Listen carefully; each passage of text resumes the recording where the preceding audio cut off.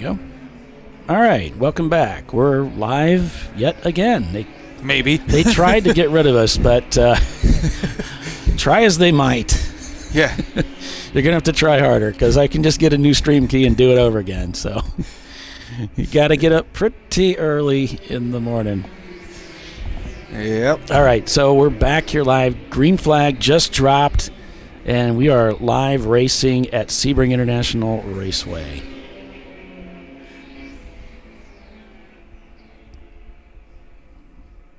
And as soon as we get our timing and scoring pylon up, then we'll have timing and scoring information too, as we wait for our viewers to come in.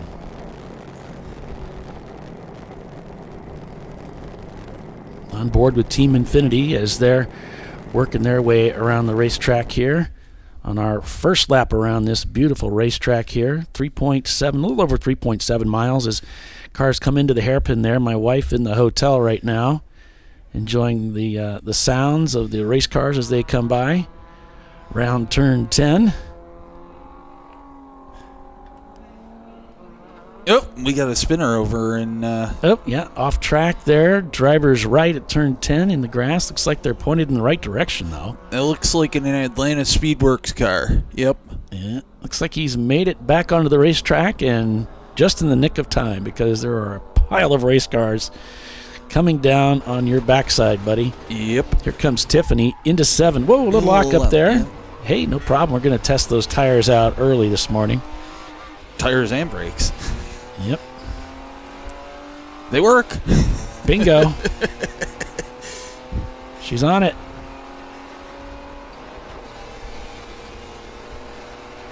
She's having as much fun as she's allowed to have with her clothes on, to quote Doc. Oh, down there, almost in the vortex of danger there. Pass on the Miata, gets it done cleanly, though. So let's take a look. It's Team Sailing here, obviously in the thick of traffic right now, trying to work their way up to the front. Wayne's just like, this is a Sunday drive.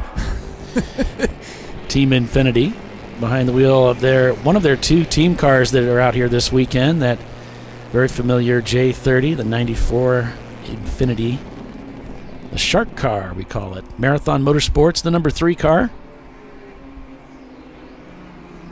Looks like he's out for a Sunday drive. DKW Racing with that rear view shot. Nice.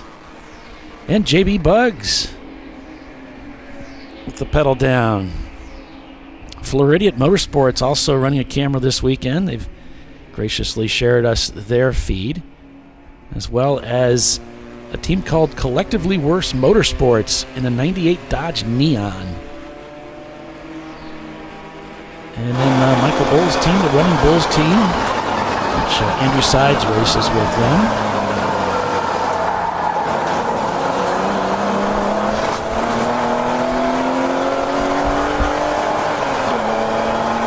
Yeah, like you said, Paulie, there's a lot of fast cars here this weekend.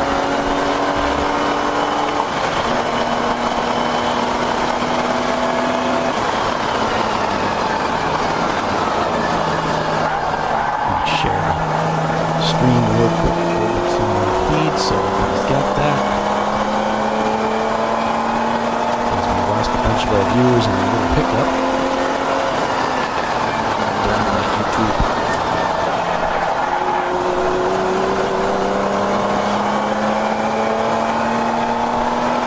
It couldn't be anything I did.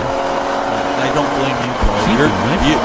You're the Mo of the Three Stooges this weekend. Thank you. I'd be like Curly because I had the body shape and the hair. Unfortunately, that leaves Tiffany as Larry, so... We better take that up with her before we start dropping that name around. I mean, she definitely has better hair than Larry ever had. So, I'm not sure if that's enough of a compliment, but... Floridian Motorsports on board with them and their Porsche 944. Those guys are always out here, and Daytona. A turbocharged Miata, your Porsche 944, excuse me. You don't see a whole lot of those running in our series, but they make it work. It's one of those It's one of those cars where they say, yeah, you can't do that. It's not going to work. They won't last. And then they come out here and show you, well, not really. It's actually not a problem. You go on believing it can't be done, and I'm just going to pass you on the outside. JB Bugs pointing them by. I believe that's Paul Ripa at the wheel. I believe that's his first name. Correct me if I'm wrong. I know you will. That's the kind of relationship we have. Yeah, exactly.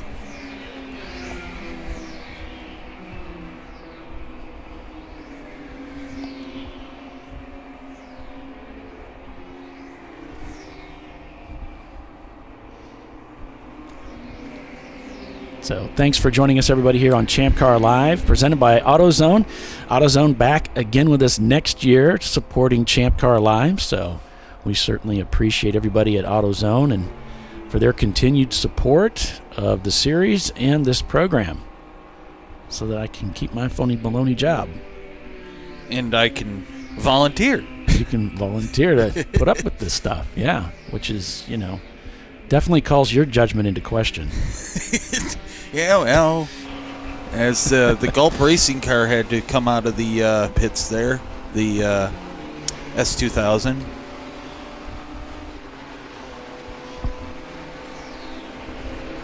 Just gorgeous out here this weekend, guys. If you didn't make it out here this year, we hope you can make it next year to join us at Sebring. So it's an 8 hours of endurance road racing today. And if that wasn't enough, we're going to do 7 of them tomorrow.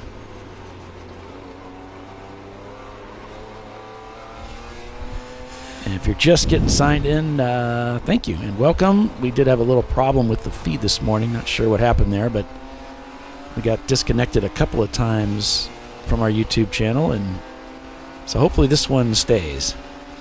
I blame YouTube. Why not? It can't be Paulie's fault. Absolutely not. That would be ridiculous. We all know how mistake-free I am. Thank you. I just don't want to get poked in the eyes. Yeah. Whoop, whoop, whoop, whoop, whoop, whoop, whoop. On board with Tiffany here, and we switch over to DKW just for the fun of it. That's the Opal behind them in the red van. There is an Opal here, yeah.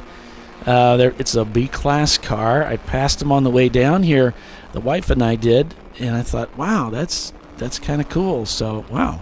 Yeah. It's a B-class car running a Honda engine, so it might be reliable, and it certainly looks to be a little quicker than the Miata there.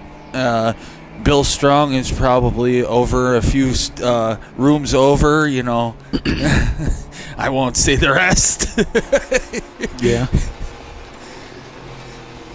Get to Trophy Wife Racing.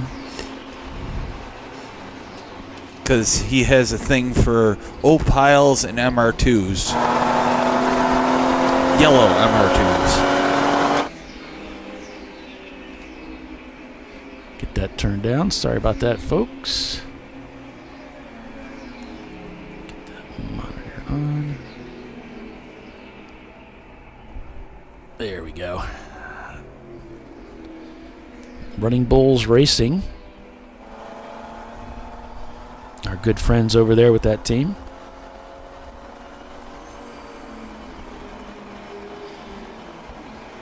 Good morning, Holland. Thanks for tuning in and watching. Great to have you.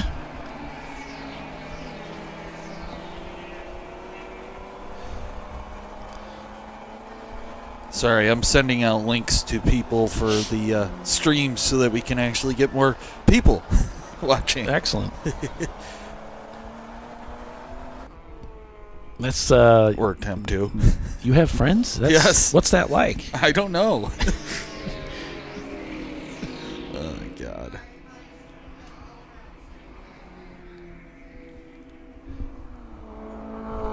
Look over at turn 5 here as the cars come down off that very fast turn number 1, wiggle through this little complex of corners here, as you can see, coming down through 2 into 3. So it's through 3, 4, and 5, and then we go up into Big Bend there and across. You can see the cars up at the top of the screen heading through Big Bend. out of 5 towards turn 7, the slowest part of the racetrack, that hairpin corner there. And I think the speaker's actually blown out on that camera, which we have that frequently. We've got a car, emergency vehicle, heading out onto the racetrack. We are purple 35, I believe. We don't know because we don't have the pylon yet.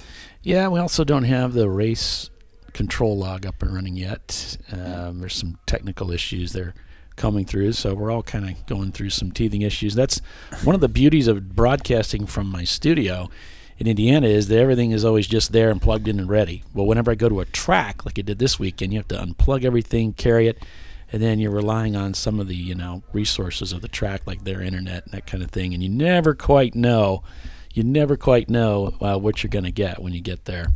So is it he who shall not be named this weekend, or is it Bill? No. Oh, he's back in your good graces. No, I wouldn't say that.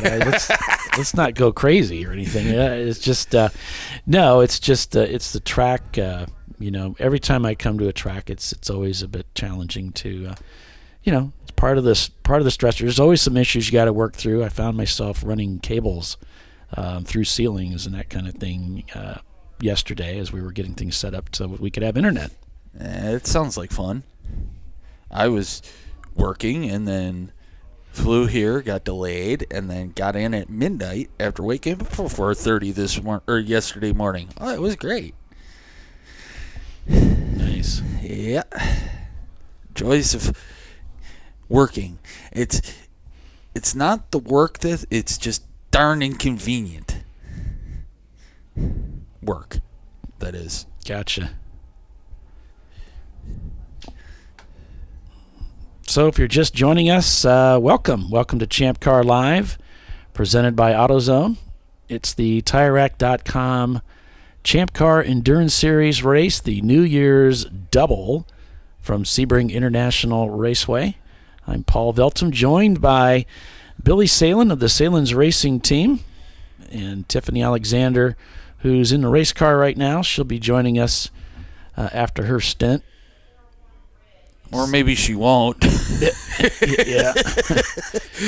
She'll have better thoughts after hearing the broadcast.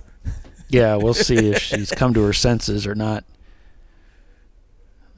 Trophy wife with a 95 BMW 325. Oh, she's saying something. Yeah, she's saying that the ABS is not working. So you remember we heard that tire lock up as she was going into turn 7, and that must have been a bit of a shock, because it's not supposed to do that. So, Paulie, timing and scoring is up, but Okay. it's waiting for data in first, waiting for data in second, waiting for data in third. There you go. Yeah, it's someone else had said, it's up, kinda. So that must be what they meant. Kinda working. Somehow someone has 8 laps and everybody else has 4. That guy's cheating. That guy is clearly cheating. They must have hid their cheaty bits very good, or they're an EC car. Yeah, that guy.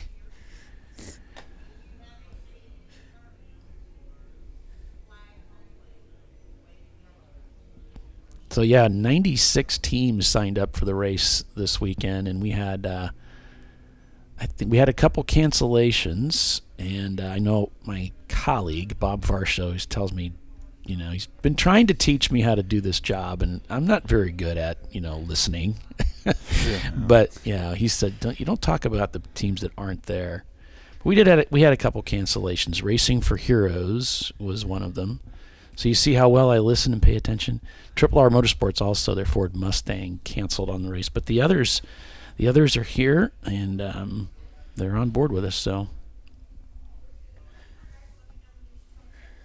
yeah, and we're just all trying to truck along, as it were. Get some laps in until the last hour, and then go, deep. Yep, we're back to green, it sounds like. Yep. Flags. No, back to yellow. Nope. We go to yellow and then we go to green, don't we? We're not exactly directly pointed at the start-finish stand, but I can see the yellow flag in the guy's hand. And we're back to green as Tiffany makes a pass under the L&J bridge.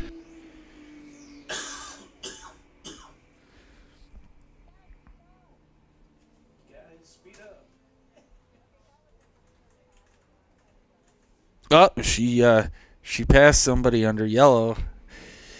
Let's see if she. Oh, there she got. There they go. Now she's getting bombed. Yeah. It's that whole thing where you go to the gas too soon, you got to back out of it, and that's the perfect time to not back out of it, and they just come swarming on you. Hate that. Hate it when that happens. Yep. Holy crap. Whatever that was. That was a green BMW that's got of steam behind it. It was whatchamacallit? One of the open throttle cars, I believe. Oh, okay. Yeah, quite a stable the open throttle team brought here again this weekend, as they do to most of our events. It's always great to see them out here. Somebody sent me a text message. As long as it's not angry. No, it's not. It's from Walmart. I don't know what they have to do with the race, but hey.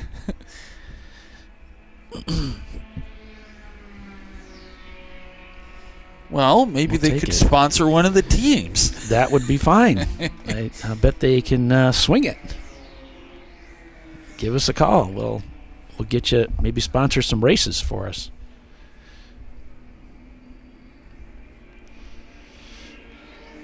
And Tiffany working her way around the racetrack. I believe this is around turns 10, 11. Let's see if this is 16 here.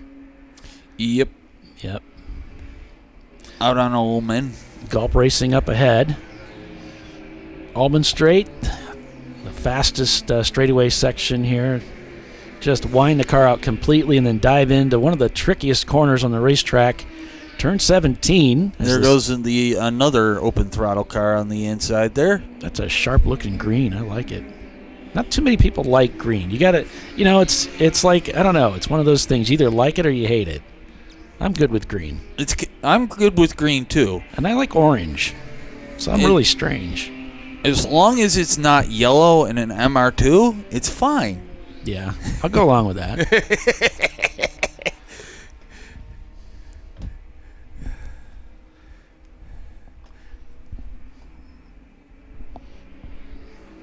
She's swooping through turn 1 here. Always a little tricky. She's keeping that tight, kind of riding the line, really, as someone comes around the outside, which is really difficult.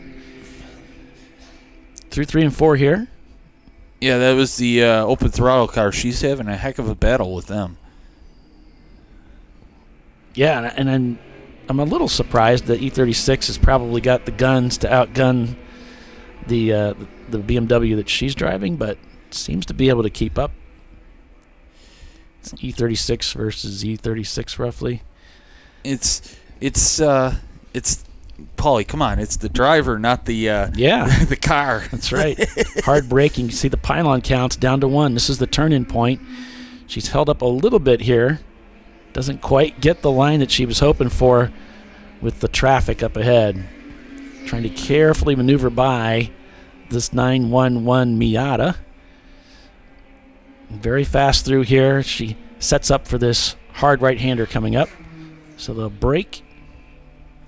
Pylons 3, 2, 1, turn in. Nice late apex there from Tiffany. Check in with Average Joe's here as they're coming down the front straightaway, it looks like. Getting ready to dive into turn number 1. From that camera, it looks like his arse end is sticking way out. Could be. Drifting through that corner. Yeah, Justin's awesome at that too. Really good for hanging the back end out and keeping that power down. Look as the cars come through turn number 1 there. Timing and scoring, they're working on that. So just so you know. I blame Bill Strong. It's the convenient thing to do.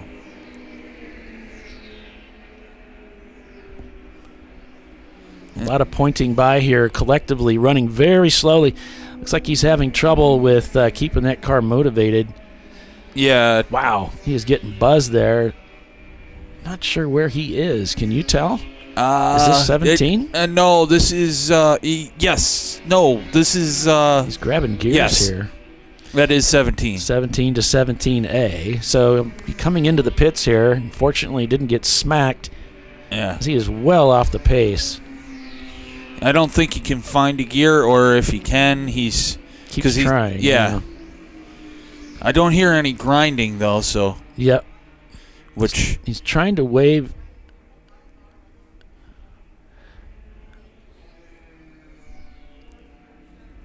That's that thing where you got to stop at pit in regardless, and you don't want to, because if you can't get the car to move, now somebody's got to come get you. There's Floridian Motorsports up ahead of the Trophy Wife machine. On board with them here. Such a solid team. You can see Tiffany in the rearview mirror there as they're working their way around this 3.7-mile racetrack.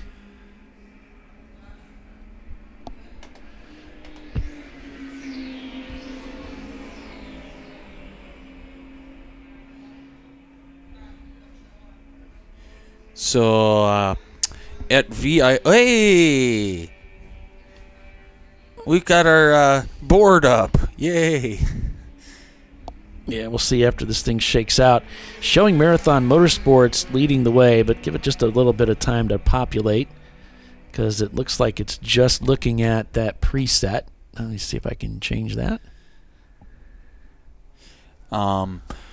So I have to send out my congratulations to Tim Wire for winning the first. One of the safety trucks is out, so it's interrupting me.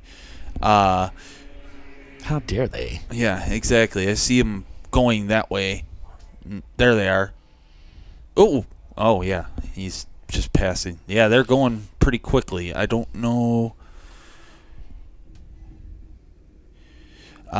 But yeah, congratulations to Tim Wire for winning the VIR North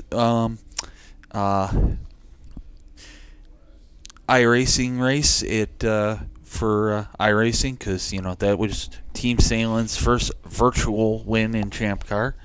Nice. So, well done. Yeah, I gave him his trophy this morning. It was a Pepsi. Nice. So, yeah, unfortunately, your view screen here, we've got one of the TVs here at the track, and it's cropped the order, so Billy can't see, and I use it too to help see where the positioning are. But you can see we've got Marathon Motorsports shown leading the race. There it goes. I can see it now. There it goes. Yeah, that helps. And then we've got Atlanta Speedworks in second. We've got Danger Racing Group in third. MBM Performance in fourth in the 669 car. I think they've got more than one car out here. Whiskey Tango Foxtrot, Valerian Steel, Wankel Works, Rotosport. A lot of EC cars up in the front of the field right now. Well, I'm sure once people start hitting the line, it'll rapidly change. Yep, under caution here at Sebring. Purple 35.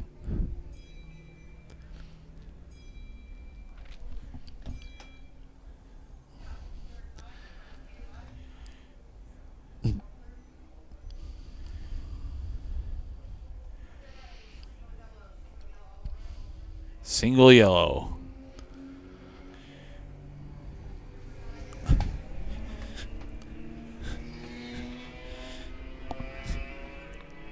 Once they pull those yellows in, we'll be back to green flag racing.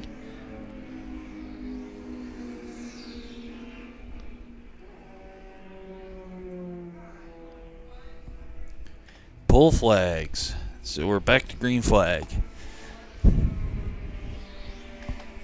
get the signal out to their drivers. They notice on their Flagtronics unit, yeah, they're back to green, so they drop the hammer, and off they go.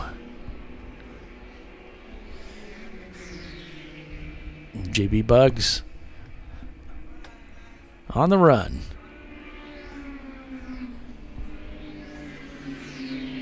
I believe that was Mustard that just went flying past. It's kind of hard to tell in the Florida sun. Damn that sun. Yeah, that guy's a jerk. It's like that one Simpsons episode where Mr. Burns tries to block out the sun. Atlanta Speedworks has moved into second place now with Danger Racing Group in second, Whiskey Tango Foxtrot in third. So not sure if they reset things or what have you there in the race control next door, but yeah, we're showing Atlanta Speedworks now in leading the race with Open Throttle and EC Car actually at the point of the field. I just blame Bill Strong. It's just easy to do and convenient. Well, with that, we've reached the bottom of the hour, so we're going to take a quick commercial break and be back in a few. You're watching Champ Car Live, presented by AutoZone. Stay with us. We'll be right back.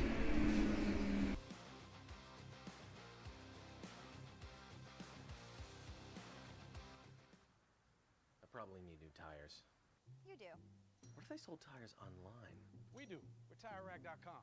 They could offer lots of tires We have so many tires. and help you find the right tire. It's called the Tire Decision Guide. Oh, and they could ship them to a nearby mechanic. We shipped over 7,000 independent recommended installers. This is an amazing idea. Sorry. TireRack.com, the way tire buying should be.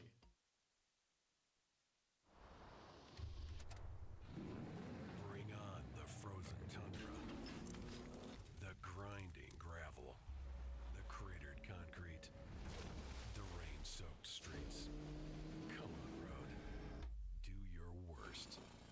We'll be at our best. Reliable performance in unreliable conditions. Designed to meet or exceed original equipment performance. That's why more auto technicians choose Duralast parts. Exclusively at AutoZone.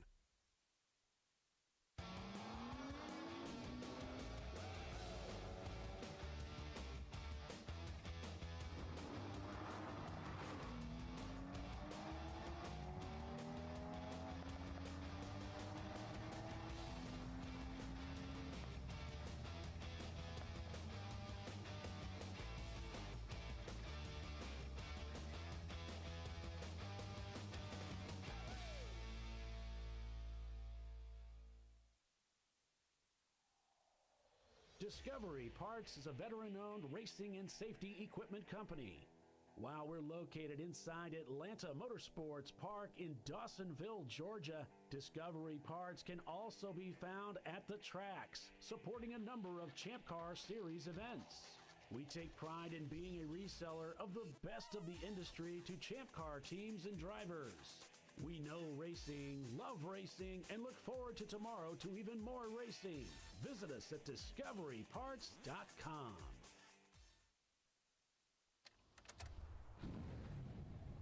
Come on, road. Do your worst. We'll be at our best. Stress tested to meet or exceed original equipment performance. Exclusively at AutoZone.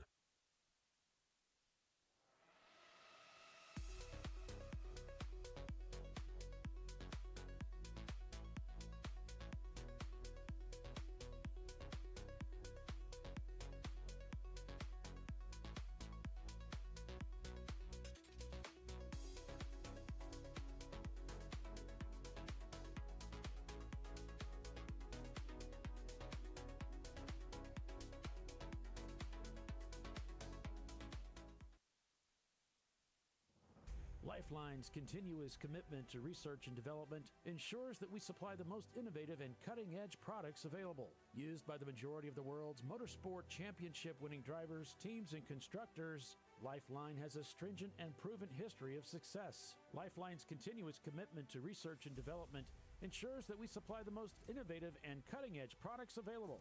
Lifeline's Zero 360 systems are the result of over 7 years of intensive research and development using 3M's Novik 1230 environmentally safe gas extinguishant. Lifeline uses only the finest quality components. For more information regarding our fire safety equipment and fire safety systems, please contact us at info@lifeline-fire.com. Located in Northeast Ohio, with 40 years of combined experience, Money Shift Racing knows how to deliver performance and safety, offering everything you need to get your vehicle and drivers ready for race day. From safety equipment to full engine assembly and repair, in-house fabrication, 3D design, and rapid prototyping. Money Shift Racing. Performance done right. Frozen rotors from Diversified Cryogenics deliver increased performance and a higher level of safety while significantly reducing braking system costs. So to tell you a little bit about the durability of this product. So we have seen an incredible extension of the life of our brake rotors using frozen rotors. We've gone from brake rotors every other weekend to 6 weekends on one set of brake rotors, and I think they can go farther. The durability has been amazing. And it's been a fantastic season, and man, a lot of that is due to the way our car can brake on those frozen rotors. For more information, go to frozenrotors.com. I did it. That's it. We did it. You did it. You can do it. The path to I did it starts at AutoZone. Get in the zone.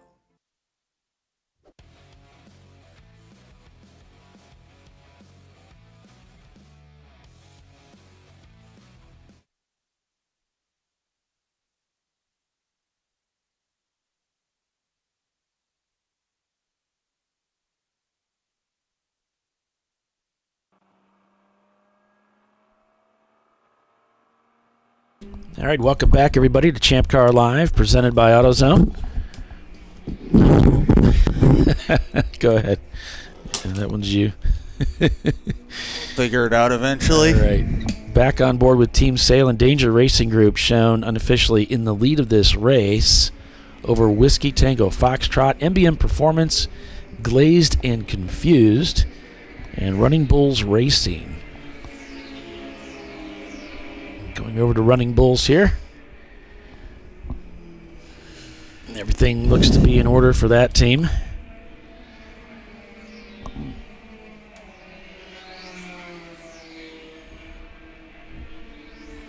Had a spin and continue for Fusion Speed Shop, their E36 M3 sedan. Official start 9 a.m. Our broadcast started a little later than that, but yeah, you know. Technical upheavals. Thanks for switching over, everybody, to join us here on this stream. Again, I blame YouTube. It wouldn't be Paulie's fault. Nah.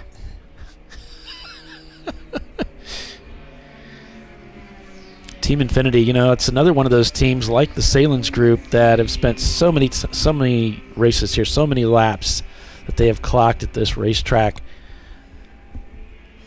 And they're in automatic, so they get extra points to play with for their car. Yep, one of the few cars in the series sporting an automatic transmission. Another one of those cars they say, you can't do that. It doesn't work. You're going to blow up your transmission, and then they pass you. Yes. We learned that the hard way at Road America earlier this year because that Nissan 350Z, the 350Z that won overall was Auto 2. And Christopher telling us, fun tidbit, Valerian Steel drivers rent from MBM for the northern races, but they're actually rivals for the southern races. It's a love-hate relationship there. They're frenemies. Right. You could see TLM going by there as well as Atlanta Speedworks.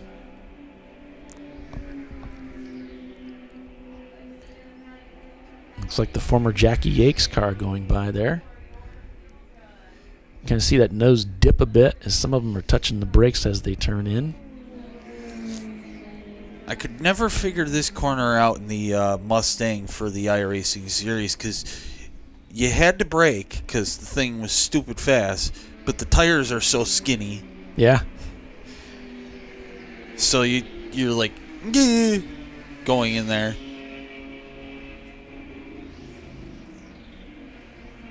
And then, of course, it went well until it didn't. And in the back section, I decided to get up on a rumble strip trying to get out of people's way and went across the track, found the wall, and I said, yeah, there's 24 minutes left. I'm done.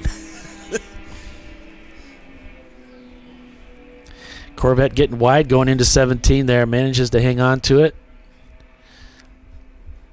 There goes Whiskey Tango. Yeah, they are just killing it out there right now. That team. That is a very, very fast car. Up to second place already, and with Danger Racing Group in their sights next. And we don't have Race Hero running, so we don't have any of the gaps and some of the distances and things that we enjoy. Well, if I go to Race Monitor, though, I can get some of that information. So we'll see. Let's see here. What do we have? Yeah, 1.7 seconds, the gap to the EC car, another 5 seconds from them up to Danger Racing. So they're still pretty close. And Whiskey Tango turned in a 2:35 on that last lap to Danger's 2:37. Whiskey Tango Foxtrot's best lap time so far, 2:34.6 versus Danger Racing at 2:36.4. So a couple seconds difference there in per lap. It's not going to take them long to reel in the Lexus to overtake the lead of the race. We'll see if they can do it. Tiffany out with that car hopping through the corner there on this very rough racetrack. We've joked about it, how this track has the greatest elevation change. It's just 3 inches at a time. Yep. Because it's such a bumpy racetrack at speed. I took the wife around this racetrack yesterday. We did a couple laps in the Transit Connect. Watch out. And it didn't seem so bumpy at all in a passenger van. Whoa. Tiffany takes the wide line, as a lot of drivers will, to really get that late apex and a good ride. Good start to Almond Straight here. Rowing up through the gears as the car slipped by the inside cleanly for the pass through turn 16. This is one of the tracks that I've actually never been around. This Road America. Ooh. Door getting close. But, nope. The driver in the Porsche sees her coming and leaves some room. That was sketchy. She's on the brakes going into a turn at a high rate of speed, but everybody seems to be able to stay on their toes and stay out of everybody's way. Yeah, what's a little love tap amongst friends? Yeah, at those speeds going into a corner, probably don't want to do that. JB Bug's got to check in on those guys. Stranger Racing up ahead. Especially with the elevation change here. The bounce elevation change, I should say. Right. One of the crowd favorites here this weekend, the JB Bug Super Beetle. 1973, the year of our Lord. VW Super Beetle. Been racing with us for years. Great to have them out here with us again. Live look at turn 7, at hairpin turn. Where that Corvette or Camaro, I forget which one it was, blew the brake zone, had no brakes, went through the fence, and then wound up in the then Chateau Elan parking lot. Yeah. Well, fortunately, this weekend they've put up 2 pylons to keep that from happening. So we don't have to worry about that.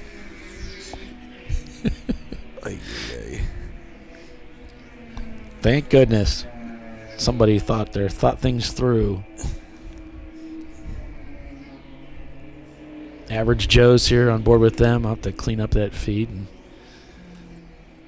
Trophy, man, she's getting smoked down the inside there, isn't she? These Miatas are so quick into the corner. And then, but wait, straight away, there's more. There's more. That might be the Krispy Kreme glazed and confused car, number 56. I'll have to check on that, but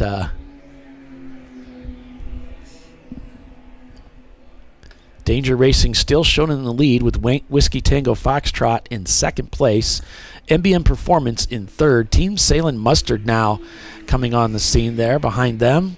Glazed and Confused, number 56, is behind them, followed by Running Bulls Racing, Valerian Steel, Team Infinity. Scored in 10th place with some EC cars up ahead.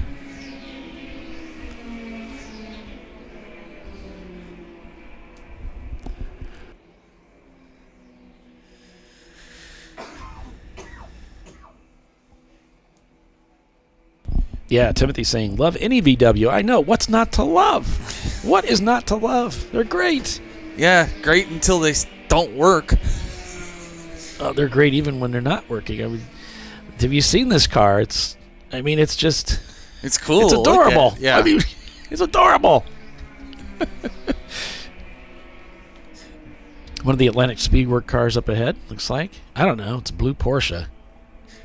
I'll just say that it is. And since I'm an announcer, it's got to be the truth. Yes, it's on the internet, so it's got to be the truth. That's right. It's in the public. So Team Infinity.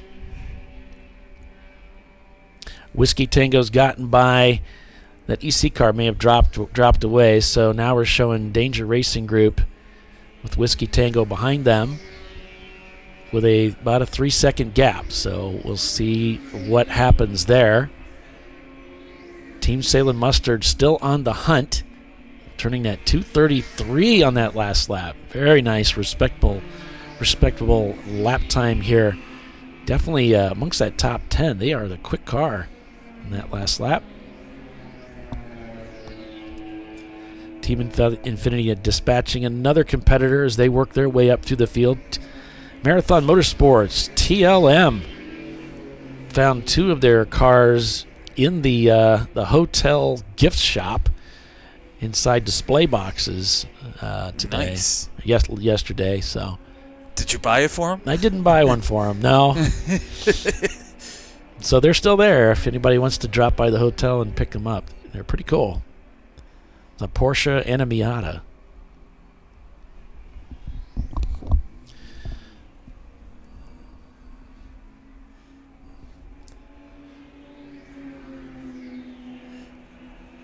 Oh, and Christopher Rallo saying it happened again during the WRL race this year. The car also drove back into the track using the front gate. Oh, man. It's that copycat thing, you know? Yeah. Well, sometimes you don't want to fly over the back tire wall. There was a gate there, and he broke right through it on the film. So I don't know. I don't know if they put a chain around it. He had to break through the gate again. That poor gate. If I were them, I'd be putting some kind of breakaway thing so that it doesn't get, seriously damaged. Well, in the early days of this track, when they used the old hairpin, somebody flew outside the track over the road and landed in the field back there. Whiskey Tango Foxtrot shown 1.1 seconds behind the leader on that last lap, looking for them to take the lead on this lap. That might be them right there.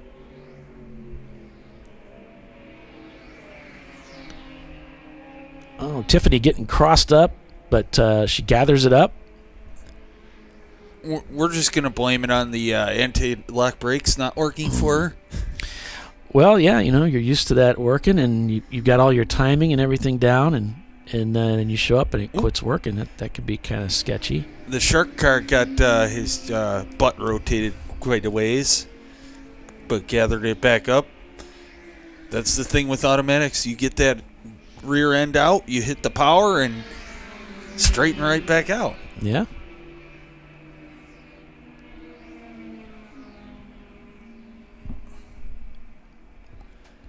So both Danger Racing and Whiskey Tango set their fastest lap times of the day on that last lap as they went through. It looks like still very close together. I'm showing 1.185 seconds. Someone we're just looking pitted for them. in. I can't see down at pit in all the way down there.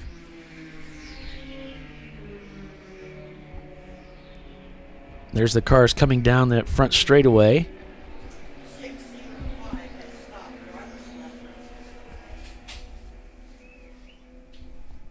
And we're just waiting for these cars to come across the finish line. We had a car. We had a camera. I'll get it one of these days. We tried to set up for turn 17A again this year, and it decided, no, I don't think so. We're not going to work today. So, I believe we got a car stopped somewhere. All right. I just heard it being mentioned behind us, so. Yep, stopped off track. We've got car number 323. Let's see who that is. 323 is Gulp Racing. They've got it. That's the S2000 with that Gulf livery.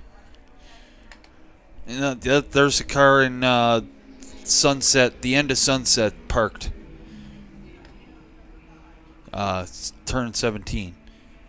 All right. So Purple 35 is out to go get that car.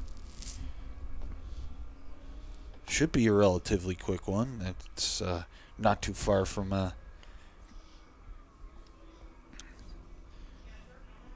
emergency crew stand. So Whiskey Tango has taken over the lead from Danger Racing for the first time today. The 91 Miata team leads the race over Danger Racing, followed by MBM Performance. Team Salem Mustard there in fourth place. And in fifth, it's Running Bulls Racing in their number 160 BMW E30. As the drivers get a little bit of a rest here, take a breath and get a sip of some fluids. Ain't no rest for the announcers. Well, we're not doing anything. I mean, you know, what are you resting from exactly? You're sitting there yakking your jaw. Yeah, I guess your jaw gets tired. I mean, are you really doing anything? So, what was I going to point out? I don't know. Whatever it was, I'm sure it was both compelling and moving, and really it would have been big. Important. Oh, it would have been amazing. But, you know, sorry, it slipped out my other ear and it's gone. Yeah, well, JB Bug's up ahead there. That's my life.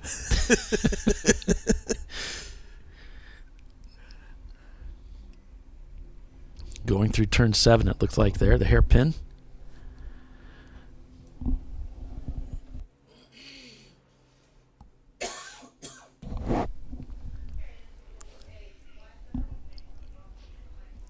Can hear Tiffany talking to the crew, asking if they got something working. They must be having some. Every team has issues, don't they? I mean, yeah. I guess not Team Salem. Everything's perfect, and they never have a technical glitch. Oh, yeah, okay. But most teams, I mean, you know, you get done with the race, you got your top 6 in impound, you go to talk to them, it's like, oh, yeah, we were having trouble with, you know, this tire was causing us a problem. We had wheel bearing noise. We had this going on. We had whatever, turbo wasn't working right or whatever. Everybody's got problems and concerns. Starter wouldn't work. We got to push start the thing on the pits, and it's like that for everybody. You just don't notice it. It seems like, oh, they're motoring along great. They're turning great lap times. Their life must be perfect.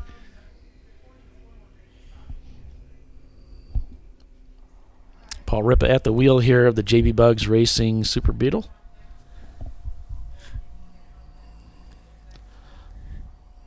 Sled Bull Racing, another VW. It's a Jetta, shown in 10th place, but they got some EC cars up ahead. Then it's Team Infinity. Pinky's Out Arrow. They're shown in 12th. They're moving up the standings. Average Joe's is behind them. Then it's Clark Motorsports, RPM AutoWorks Racing, 3.5 men. Treasure Coast Miata, Level 1 Racing in the Miata.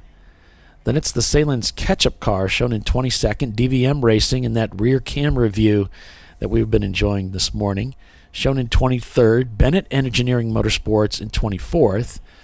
Then it's the Marathon Motorsports number 3 car, Start Racing, Madwag Motorsports, Gorilla Sticker, Rhinoceros Racing, and Rotary Rocketeers, that RX-7 that's out here with us seemingly every year, shown in 30th place. As we go to yellow, and the cars are picking up the pace, anticipating that green condition where they'll pull those yellows in and send the cars back to competitive racing.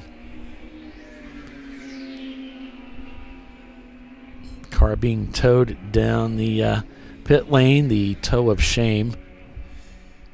2 minutes in the box. They actually displayed a green flag, so how about that? 2 minutes in the box and you feel ashamed. Here's Tiffany coming by the JB Bugs machine.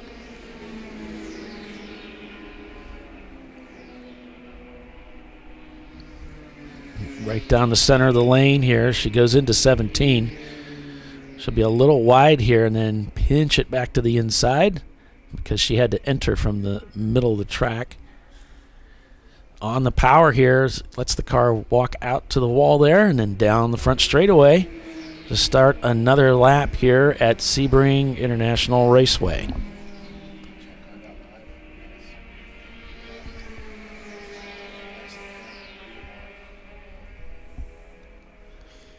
She's headed through turn 1 here as the car's hopping through the corner.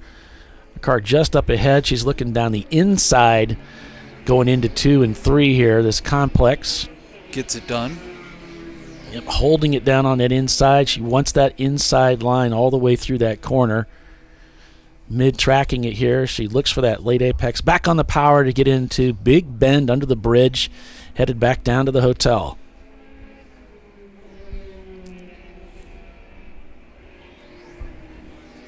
She'll come underneath the Mobile One bridge as the hotel comes into view. And then we're back at turn 7 here as she just progressed through the turn. That camera a little bit behind as there's JB Bugs coming through. Team Salem Mustard working their way around the track. As Wayne looks as relaxed as ever with As one ever. one hand on the wheel. Yep. I called him, I nicknamed him the one-armed bandit. I don't know if he appreciates that, though. Hey.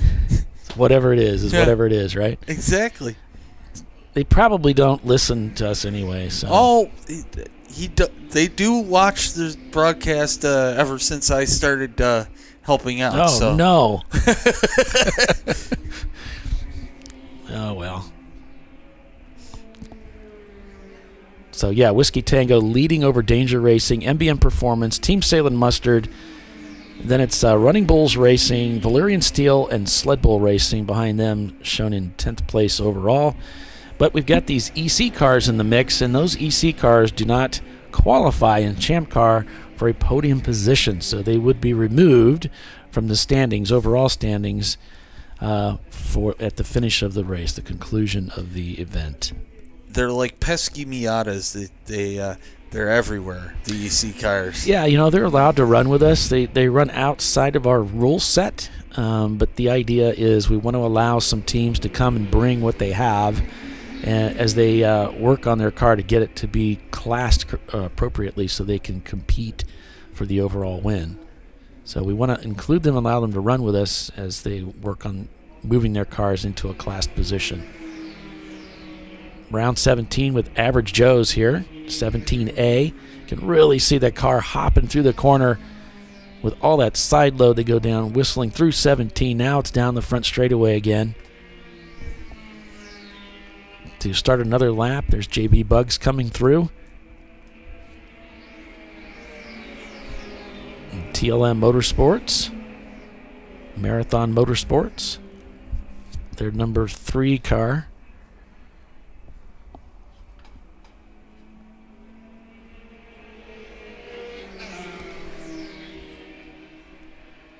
A spin and continue reported on Rotec Motorsports and their Miata. Pretty easy to do with these high-speed braking corners.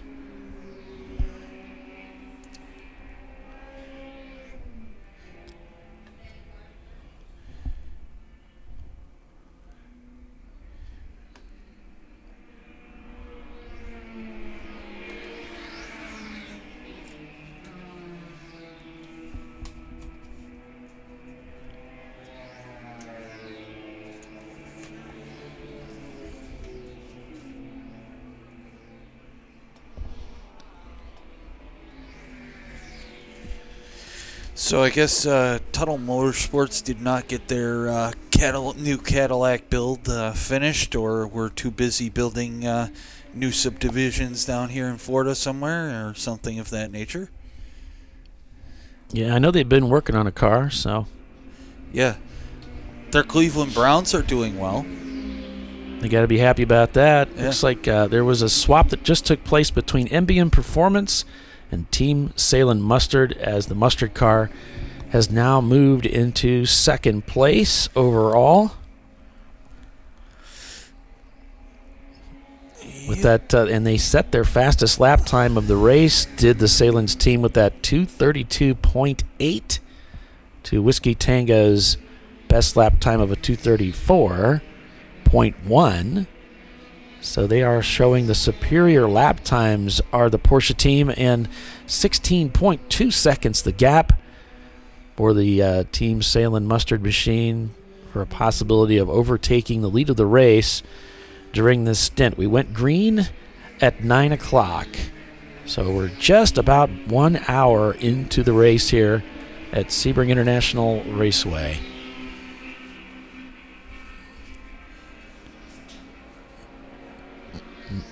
Nice job passing two cars down the inside going through 17. Arguably the trickiest corner in motorsports to get through there quickly. Now lining up for turn one here.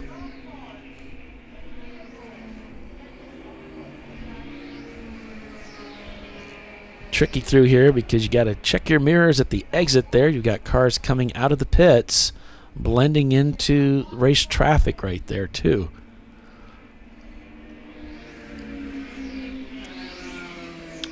And you can hear the cars pounding and bouncing and whatever going through the old airstrip sections of this track, because it was an old World War II bomber base. So, yep, like these gigantic concrete pads. Ooh, we got car off by the bridge there. Just came back on. He was way out there. I just saw the headlights off in the grass, and I was like, "Whoop!" Yeah, it was a code brown. As we say, a moment. Yes. He had a moment. A big moment. He was hustling. Speaking of moments, we're going to take a quick break ourselves and be back in just a few. You're watching ChampCar.Live, presented by AutoZone. We're going to take a quick break and be right back. Stay with us. An important decision is afoot. This man is about to buy tires on TireRack.com. TireRack is the leading online retailer of tires in North America and a repository of advice and expert reviews. And it's done. All that's left is to arrange for safe, easy installation at one of our independent recommended installers. Well, I guess he did that too. TireRack.com, the way tire buying should be. Come on, Road. Do your worst. We'll be at our best. Engineered to meet or exceed original equipment performance exclusively at AutoZone.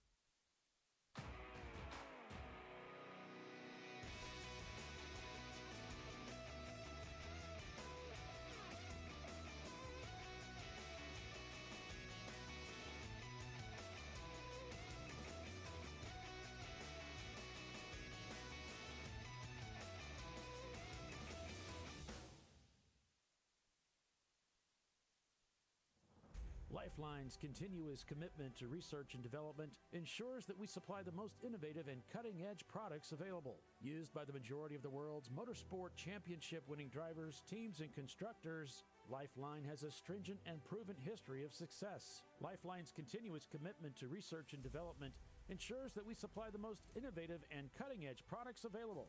Lifeline's 0360 systems are the result of over 7 years of intensive research and development using 3M's Novik 1230 environmentally safe gas extinguishant. Lifeline uses only the finest quality components. For more information regarding our fire safety equipment and fire safety systems, please contact us at info@lifeline-fire.com. RVA Graphics and Wraps is a full-service design, signage, digital graphics, and wraps company located in Richmond, Virginia. With over 20 years of experience, RVA Graphics and Wraps offers premium signage options for your business. We are dedicated to offering our clients best-in-class service in all aspects of graphic design and application. For more information, visit us on the web at rvagfx.com.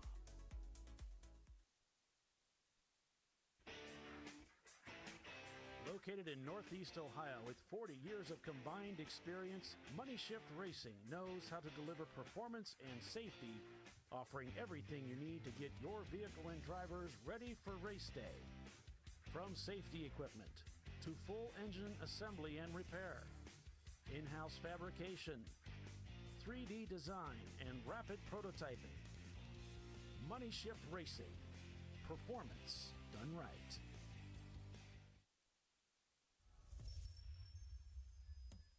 Frozen rotors from Diversified Cryogenics deliver increased performance and a higher level of safety while significantly reducing braking system costs. So to tell you a little bit about the durability of this product. So we have seen an incredible extension of the life of our brake rotors using frozen rotors. We've gone from brake rotors every other weekend to 6 weekends on one set of brake rotors, and I think they can go farther. The durability has been amazing. And it's been a fantastic season, and man, a lot of that is due to the way our car can brake on those frozen rotors. For more information, go to frozenrotors.com.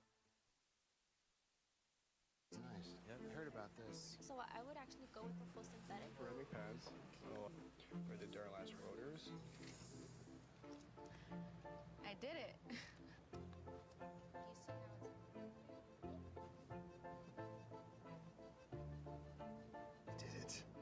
That's it. We did it. You did it. You can do it. The path to I did it starts at AutoZone. Get in the zone.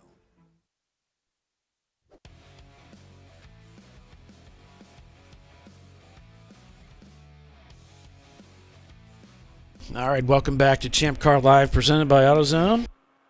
Looks like we're full course caution here at Sebring International, now purple 35.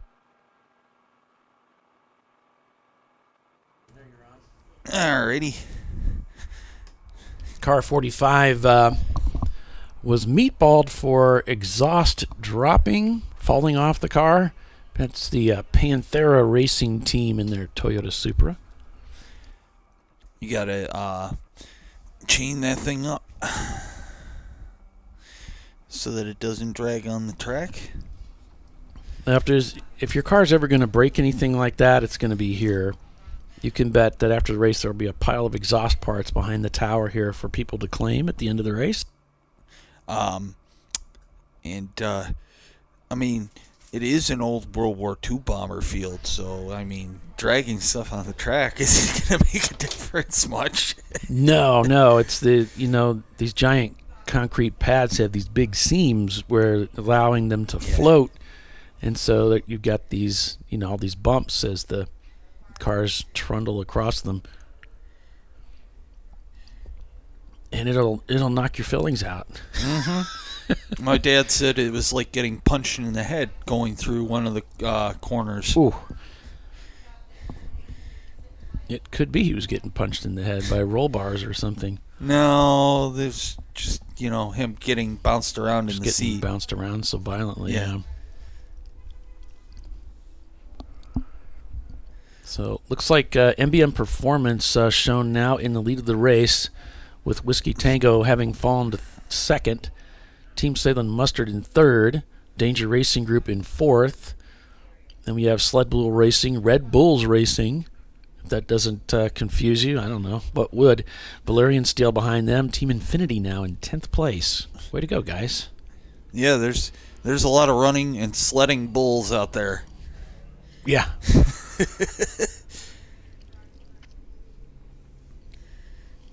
Except for Sledding Bulls is in the wrong spot. They should be up north somewhere where there's snow. Yeah, right. Well, they could always come up to Indiana with me. I guarantee you we're going to have it. So it won't be long. Yeah. We're heading into January here. We're going to get our fair share. It was a green Christmas, and I was annoyed. Yeah. Welcome, everybody, to ChampCar.Live, presented by AutoZone. It's the Sebring New Year's Double here this weekend at Sebring International Raceway. I'm Paul Veltum, joined by Billy Salen of the Salen's Racing Team.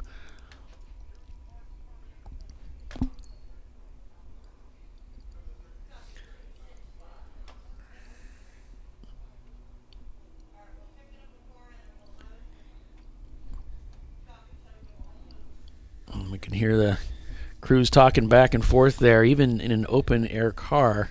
With no roof on the car, you can still hear them talking. Well, I think it has a roof, but the back end's open.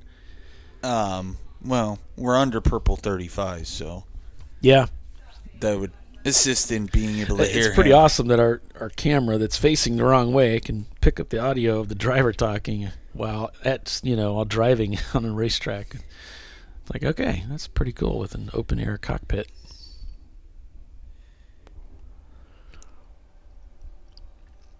Running Bulls Racing, such a solid racing team. Again, one of those teams that never has any mechanical issues. They always seem just flawless. But that's one of the beauties of racing. Actually, racing is you end up in the pits with the other teams, and you see what they go through and the challenges that they face. And it's just not true. Everybody has some nagging little problems that they got to deal with. With me, it's usually just me as a driver. It's me that's the problem. But otherwise, no, there's something with the car or something going on with the track or something tire related. But don't we all have issues? Radios. Even this show has issues. Well, this show definitely has issues. There's no question about that. Hence why we have to apologize for putting people through this every weekend we do it. TLM Motorsports.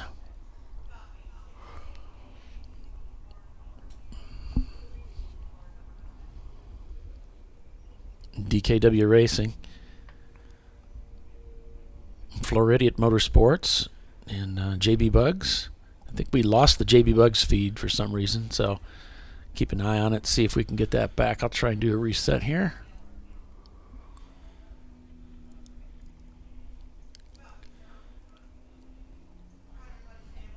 But sometimes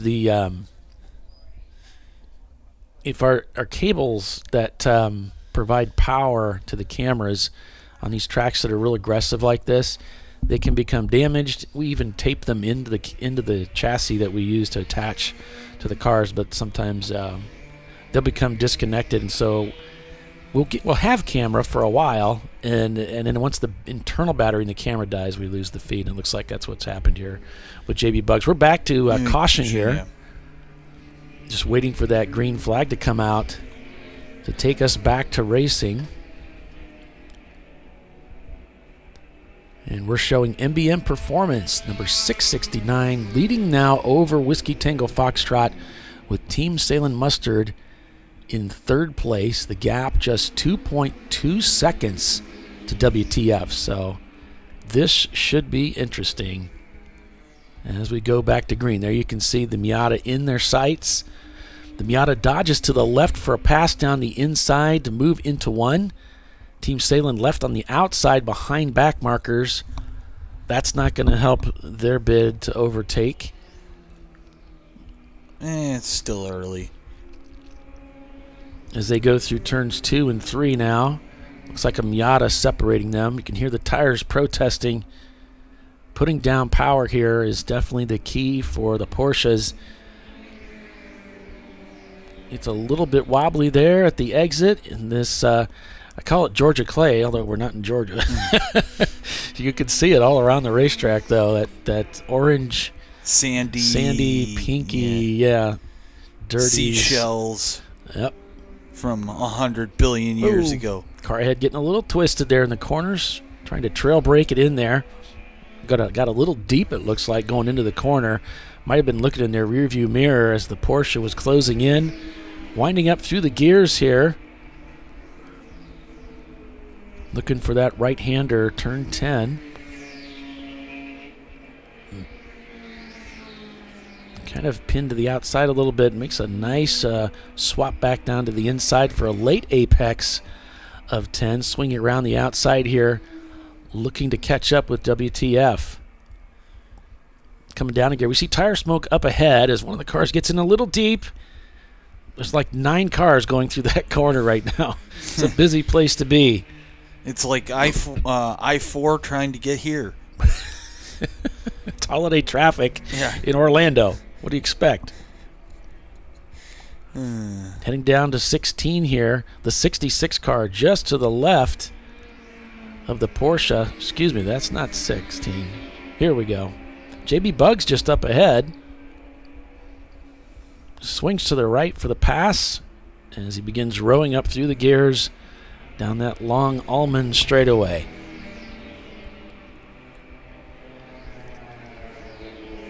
Now eyeing turn 17. You can see his foot moving, getting ready for the brakes.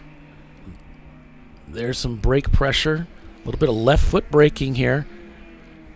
Just dabbed into the brakes and released. Now easing that power down.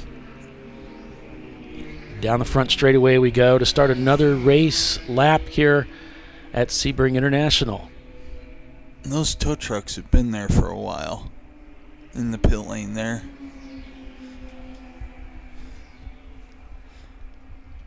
Yeah, we've got plenty of emergency vehicles here on tap in case they are needed. WTF has retaken the lead of the race according to Race Monitor, with Team Salem closely following them in second place as MBM tumbles down to third. Danger Racing Group behind them in fourth. Sled Bull Racing in fifth. Running Bulls in sixth. Actually just make a pass on Sled Bull for fifth place. Did Running Bulls. Sled Bulls falls to sixth. And Valerian Steel passes them. Sled Bull may have moved into the pits as Valerian Steel has now moved up, as well as Team Infinity now in seventh, also setting their fastest lap time of the day, that 2:35. And we got a message, the number 645 had a spin and continue. 645 is Open Throttle Racing's Miata, one of their Miatas. Their plethora of cars. And one of their pesky Miatas that you can't swing a dead cat at and not hit. They are pesky. Not as pesky as a Saab, but they are pesky. Those Saabs are fast.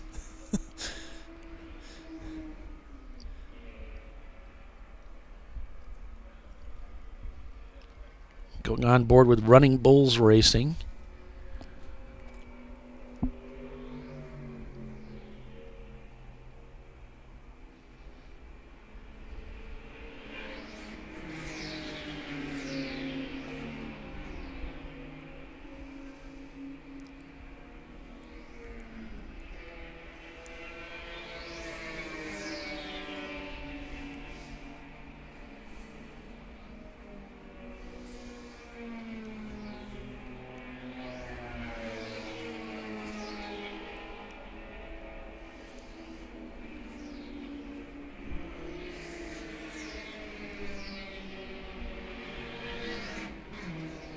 Try to bring up the contrast there a little bit so we can see a little bit better inside the cockpit. Great view. Such a highly experienced racing team too, and very selective in the drivers that they will tap to drive for them. It looks like we're going back to caution here. Full course caution being displayed to the drivers. You can see the delay that we have there for Running Bulls. And just giving a wave to the guy behind him saying, hey, I'm letting off the throttle. Let's just take it easy here. Pay attention. Be ready. Purple 35 now being displayed to the drivers as the cars will now slow to 35 miles per hour. Yep, and Tiffany talking to her crew, trying to get as much information relayed because she's going to be getting out in about, I'd say 45 minutes.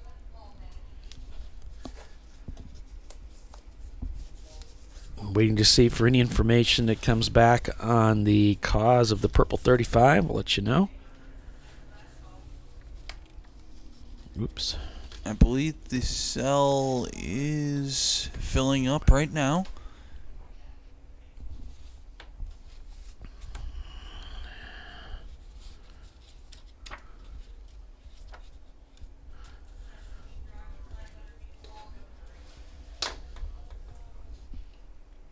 She's telling the team where she's located on the track, so they may be preparing for a driver switch under this caution. Mm-hmm. So got a message from Toby that the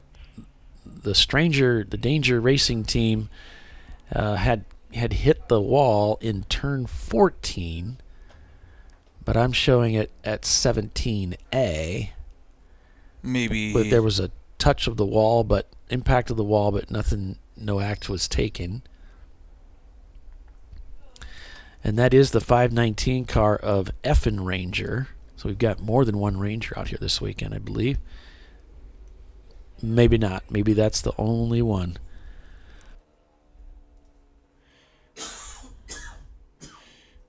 We may never know. Also a message coming through on the Team Salem Mustard car.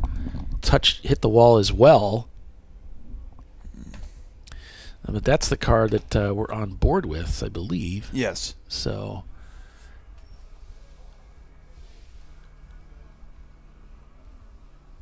oh, he's coming in. Looks like brought that car behind the wall. Yeah. Sounds like they've got something rubbing there.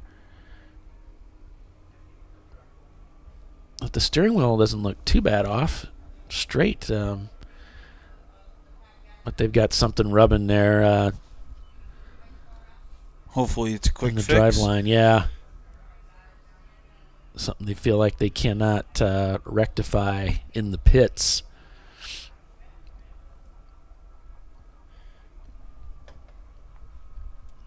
So that's going to mix things up at the front of the field here as the cars come by here, still under caution. So a couple of cars getting into the wall out there at 17. It wouldn't be too far-fetched to believe that they came together. We see a lot of emergency vehicles there. Car stopped on the racetrack, track right, just coming out of 17A.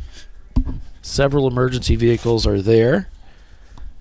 As Billy and I are trying to see from our vantage point Tempting. what is going on down there, but it is hard to see from our angle. We've got walls in our way. Yep.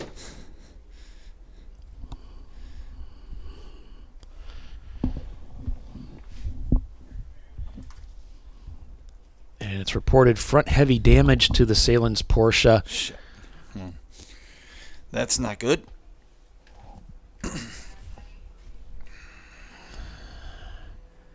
So that would take them back. There's coolers up there in the front of the car, the engine coolant. I believe there's some oil coolers as well. So there's a lot of technology up at the very front of the Porsche Boxster that they'll have to look at. And they're showing that the Effin Ranger that is the truck that's stranded on the racetrack right now that they're looking at. And anytime we have a impact, we roll the ambulance out there just to make sure that we get some qualified professionals to check up on the driver, make sure they're okay.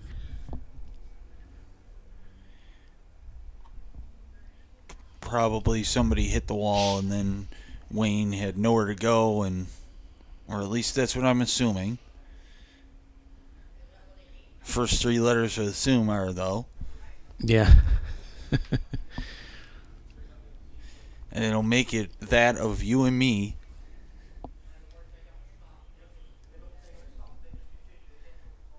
That's disappointing.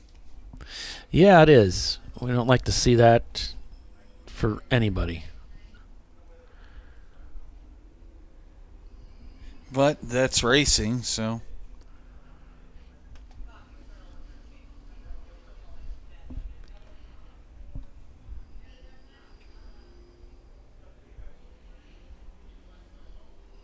The collectively worst motorsports team still behind the wall working on that car where they had some issues with the shifting.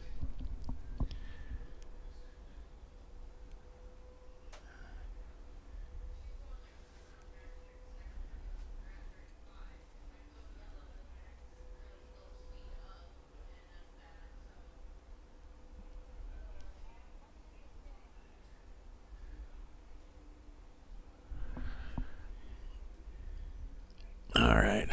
So showing disconnected on the timing and scoring pylon. So not sure if that information was getting updated or not, but looked like we'd lost connection there. So WTF shown leading the race right now over MBM after that really fierce battle between the Miata and the Porsche. And now the Porsche behind the wall with some front end damage. Then it's Danger Racing in third. Team Salem Mustard now the Salem's hope for a race win here today. Now in fourth place. Running Bulls Racing in fifth with that EC car up at the pointy end of the field. As the cars come by on this gorgeous Florida morning, still in the morning here, 10:22 unofficially at the racetrack. A little bit of cloud cover, but mostly sunny today. Tomorrow expected to be sunny with highs in the mid-60s. Perfect weather for racing. Certainly is. Looks like emergency vehicles. They have picked up the injured Ranger on the rollback. And they're carting it off the track here. Yep.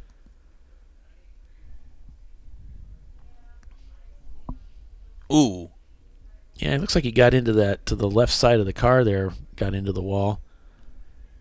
I didn't see any yellow or red stripes or anything like that on the side of it, so hopefully no contact there with the Porsche.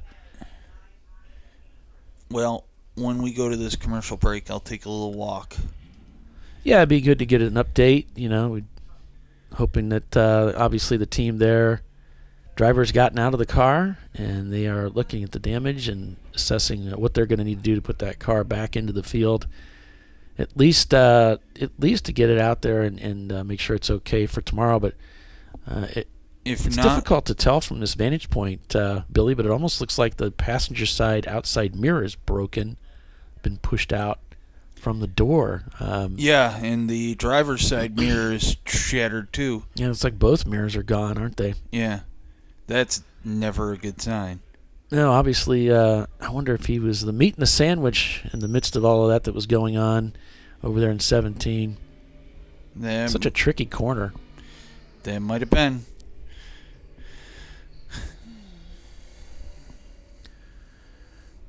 So, falls on to catch up. Yes, it does for the Team Salem racing team this weekend. And I believe you said earlier they do have a backup car that they brought. Yep. As well. If worst comes to worst, they probably won't bring it out today. They'll just, they'll bring it out for a little bit just to get it, shaken down, whatever. Right. And then park it and wait for tomorrow. Sure.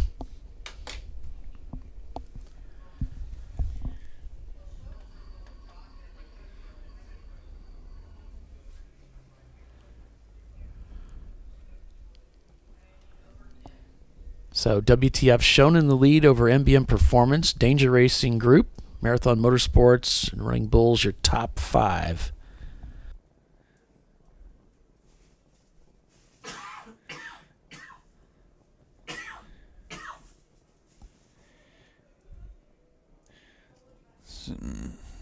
We've got a report of a car that is smoking over in turn 6A. And it's reported to be car 624, which is the, I think that's 0. I'm not quite sure. I think it's Town Racing. I think it's 0 Squadron or something. Town Racing. It's a 2000 Audi TT.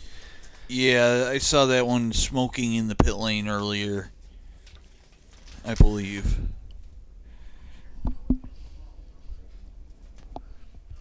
Looks like crews still working at the scene there. There may be some oil or something that was dropped on the racetrack, and they need to either work on that, or it could be, where they had contact with the barrier. It looks like there's a heavy mover out there, so they're probably resetting those tires to make sure everything is safe for a restart, and they won't restart until they got that taken care of. Yeah, it looks like they're working at that section that leads onto the front straightaway. It's kind of a divot, it pushes in to give the guys just a little bit more room before they exit.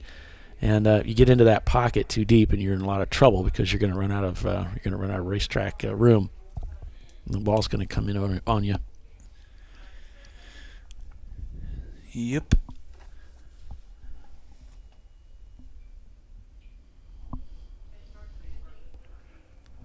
Looks like Trophy Wife has pitted, so most likely Tiffany Alexander, our cohort in calling the races, getting out of the car. The Average Joes here working their way around the track. So Tiffany will probably come and join us here. Eventually. Yep. Or maybe she'll just not. Yeah.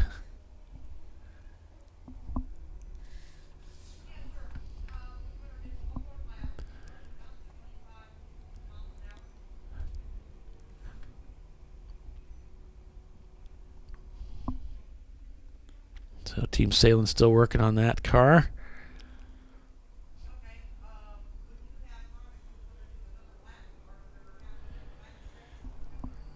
If worst comes to worst, I'll go grab that camera and give it back to you guys. All right.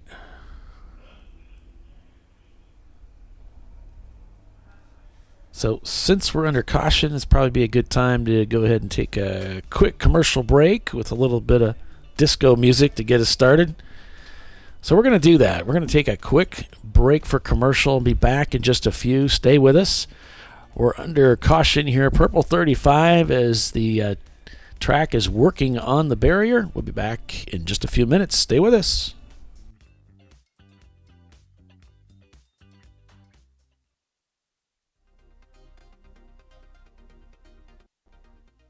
Welcome to TireRack.com, revolutionizing tire buying since 1979.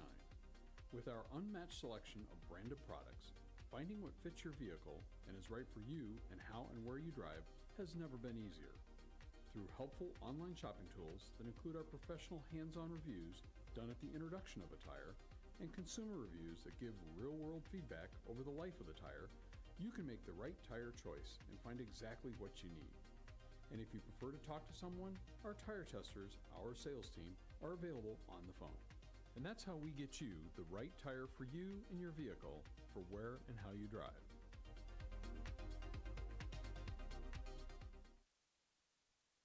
At AutoZone, you get what you need when you need it.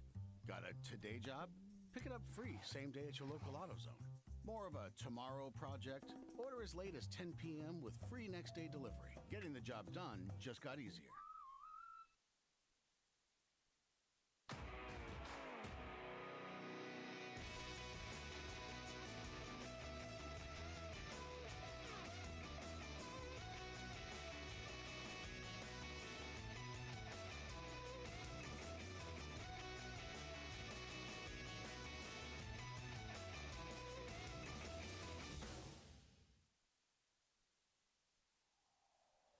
Discovery Parts is a veteran-owned racing and safety equipment company. While we're located inside Atlanta Motorsports Park in Dawsonville, Georgia, Discovery Parts can also be found at the tracks, supporting a number of Champ Car Series events. We take pride in being a reseller of the best of the industry to Champ Car teams and drivers. We know racing, love racing, and look forward to tomorrow to even more racing. Visit us at discoveryparts.com.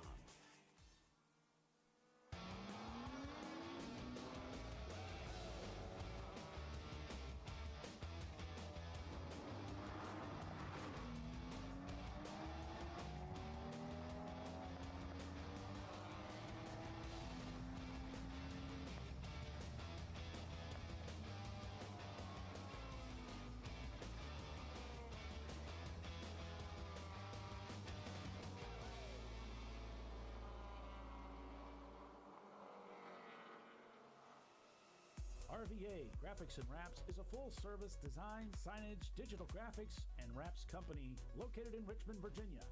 With over 20 years of experience, RVA Graphics and Wraps offers premium signage options for your business. We are dedicated to offering our clients best-in-class service in all aspects of graphic design and application. For more information, visit us on the web at rvagfx.com. Lifeline's continuous commitment to research and development ensures that we supply the most innovative and cutting-edge products available. Used by the majority of the world's motorsport championship-winning drivers, teams, and constructors, Lifeline has a stringent and proven history of success. Lifeline's continuous commitment to research and development ensures that we supply the most innovative and cutting-edge products available.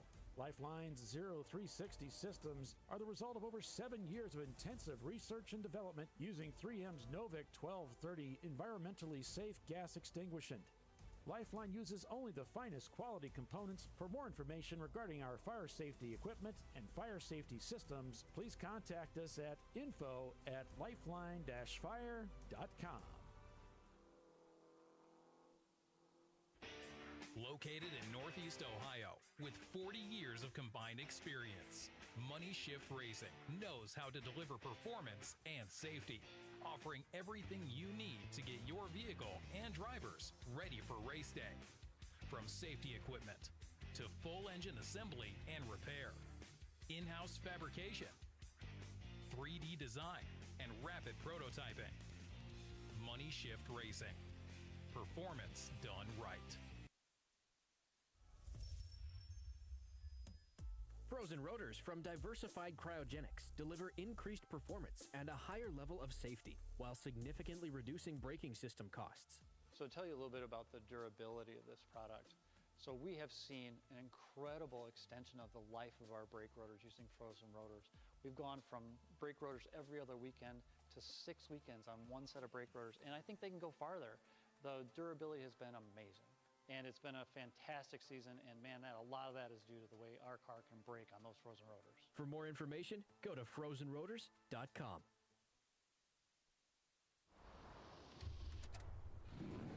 Bring on the frozen tundra, the grinding gravel, the cratered concrete, the rain-soaked streets. Come on, road. Do your worst. We'll be at our best. Reliable performance in unreliable conditions. Designed to meet or exceed original equipment performance. That's why more auto technicians choose Duralast parts. Exclusively at AutoZone. All right. We are back here live at Sebring International Raceway with Whiskey Tango Foxtrot. Leading the race over MBM Performance Fing Dog Racing in third, Valerian Steel in fourth, and Team Infinity in the number 19th there. Not only leading in D-Class, but also in fifth place overall. Looks like they just got by Running Bulls Racing, and Average Joe's there showing up there in the top 10, along with Clark Motorsports and TJI. Ibex Racing right there. Covey Racing.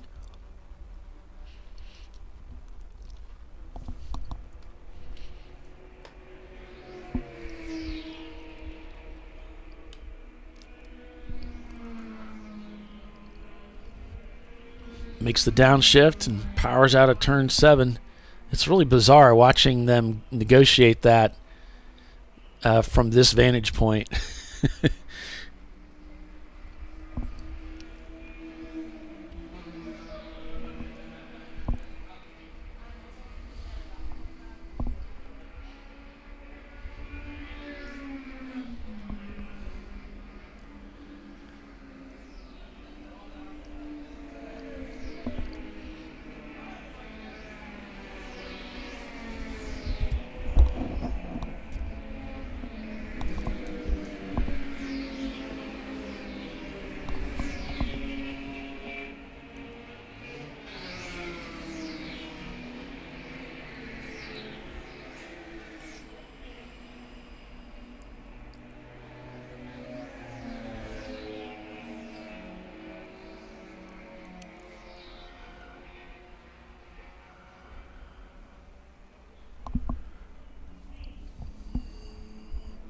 Taking a look at A-Class.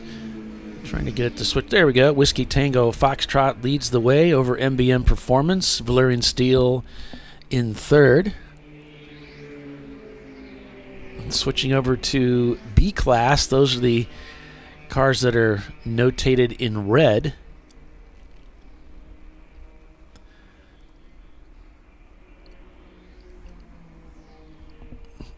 I think I need to change this preset over a little bit.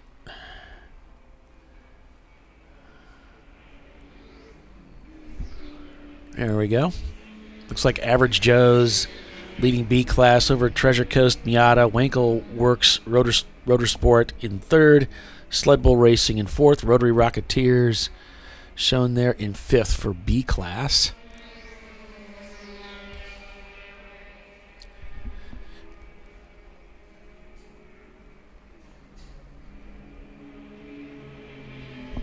Going over to C-Class, Fing Dog Racing leads that class. Running Bulls in second.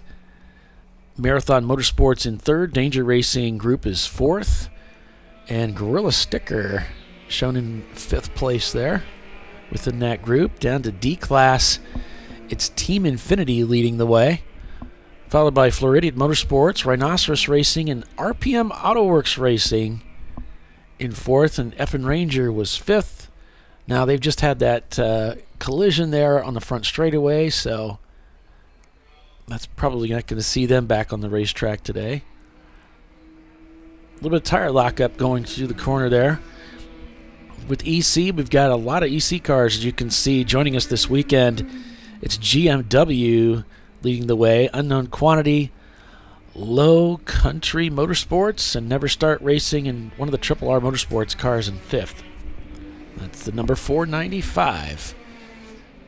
And we've also got the F-Class joining us this weekend. Covey Racing leading over Open Throttle, followed by Pepto Pink Panthers. They got a pink Miata they brought this weekend.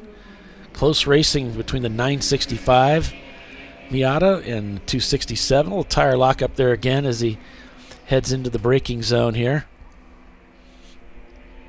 A little slide of the clutch as he's rolling down, bending to the left there.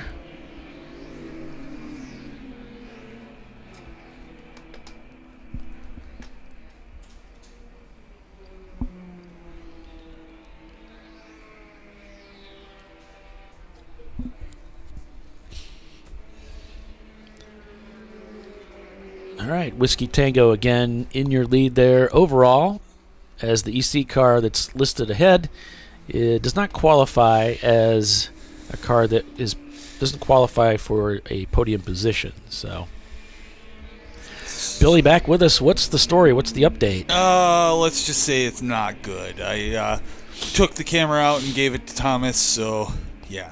Oh boy. Yeah, it's one of those. I'm sorry to hear that. Is what it is. The guys are looking at it, and we'll know more later, I take it. Yep. It's probably going to get put into the trailer. Yeah. That's a shame. Yep. Trophy wife back on the racetrack after that pit stop, likely with a driver change.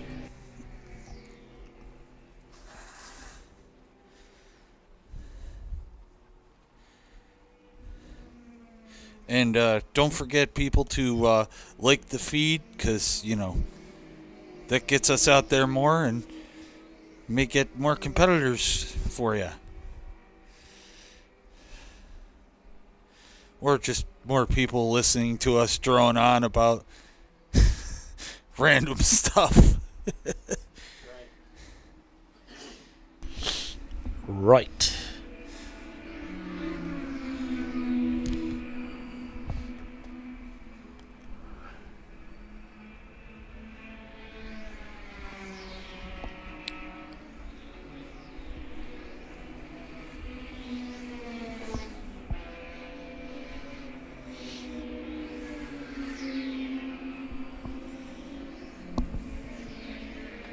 Team Infinity just sets their fastest lap time of the day at 2:35.1. And the car just behind them, pushing them along, Valerian Steel back just about less than 2 seconds behind them, also sets their fastest lap time of the day as these cars are really going at it. Valerian Steel, the number 998 is a green Miata. Of course, Team Infinity, the number 19 is an Infinity J30 that's silver.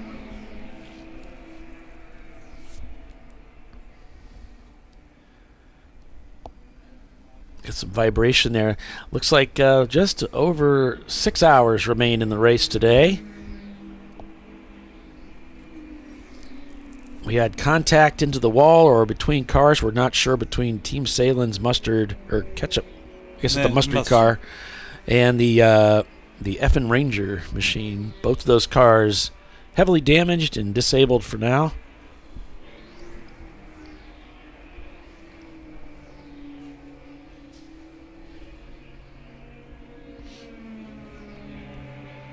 Tiffany's saying there were some issues with the interlock brakes on the trophy wife BMW. She'll be coming up to join us a little bit later and I'm sure give us the scoop on that.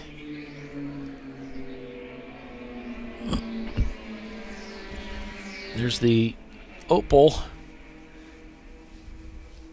as they go by. On board with Marathon Motorsports TLM, car number 3.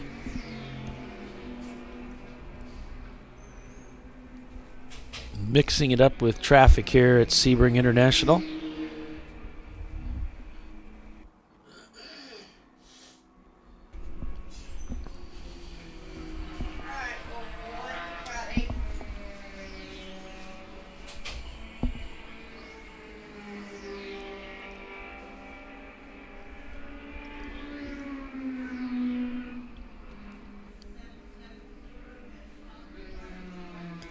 Can you share more detail? He probably doesn't know much more, Mark.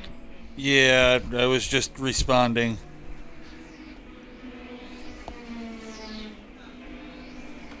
I just saw the front end smashed in, and I'm like, yeah, no, this is not. That's race over for that car. There are moments to talk about and ask certain questions, and then there are moments when it's probably better not to, right? Yeah, exactly. I walked past Wayne, who was driving, and he said, well, that was not ideal. So never one for understatement. Yeah. Okay, another caution being thrown, and we'll be looking to see what the story is there. We had a car that was moving slowly on the racetrack, and car 9's, that was the Opel. So we don't know if this is for that car or not. Code 35. Yeah, all the cars will slow where they are on track, maintaining their gaps to 35 miles per hour maximum. So it looks like it's a different car that they have concern about as the emergency vehicle is on the track. It's the Wankel Works Rotorsport car, the 79 Mazda RX-7.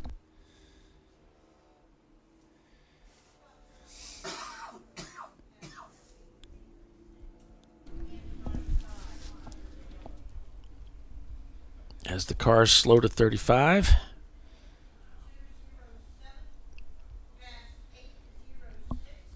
But we could see from our vantage point here, emergency vehicle in the back part of the course.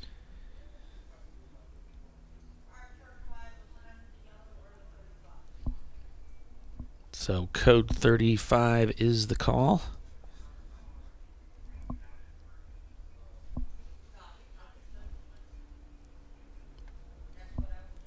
And if we can see anything from the in-car cameras, we'll switch to that so we can at least get a peek at what's going on. The collectively worst team still working on that Miata transmission issue. They've got the hood up underneath there. Need a bigger hammer. A lot of these Miatas, you know, I've done it, but it's pretty difficult to remove a transmission from a Miata without just removing the engine. So some will just not even bother trying, and they just pull the whole assembly out. They need to do a transmission swap. and then put it all back together, throw it back in the car. There's a large aluminum brace underneath there. It makes it pretty difficult to negotiate a transmission around it. Yeah, sawzall and a welder eventually. Well, I noticed the curbing here at Sebring, some of it's really pronounced, and you really don't want to ride up and hit it. Some of it's are just what they call the gators. Yes. You know, it's like a flat pad that, well, looks like the back of an alligator. You know, it's like shingles, and you can drive across that. And some cars, I noticed the Porsches that I've driven, the Boxsters absorb that really well. Not all cars absorb that really well, and it just jackhammers the drive line. It can do a lot of damage over time, putting power down on those. So, hey, looks like we're back to yellow now, which is the precursor to taking us back to green. And you also, if you go over the top of them and get into the grass, you do not want to try to force your way back on because you can puncture a tire or slice her up good. Yeah. And the team owner loves it when you do that. Oh yeah. You just gain so many points with the team ownership when you start bursting tires that are perfectly good. Sounds like you've done that a few times. No, I actually haven't had the privilege. That's good. That's good. No, I haven't done that. I've been a party to a flat spot here and there, I'm sure. But, well, I haven't obliterated a tire, because I would remember it because it would come out of my wallet, so I would know. Hey, those were good tires until you got a hold of it, so you're buying me tires.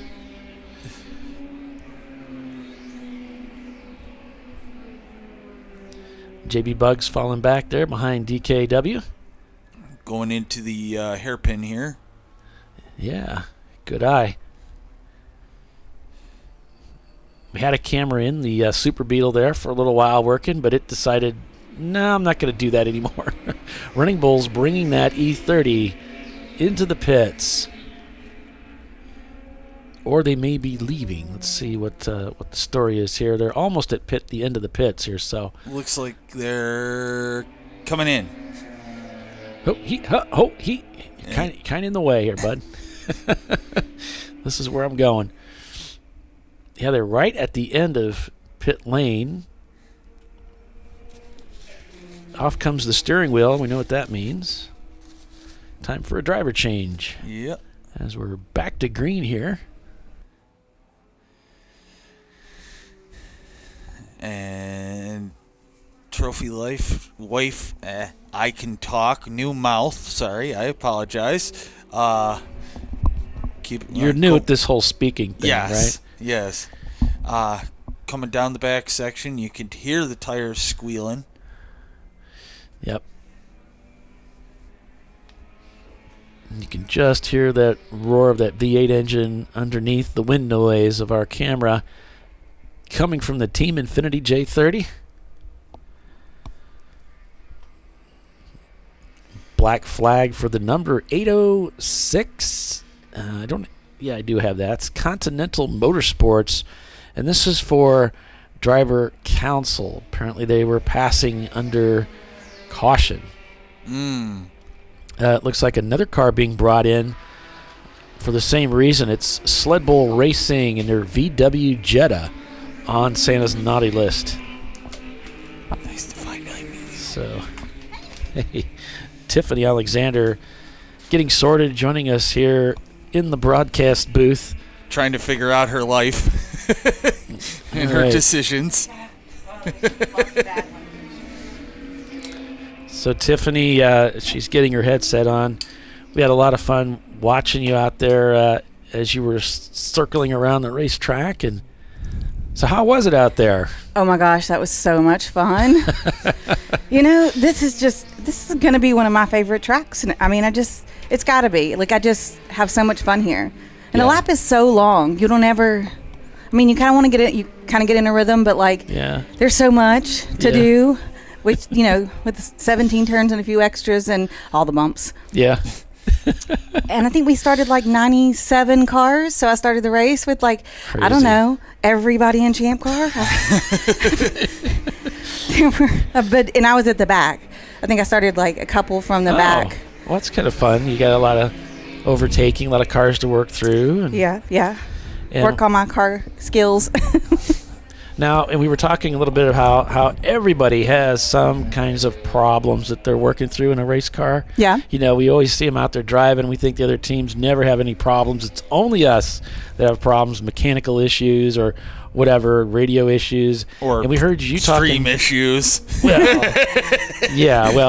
not too many worried about that. But we heard you talking to your team that you were having some issues with the car. I mean, tell us about that. Was it anti-lock brakes? Yeah, the ABS was kind of intermittently not working, and it felt like it was only not working on the right side. And then it would kind of be fine, and then, I'd totally lock up the brakes going into a brake zone, and there may be a Miata or two I need to apologize to, but yeah, they're pesky Miatas. I know, right? I'm like, I got this. Oh, whoa! I can't whoa the car down enough to make the turn, and they can't turn in because I've got the whole turn blocked.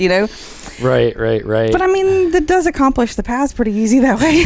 Yeah. You're gonna have to wait for me to get this car into control before I turn. It wasn't elegant, but you got the job done.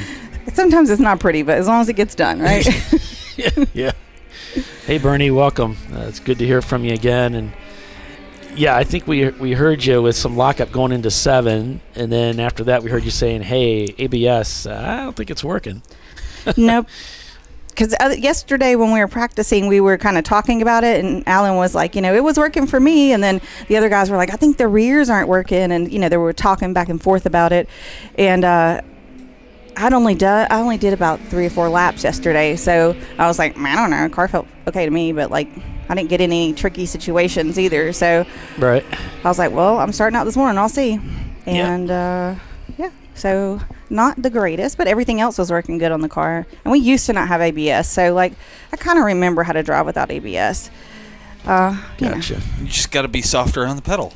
That's I kind of like being aggressive in the brake zone. That's what I really like about ABS, because I can just out-brake everybody, and then it might upset the car, but I've already taken the turn away, so from the other person. So I had to alter my style a little bit. But I mean, I will say, man, everybody was driving, maybe besides me, was driving really good. I mean, the courtesy and the space and all.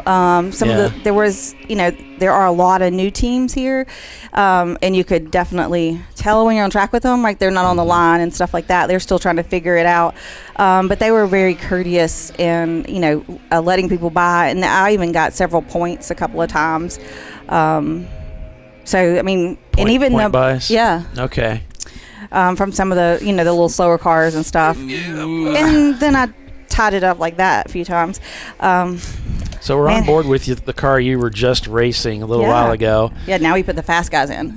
Well, why don't you talk us around the track a little bit from your perspective now, sitting here, about what it's like driving this track with this car. What were some of the things you were dealing with? Here's a sandwich situation with but he's got the 59 inside trying to come through. There are a lot of Miatas out there. They're very good through the turns. This car is got good acceleration, but it doesn't handle quite as well as some of these Miatas, right? So there's a lot of going back and forth. We're through 3rd, 4th, 5th, and then back to 3rd and 4th, 5th, and I've struggled with that in the car before because I can't reach 5th very well from my short little T-Rex arms.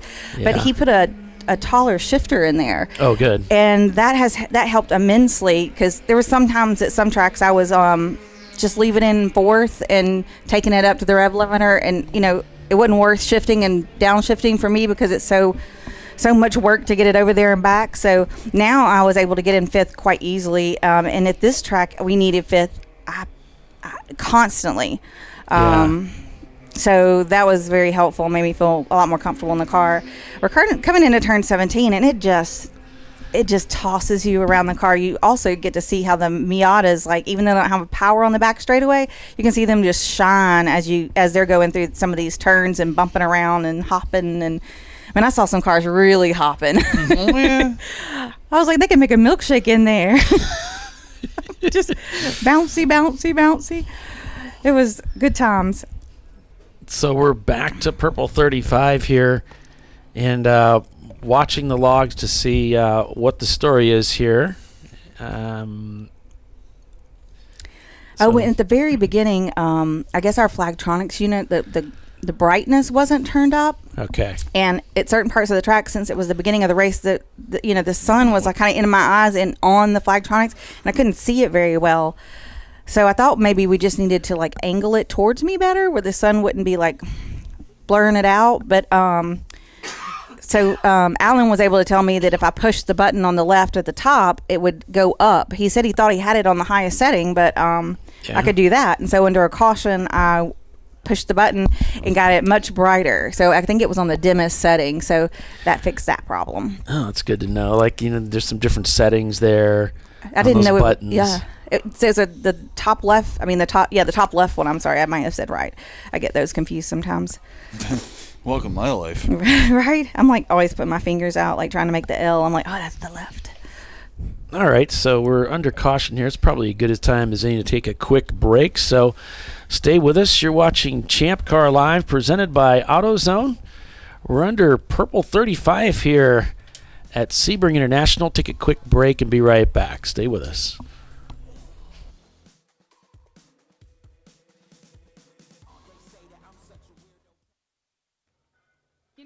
I'd buy tires online, but then what? We've thought about it. We're TireRack.com. They should let you ship directly to a mechanic. Actually, we call them independent recommended installers. They should have like 1,000 mechanics. Try over 7,000 installers. Then you just make an appointment. At a time that's convenient for you. This could change tire buying forever. TireRack.com, the way tire buying should be. Come on, Road.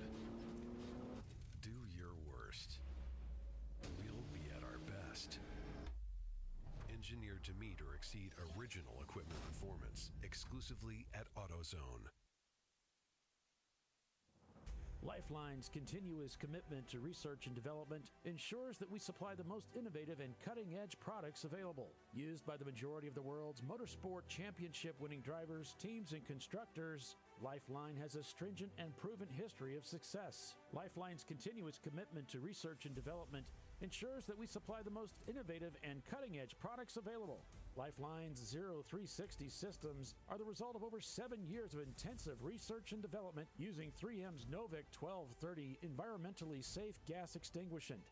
Lifeline uses only the finest quality components. For more information regarding our fire safety equipment and fire safety systems, please contact us at info@lifeline-fire.com.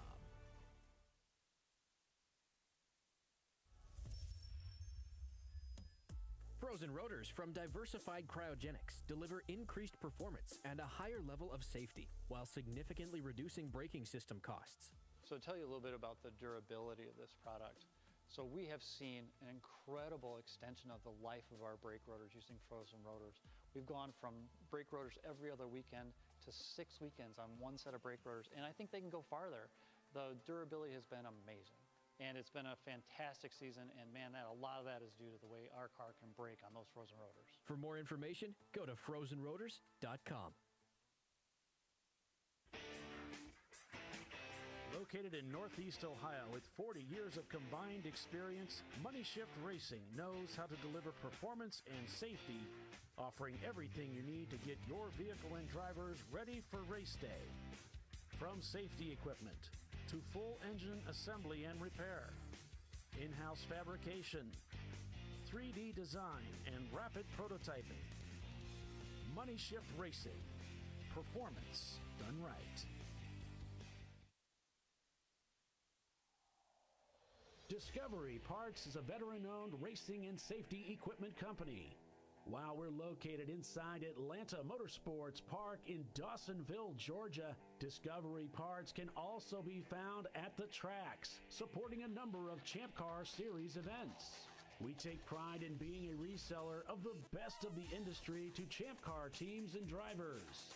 We know racing, love racing, and look forward to tomorrow to even more racing.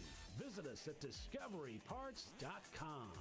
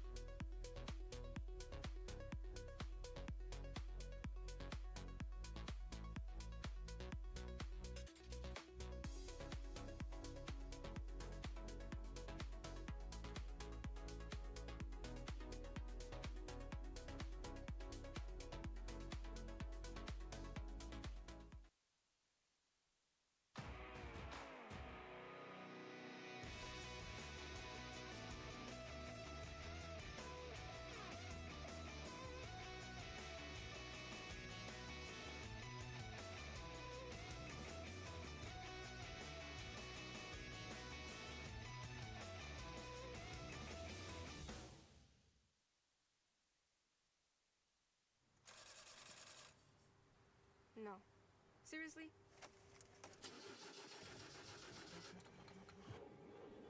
Come on. No. You for real? Dale. Really? Wow.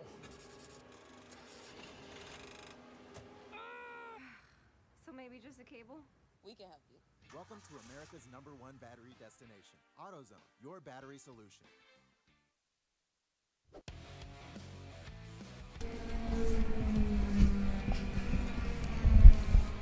All right. Welcome back, everybody, to ChampCar.Live, presented by AutoZone. We're back to green flag racing, as we call it.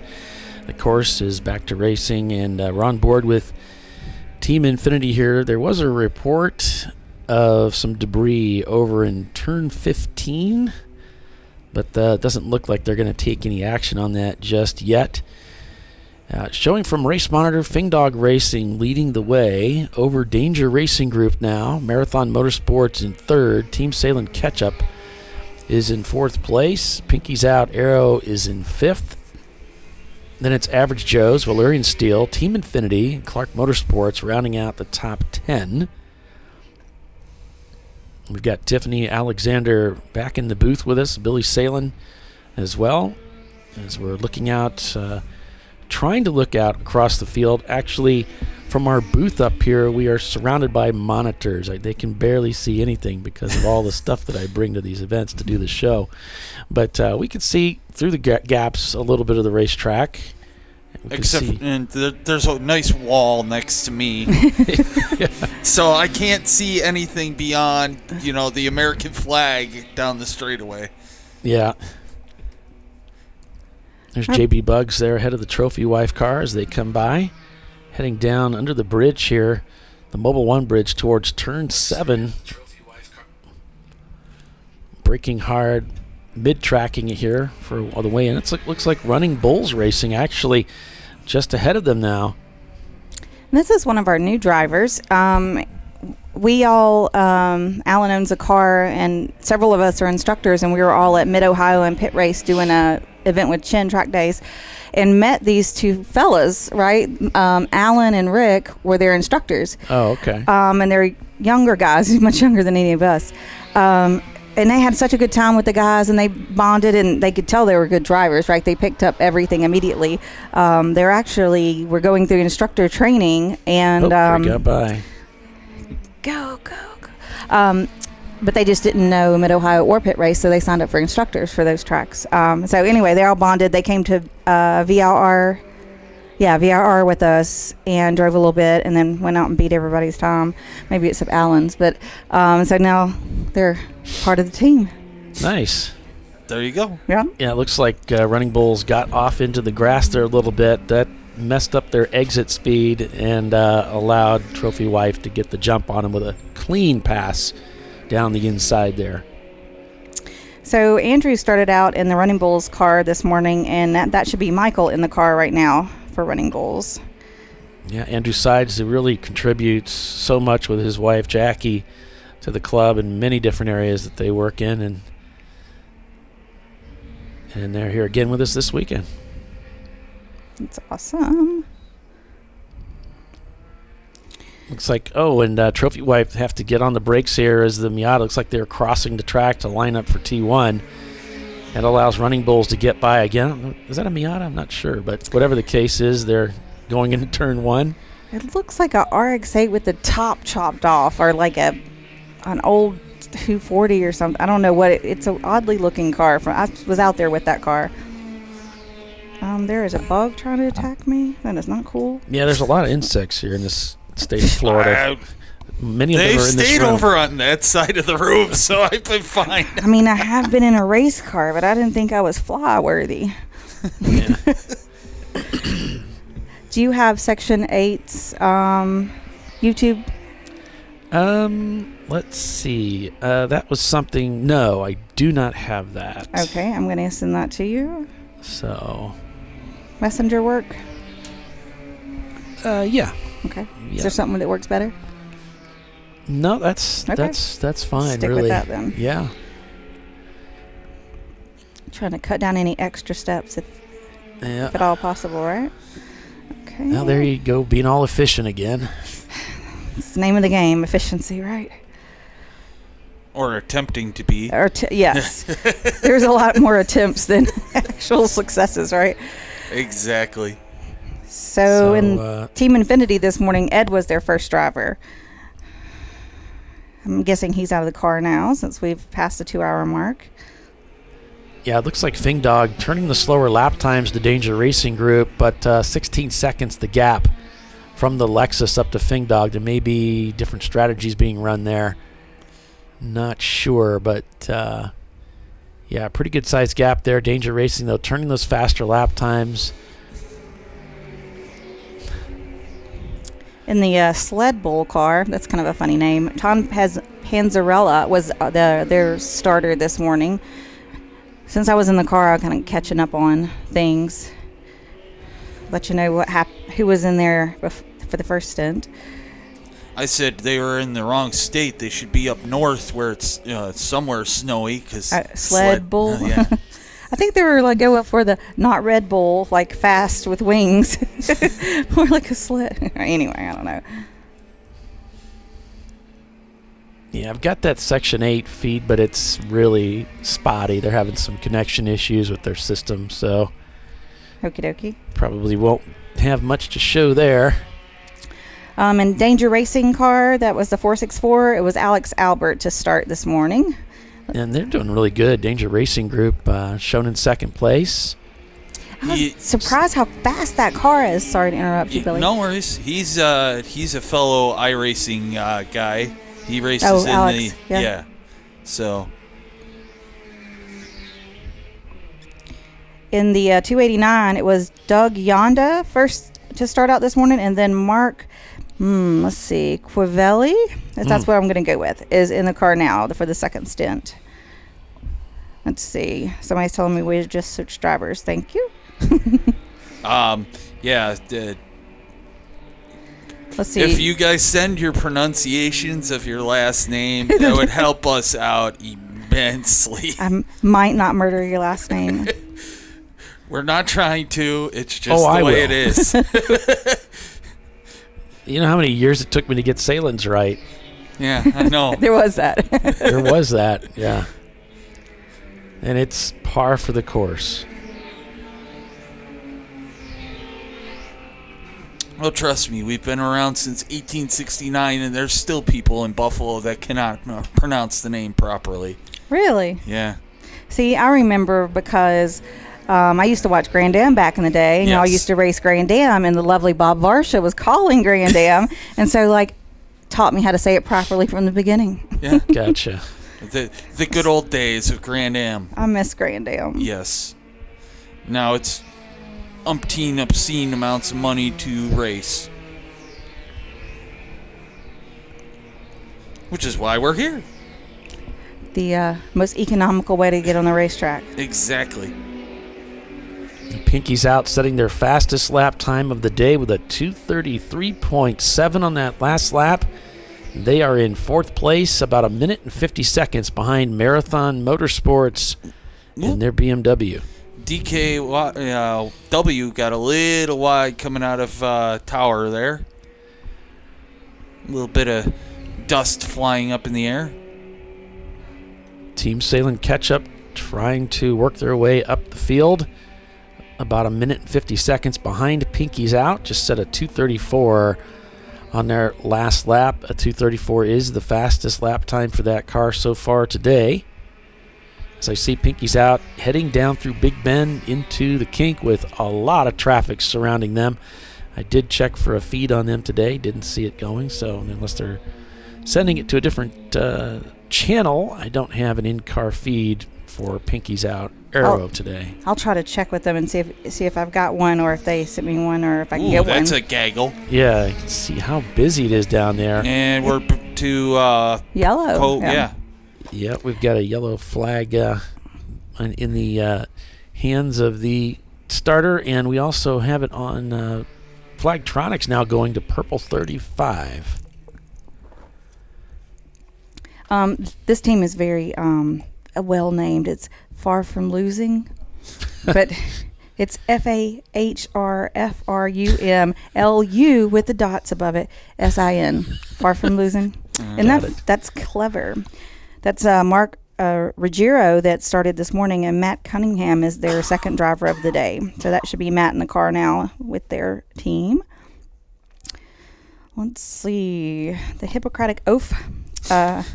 Black Miata. That's Andrew Marlowe was the first driver this morning. Then Corey Wetzner should be in the car now, with John Arthur to follow in the third stint.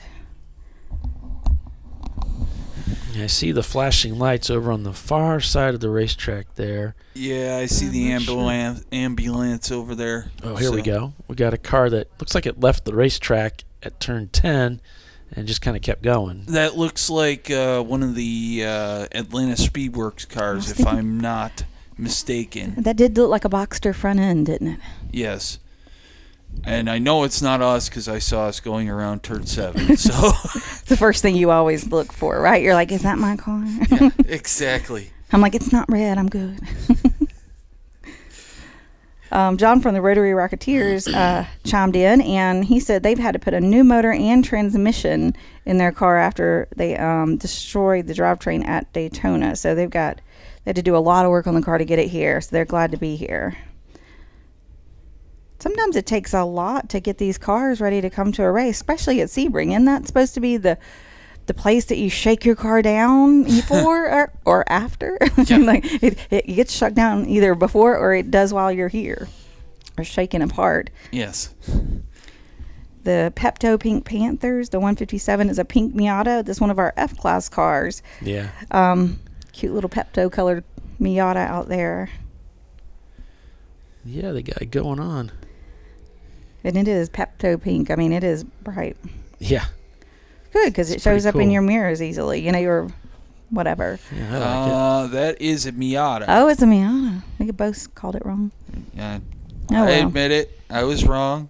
I refer back to the disclaimer. I don't have my glasses on. I don't need glasses yet. It's coming for you. In the Floridians Motorsports Porsche 944. It's Jason Hickman was the first driver this morning, and Charlie Brown is in the car now. Okay. Looks like we're back to caution already. Ooh, that was quick. Yeah. Cycling on our timing and scoring pylon, there's a look at A class, sorted by A class. And so you see Valerian Steel leading over Clark Motorsports and WTF in third to B class. It's Rotary Rocketeers. Then it's Average Joe's and Sled Bull Racing. Down to C class, we have Fing Dog Racing, Danger Racing Group, and Marathon Motorsport. Then looking at D class, it's Team Infinity, Rhinoceros Racing, and Floridian Motorsports. To F class, we've got Covey Racing, Open Throttle Racing, and Pepto Pink Panthers that Tiffany was just talking about. And then finally we're EC, the cars that do not qualify for a podium, and it's going to take a second to load it because there's a jillion of them out there. I think it's going to be GMW leading the way unofficially over Open Throttle, number 64, and Low Country Motorsports in third. As we're back to green. So, Tiffany was pointing out to me that the Trophy Life car is up to 16th. So, well, when I first looked at it, I thought it said 14th, but I don't. They probably got jumped on the start. Oh, maybe so. Maybe they're right at the front. But it was up to 14th, and it was right behind Running Bulls, and I was like, oh, that's for position, because we saw them playing back and forth earlier.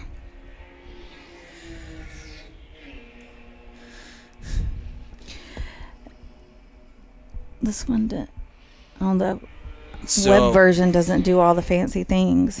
So, Will is in the ketchup car right now, and my father said he's giving up the final stint to Wayne to, see if he can bring it home for us. So, gotcha. To hopefully improve Will's mojo, mood. Yeah. Well, no, Wayne is the one that found the wall. Yeah. Yeah. I'm glad he's okay, though. Yes. He only bruised his ego? Yeah, he said it. I already told this to Paulie. He said as I was walking past him, that wasn't ideal. Yeah. So I took one look at the car, saw that it was the way it was, and decided to take the camera out. Kind of foobarred, huh? Yeah. The Winkleworks Rotary Sports number 770 is got Ovik Cog was first driver, and Chad Hugan is their second driver and should be in the car now. Fusion Speed Shop has been flagged, black flagged for passing under caution. I guess it was at the start-finish line. So if you're going to pass under caution, do it in front of everybody so that you get extra credit. You know? Yeah, they will do it with style. They will definitely give you 2 minutes in the box, and you will feel ashamed. I thought I was going to get one of those earlier. Yeah, I saw that. You saw that? We're all in that camera? Yes. And what'd y'all say?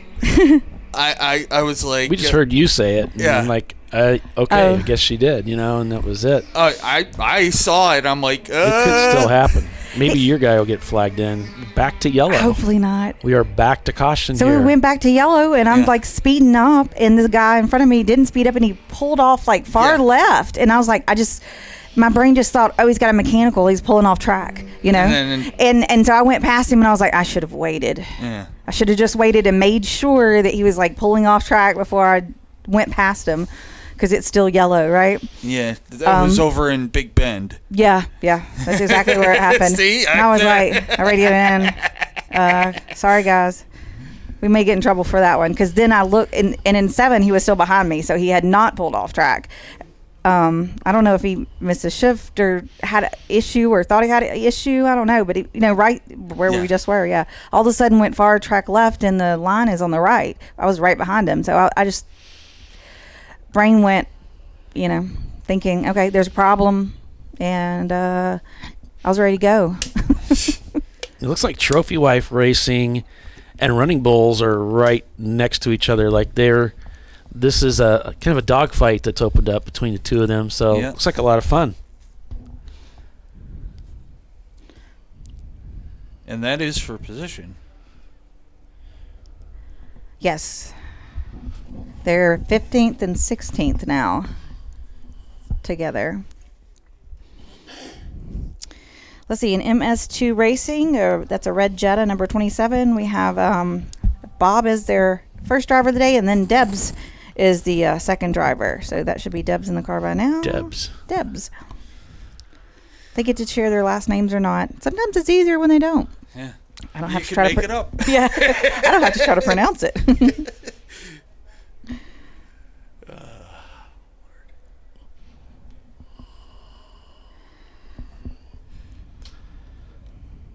So how was it in the car out there, Tiffany? It seemed like the weather is fantastic. So were you getting hot out there, or cool shirts? When I got dressed this morning, it was rather chilly. So I was thinking, I'm not going to do the cool suit, right? And then the guys got here, and they had ice and everything. They were like, because we don't have a switch on ours, so it's either on full or nothing. And I was like, kind of.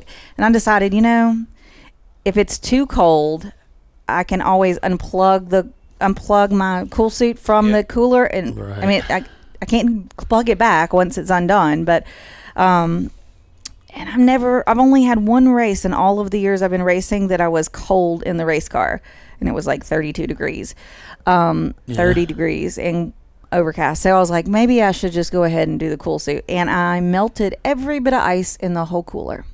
Oh, wow. The water was warm by the time I came in. Really? He's like, are we going to need to refill the cooler? And I was like, absolutely. I melted all that about 20 minutes ago. Wow. I was like, he's like, so fill it up like full ice? I was like, full ice. You're busy, and you're so covered up with all the fire suit stuff, and it, helmet, gloves, everything, and you're busy. So you get hot. I refer back to Doc's saying about the most fun you can have with your clothes on. Yep. He also used to say that he'd wear his race suit if it was cold because it's the warmest thing he owns.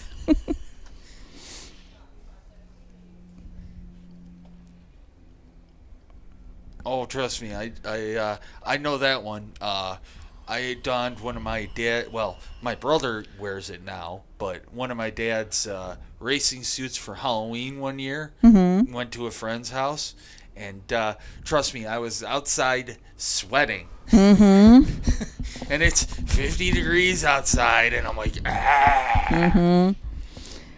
Yeah, I was glad that they semi-talked me into going back and putting my cool shirt on, because that was very helpful. I even drank my, probably half my water bottle while I was out there. And that was the first session. Let's see, I've got a few more updates. Rossmar Racing, the 473. First driver out was Alex Mariano. And then their second driver is Kevin O'Driscoll. That should be him in the car now. And their second car, the 129 car, Sean Noah. That's a lot of letter, like NoaoanAOAO. Okay. Sean was first, and Richard Pickett is second driver in the car. Wait, I'm not laughing at the last name. I'm laughing at Tiffany's butchering of it. Right? We put too many vowels together. That just gets confusing. And which one takes precedence? So we got a car is stopped on the racetrack, and it looks like it's 988 is what's being reported. That's the Valerian Steel Mazda Miata. Oh, no. They were doing really well. Yeah, they've been on the podium at this track, at this race, several times before. So it's being reported that a wheel fell off the car. Oh, that's never a good situation. And that all parts found on track will be returned to the base of the tower, which I can attest to that. They stick it right outside the elevator out here in the gravel. So there's a number of emergency vehicles out there at the back side of the track. They call that the pile of shame? Yeah. I think that's what I call that. it, yeah. Something like that. In Covey Racing, the 214, that was Justin Devane that started first stint this morning. And Dylan Dana is in the car now. That's an Integra. Or it used to be. That's what I saved it as. I'm looking to find a car that's back there that would give us on some camera view of the carnage, but don't see anything just yet. I get it. Carnage. Well played. Well played, Polly. Let's see, in the Hera Racing, car number 11 is a black Honda S2000. Jonathan Holler started out this morning, and Michael Shiner is in the car now.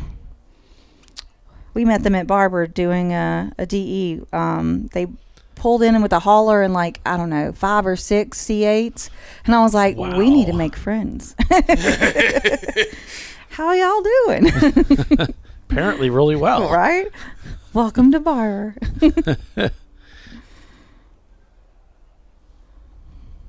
Can't quite make out what he's saying. So still seeing emergency vehicles. Lots of Christmas tree lights. I'd say out. around the turn 10 area. Now going back to caution. So All right. they'll pick up the pace here as the lights have gone out on those emergency vehicles. No doubt they're moving off the racetrack. I don't see them on this camera view. It hasn't been hit yet, though. The camera? No. We're all disappointed. It's a long day. There's plenty of time, yeah. Give it be patient, give it time. I remember a few years ago you guys put it camera at VIR in the B-word turn at the South Course. We've had 2 cameras that got hit there. One was at the top of the hill, a roller coaster for the South Course. I think it is where they turn right and then they go down. That one got nailed one year. And then we had one at Oak Tree that was right in the strike zone on the outside, and somebody, actually one of the 901 Motorsport cars, sorry to call you out, guys, but I think did a lot more damage to their car than the loss of our camera. Yeah. Camera took a hit, but I caught a great video of it though. With the O-Town Racing, that's the 2000 Audi TT. Matt, we'll go with Faraday's. Started out the car this morning. They were one of those. I think they were one of the newer teams. They were being quite courteous out there. Yeah. I saw one of them, I believe, smoking because they had two TTs.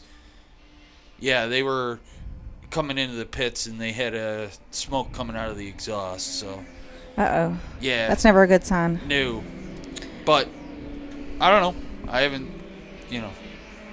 They may be still turning laps. I guess we're not doing Race Hero. Nope. Nope. Okay. Not right now, at least. Okay. Some good coverage here between Trophy Wife and Red Bull Racing. Running Bulls. Bull Racing. Running Bulls Racing. Yeah, they're up to 14th and 15th together. Yeah, well, I don't think Red Bull Racing would be. I mean, just in case they wanted to start in amateur sports. Yeah. I mean, I can hook them up with the car.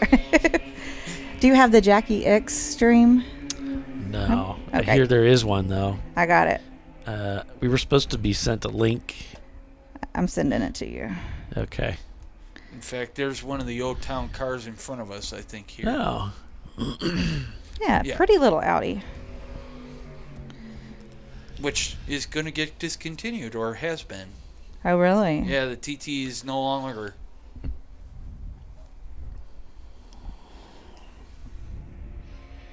Danger Racing just on the outside there. Running Bulls trying to get their way back around. Boy, it's a really difficult place to pass on the outside of 7. Yeah. Probably the hardest place to pass on the track. And 7? Yeah, around the outside. Oh, well, yeah. You don't really want to be out there. You can be left out in no man's land. You can also go into the parking lot at 7. Yeah. You end up at the hotel. No, I told you that they put a couple pylons out there, so it's not a problem. If you don't stop by that time, it will stop it for you, right? Yeah.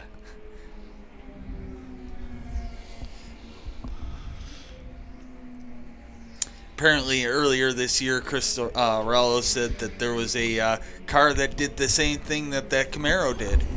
Oh, really? Yeah. Went all the way through? Yep. Oops. All right. Well, we got to take a quick commercial break here, Tiffany. So okay. More news coming your way when we get back. So thanks for joining us here on ChampCar.Live, presented by AutoZone. Stay with us. We'll be right back.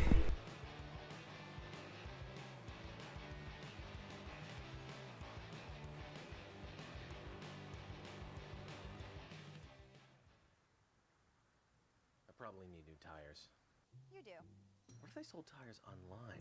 We do. We're TireRack.com. They could offer lots of tires. We have so many tires. And help you find the right tire. It's called the Tire Decision Guide. Oh, and they could ship them to a nearby mechanic. We shipped over 7,000 independent recommended installers.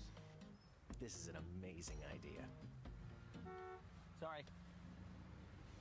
TireRack.com, the way tire buying should be.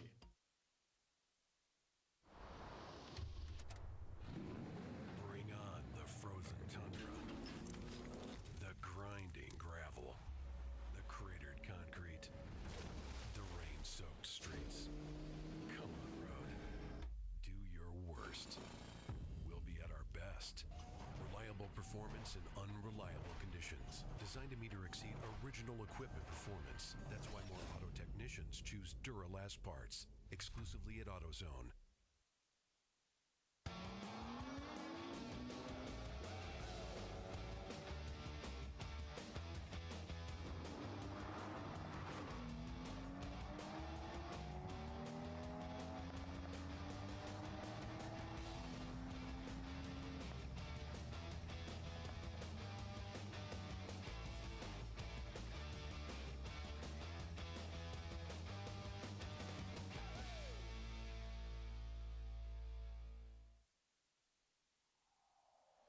Discovery Parts is a veteran-owned racing and safety equipment company.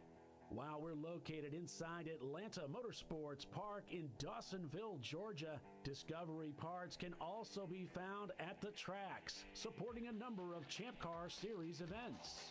We take pride in being a reseller of the best of the industry to Champ Car teams and drivers. We know racing, love racing, and look forward to tomorrow to even more racing. Visit us at discoveryparts.com.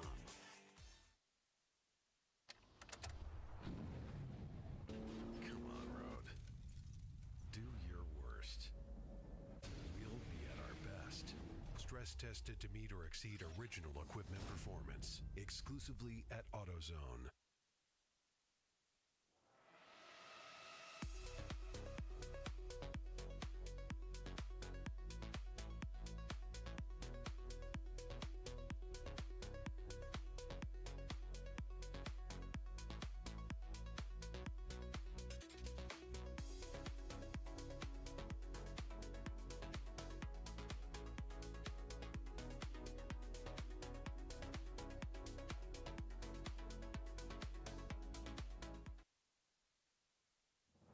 Lifeline's continuous commitment to research and development ensures that we supply the most innovative and cutting-edge products available. Used by the majority of the world's motorsport championship-winning drivers, teams, and constructors, Lifeline has a stringent and proven history of success. Lifeline's continuous commitment to research and development ensures that we supply the most innovative and cutting-edge products available.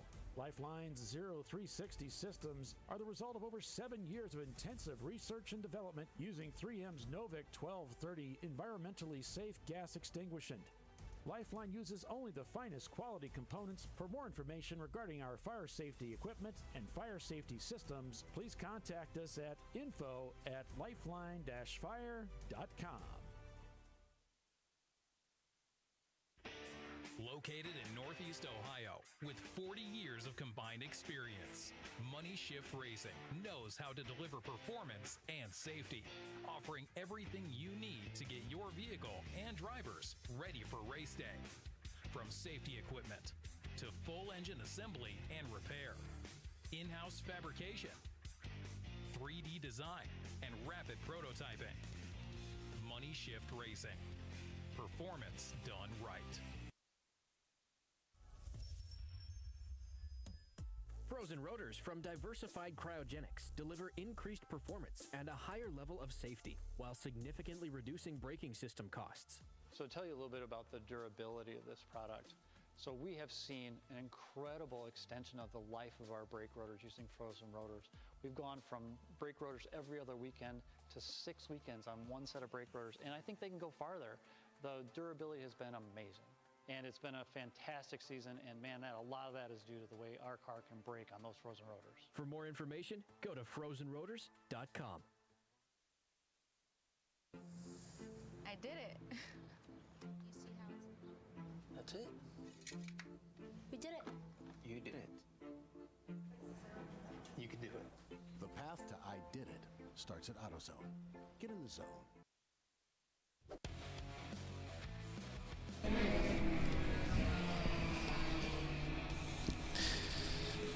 All right, welcome back to ChampCar.Live, presented by AutoZone. That's Paul Veltum with Tiffany Alexander and Billy Salen calling the race for you. This weekend, Danger Racing Group has overtaken for the lead of the race. Fing Dog Racing in second, Pinky's Out Arrow now in third, Team Salen catch up in fourth, and Marathon Motorsports in fifth. The makeup of this race just keeps changing over and over again. And it's keeping things interesting, that's for sure. Oh, got to turn you guys on there, yeah. Just hit those little buttons. There you go. Okie dokie. Oh, there I am.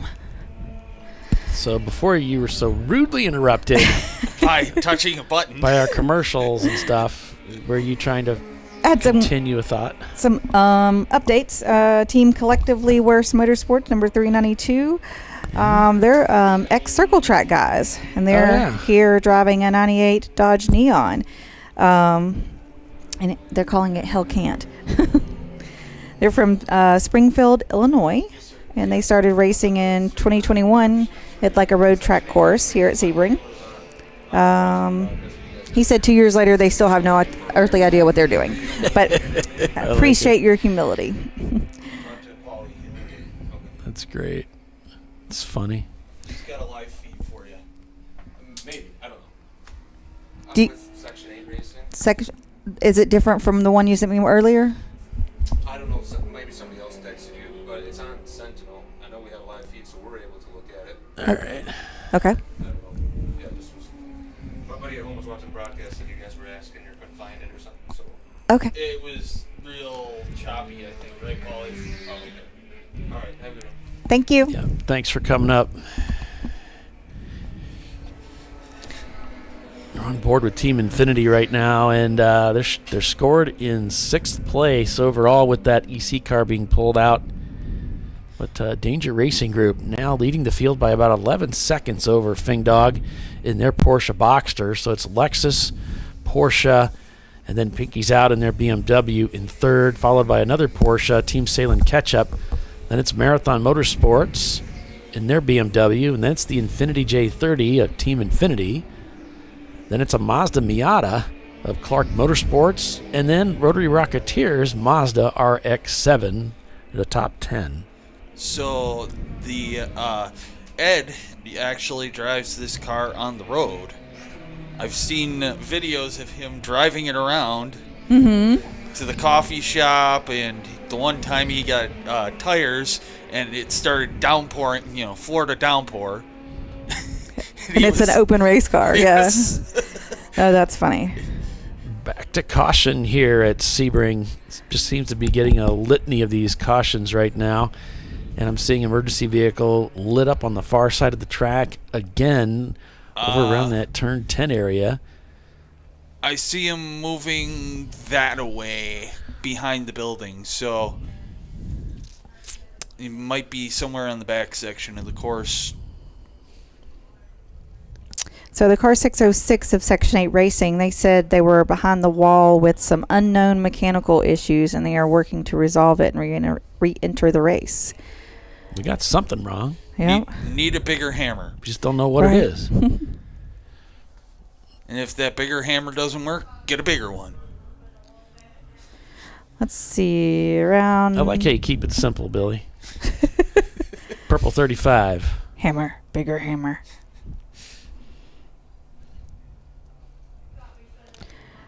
Our first drivers out this morning for Bennett Engineered Motorsports were Clay Keel and Gary Vizzoli. All right, we're going to work on this other camera here. Let's see, the 843 of Low Country Motorsports. They had some issues right at the beginning of the race, but they were able to fix it under a quick pit stop. They didn't tell me what the issues were. An engine issue. That's not usually a quick fix. Right. But they think they've got it. Let's see what else I got. There's a sim rig in the pits if anybody wants to come check it out. That actually looks really cool. Yeah. It's like a full sim rig setup in the pits down with, if you go to Team Ibex's pits, you can drive Sebring from the pits. I actually just updated my rig. I gotta find the picture. Go figure.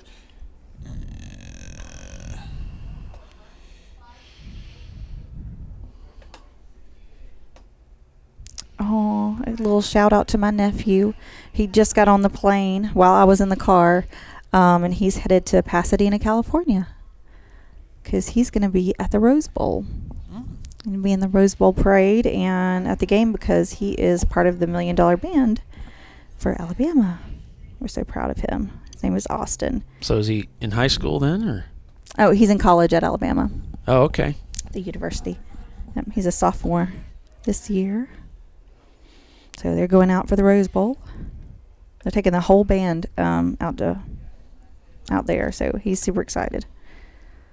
What a unbelievable opportunity as a college kid, to go to the Rose Bowl. I've never been to the Rose Bowl. I'm certainly past college. I went to one Super Bowl. One Super Bowl? Okay. Yeah. Unfortunately, my Bills lost. Oh no. Yes. It was the last one they went to, too. So they got slaughtered in that one. Yeah. Damn that Dallas team. Let's see. I've got a link for Average Joe's. Do you have that one? Got that one? Yeah. Why don't you go ahead and send it to me? Because the link that I had was it went down. Okay. So maybe they made a new one. Maybe. And so that would be great. You can check it out and see if it's anything usable.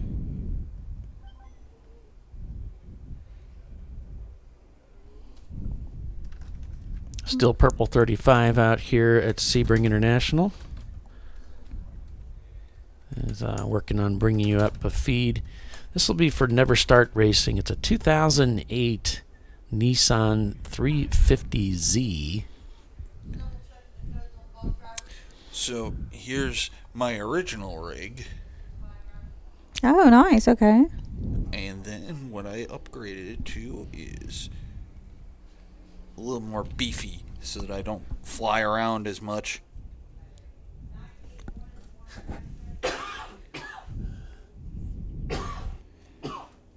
So it is Michael Bulls in the Red Bulls racing car, or Running Bulls. Now you're going to have me saying it. But you said it before. It wasn't me. No, I said Red Bull because of the sled bull, but then we went to Running Bulls and we changed that to Red Bull 2. And although I'm sure they wouldn't turn down that sponsor. On board with Never Start Racing.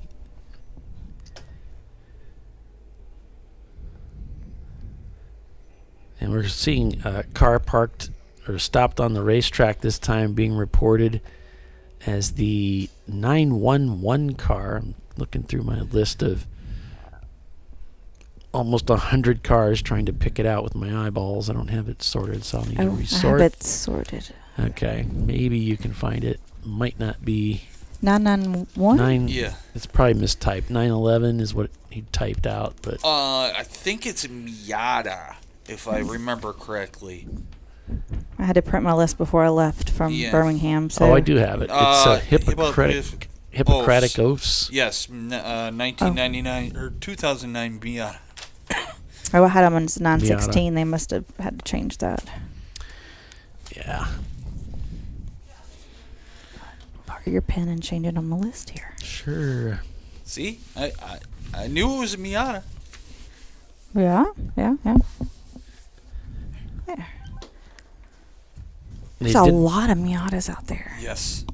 They're very pesky. Because you can pass them in the straightaway. And then they might be right back with you in the turn.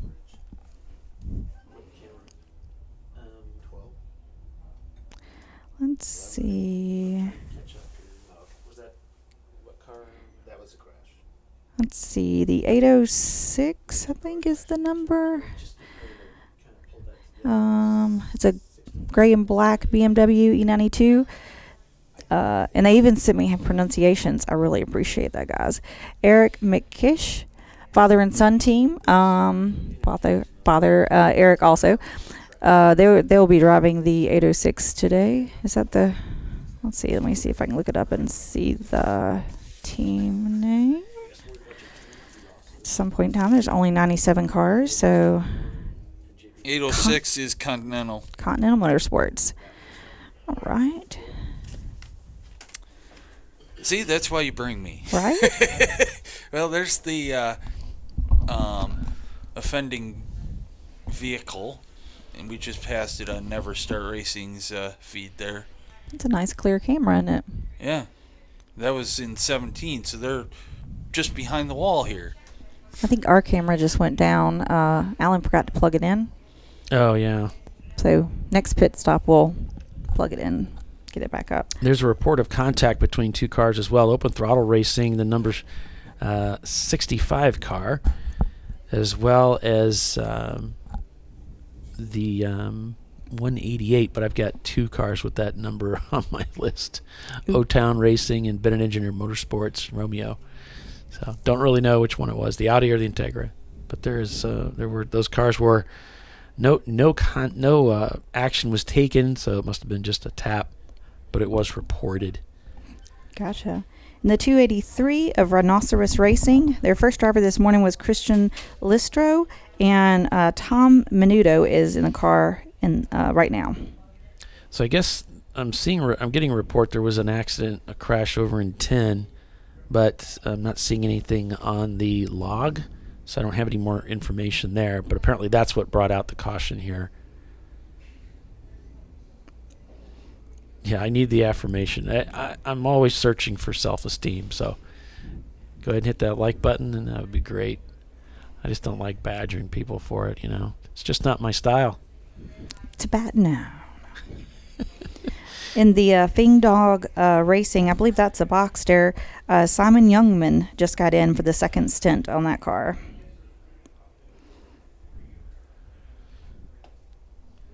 Yeah, they've been doing really well today. They've had a really good show of it. Second place right now, 20 seconds back from the leader. Yeah, the car's quick. That Porsche Boxster. Lexus leads the way with Danger Racing Group at the helm. Marathon Motorsports in third. Team Salem catch up fourth. And Pinky's Out is in fifth. Team Salem looking for some retribution with a crash earlier today, taking out the ketchup car. Sorry, Billy. Mustard car. I can hear you groan when I say that. No. You have to bring that up again. Yeah. But the ketchup car's still out there. They're looking at the mustard car. Whether that will rejoin us or not sure. It will not. It's chilly tomorrow, so. It's chilly tomorrow. That's the other car that you're going to be bringing out, so we know that much. So the backup car will be on the racetrack with us tomorrow for competition.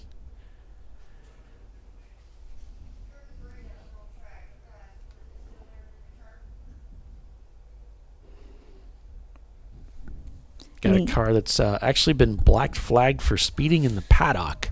And that's a pretty unusual message I've ever seen. But, apparently they must have been coming through the paddock area and were observed coming too fast through that area. And so they've actually been black flagged to be counseled for that. Looks like DKW has come into the pits. That is a very interesting flag. So you get a good view of our pit stall right there with that camera. Oh, yeah. Yeah, actually, we are just poised above the pit stall there. Yes. So we're pretty close to where this camera is looking up to the top of your screen. As TLM pulls out and begins rolling down pit road to rejoin as the field goes back to caution, preparing to take us back to green here at Sebring International for the remainder of a little over 5 hours of racing left in the racing day. Green flag is out. I heard him shout it in the room next door. The room next to the room next door. Yeah, we're quite a ways away from race control, but we're still within earshot as the cars come down through 7 at the hotel. In the 864 of Clark Motorsports, the first driver this morning was Chris Clark. Now that's a car that finished second last year overall in first in A class. So, they know how to get it done here. Michael Fountain is now in the car for them. I don't want to remember last year. Last year was lots of issues. Yeah. We all have those races.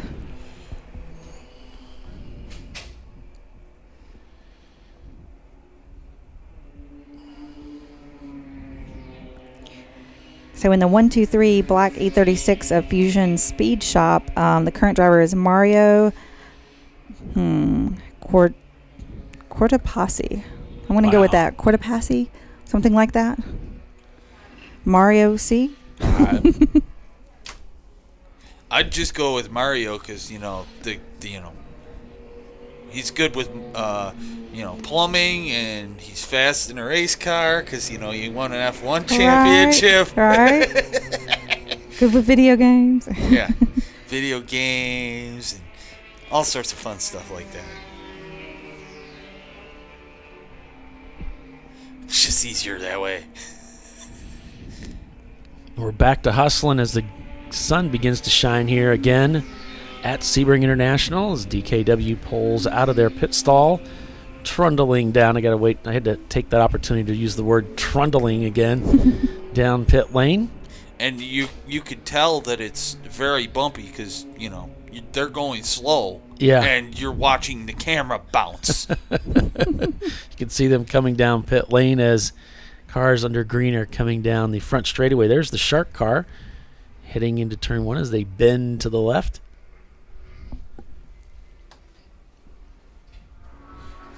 There's one of the green Miatas heads down there through as well as another one of the Porsche Boxsters here this weekend. I believe that was Danger Racing Group leads the way here at Sebring. Fing Dog in second. Team Salient Ketchup is third. Marathon Motorsports fourth. Pinky's out fifth. Team Infinity in sixth. Followed by Clark Motorsports, Rotary Rocketeers, Sled Bull Racing, in ninth place VW Jetta, and Whiskey Tango Foxtrot dropped down to 10th place, but still in the hunt.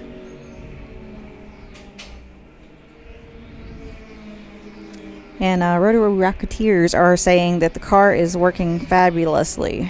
That is a fast car, man. They're pleased with it as they have crept up in the top 10. Now shown in ninth. Do we have any EC cars up there? One EC car, so that would actually be eighth.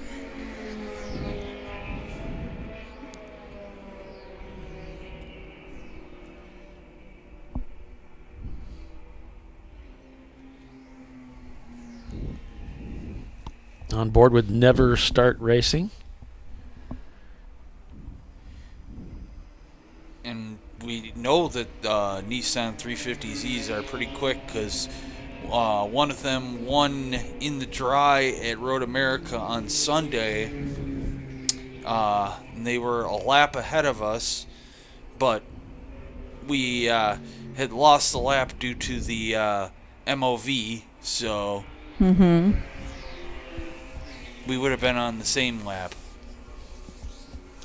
And we're getting on our YouTube feed Space Ghost. Love that handle too, by the way. Space Ghost says Matt Gent from Trex 7 Motorsports is currently in the Silver Shark car. The RX-7 wasn't quite race ready, and so it just made a test and inspection appearance. Matt took a last-minute seat from Ed. Oh, nice. So we'll switch over to that Infinity machine. There we have Matt in the seat piloting the Shark car as he heads down the front straightaway, it looks like, by our broadcast booth here in the tower and down to turn 1.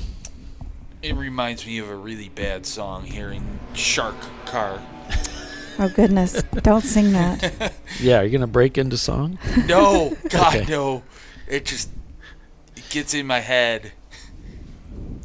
It's almost as bad as It's a Small World. Well, that's a good view. So Bent Over Racing had a live stream, but then they also forgot to plug their camera in, kind of like we did, and so their battery died on it. Oh, okay. Don't. He said they'll get it up and running later.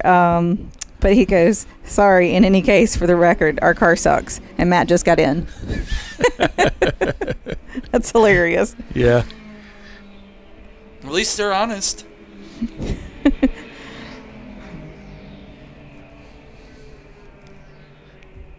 I posted a meme up on Champ Car Garage, which took a really funny turn. It was, I think it was, yeah, it said in the meme, it said, whose car does everybody think is fast, but it isn't fast, but it isn't. And there's so many guys that chimed in and just said, ours. Ours is not. Everybody thinks our car is fast. It's not. I wanted to post in that, but So I would funny. have got raked over You would the have been. coals. You would have been in a lot of trouble, right? Yeah. You're like not setting yourself up for that torture. Yes. That was a lot of fun.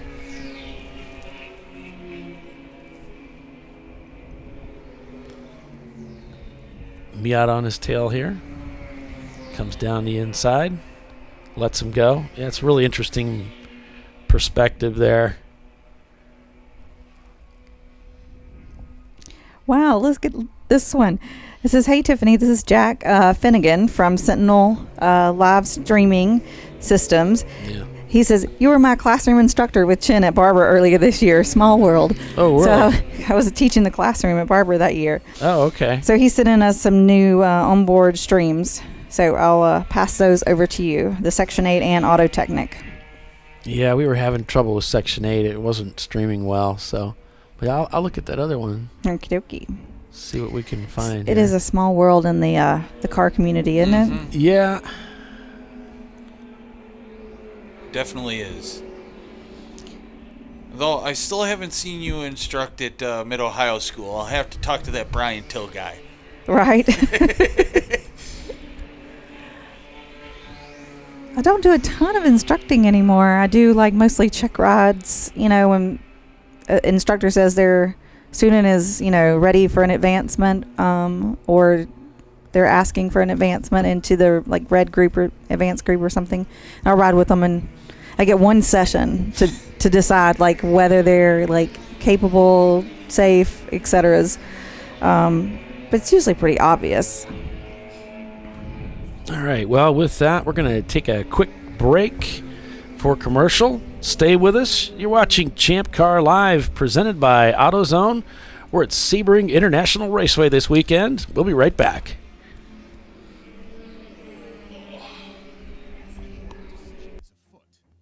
This man is about to buy tires on TireRack.com.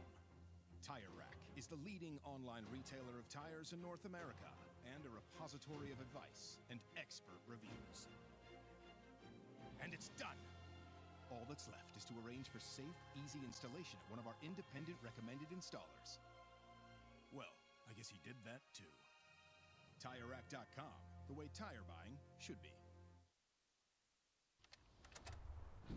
Come on, Road. Do your worst. We'll be at our best. Engineered to meet or exceed original equipment performance exclusively at AutoZone.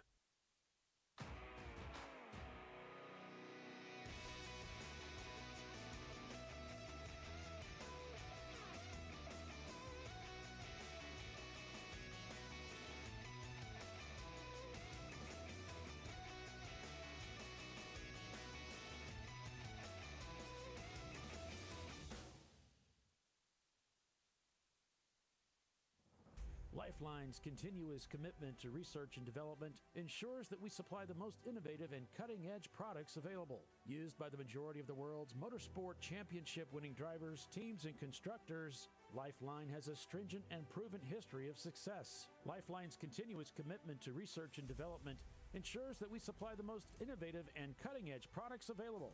Lifeline's 0360 systems are the result of over 7 years of intensive research and development using 3M's Novik 1230 environmentally safe gas extinguishant.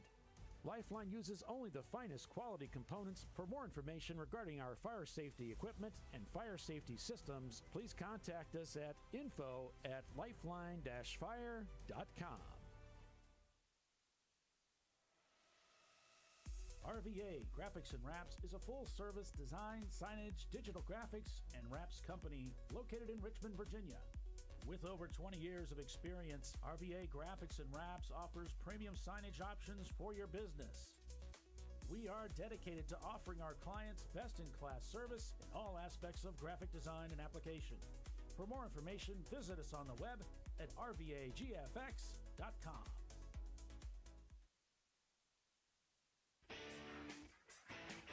Located in Northeast Ohio with 40 years of combined experience, Money Shift Racing knows how to deliver performance and safety, offering everything you need to get your vehicle and drivers ready for race day. From safety equipment to full engine assembly and repair, in-house fabrication, 3D design, and rapid prototyping. Money Shift Racing. Performance done right.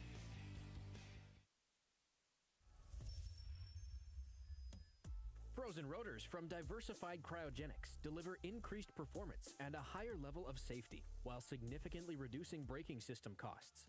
So to tell you a little bit about the durability of this product. So we have seen an incredible extension of the life of our brake rotors using frozen rotors. We've gone from brake rotors every other weekend to 6 weekends on one set of brake rotors, and I think they can go farther. The durability has been amazing, and it's been a fantastic season, and man, a lot of that is due to the way our car can brake on those frozen rotors. For more information, go to frozenrotors.com.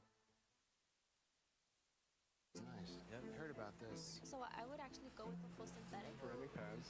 So for the Duralast rotors. I did it.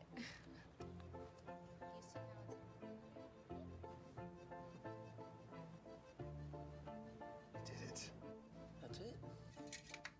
We did it. You did it. You can do it. The path to I did it starts at AutoZone. Get in the zone.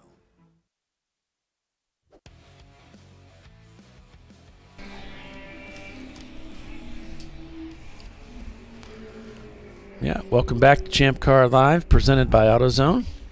As we're heading into the lunch hour here. Looks like Danger Racing Group leads over Fing Dog Racing. Team Salem Ketchup has moved into third place. Got a few more updates. Jeff Height Racing. Jared Douglas was their first driver this morning, and Bill Satterfield is in the car now. Which one of my lists is in alphabetical order? That is a Honda Civic, so EC car. The Floridians in their 944. Jason Hickman is in first, Charlie Brown in second, and Brian Moody is driving third. The first pit stop at the 2-hour mark, everything was good. They put Charlie in the car and they sent it. So all good in their camp. They've been competitive for years with Champ Car, the Floridians. Seen them at a lot of races. Yeah, they've been around a long time, and with the same car. Right? Our 944 didn't last that long. A couple of years of racing, and then it was beyond repair. Hello, Kimberly. Happy New Year to you, too.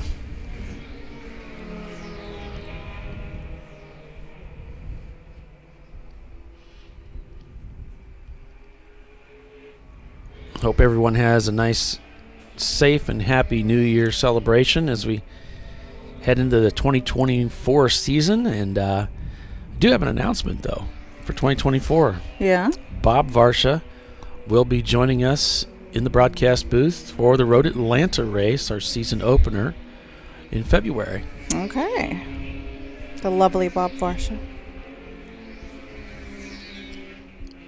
With all of his storied professional career, and I love hearing his stories, so hope you'll join us for that.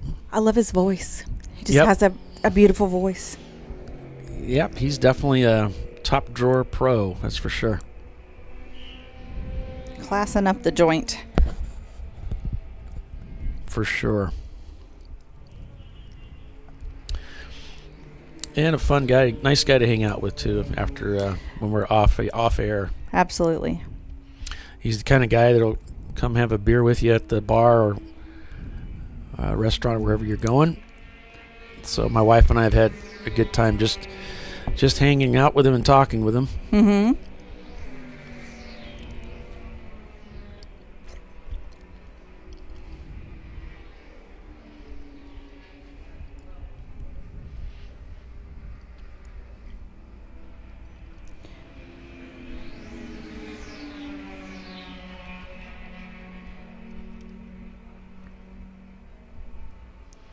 Okay, so I've got a big old update for this one. The Low Country Motorsports, had to kind of briefly read it to make sure it was all appropriate, right?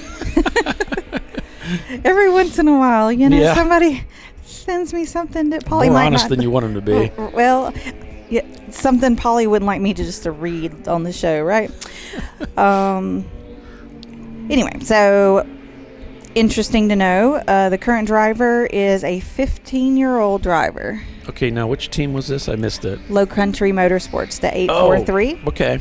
That's Hayden Kasman, 15. And then our next driver, their next driver for Low Country, is Ayrton Grimm, which is 14, and is fresh out of the karting world. I love the name, Ayrton. That's I know, great. right? Says these young boys are very talented and compete in Spec Miata and MX5 Cup. And then their first driver this morning was Doug Stewart. He started the race in 15th, but dropped to 81st place after some engine issues. They fixed it back out, and he drove to 12th place. That's crazy. Nice. Doug is a former pro F2000 driver. So they've got quite the driver lineup there. Yeah, sounds like it. With the young pros and the old pros, the up and coming and the very experienced. And that's in the EC Ford Mustang.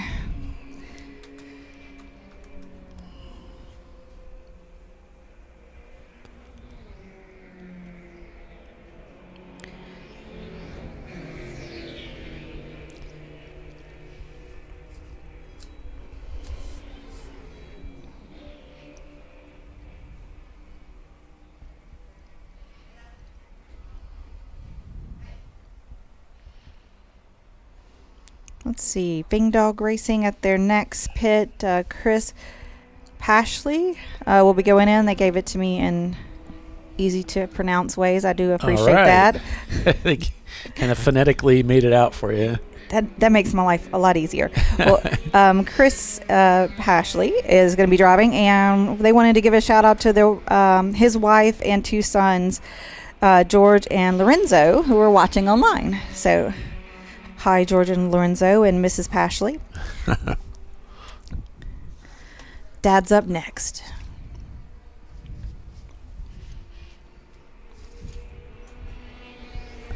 I'm working on bringing you another in-car camera view. This time, I believe it's Clark Motorsports.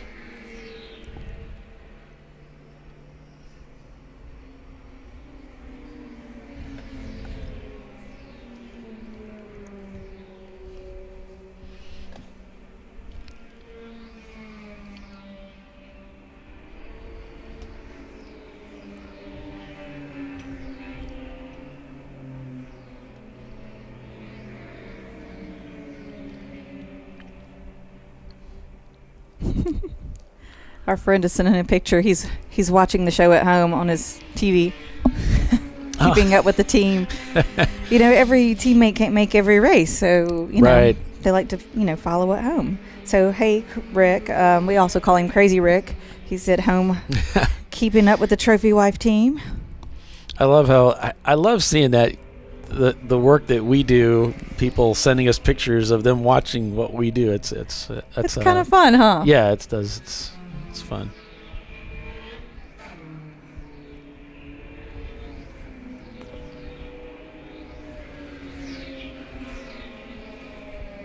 On board with Clark Motorsports, I'm learning it's a 97 Mazda Miata.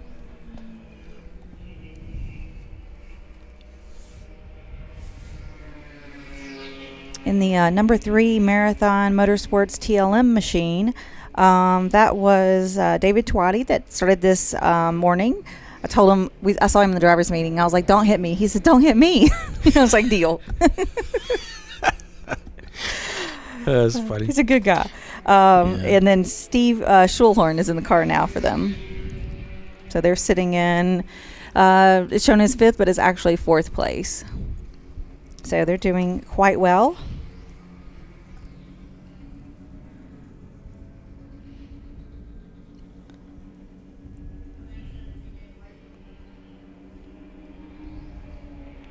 So Team Godspeed with the Opel GT, they've had an electrical issue, and they're fixing it now. They think they're going to be able to get it fixed and get back into the race today.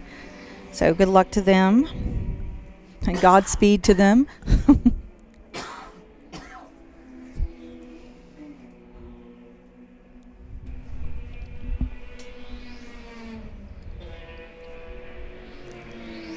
Leandro is watching from Brazil. We're international, Polly. And we do sincerely apologize. We don't necessarily represent the United States well on this show. We don't even represent our families well, I don't We're think. trying. But we're very trying, aren't we? very.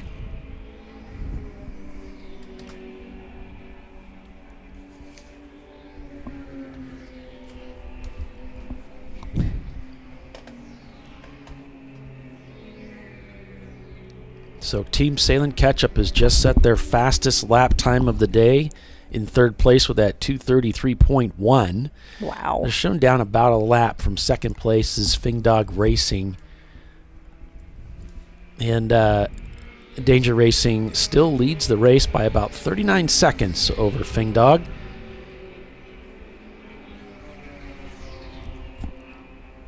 Still green here, which is encouraging. Team Infinity in 6th place. I think we got an EC car. Yeah. Pinky's out in 5th. Marathon Motorsports in 4th. A little bit of bark there from the rear tires as he releases the clutch, going into that very slow turn number 7. It's a really heavy brake zone. You see cars get in trouble if they late brake it a little too much. And then it's it's more than 90 degrees. It's almost like it turns kind of back on itself. Yikes.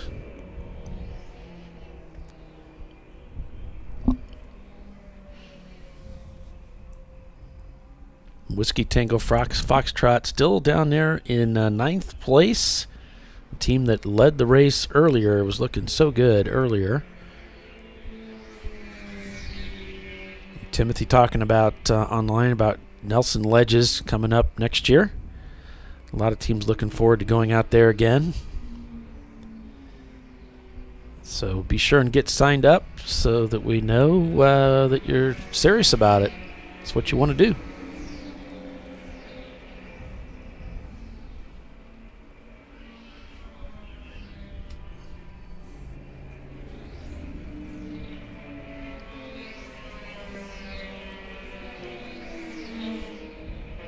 Checking that mirror adjustment there.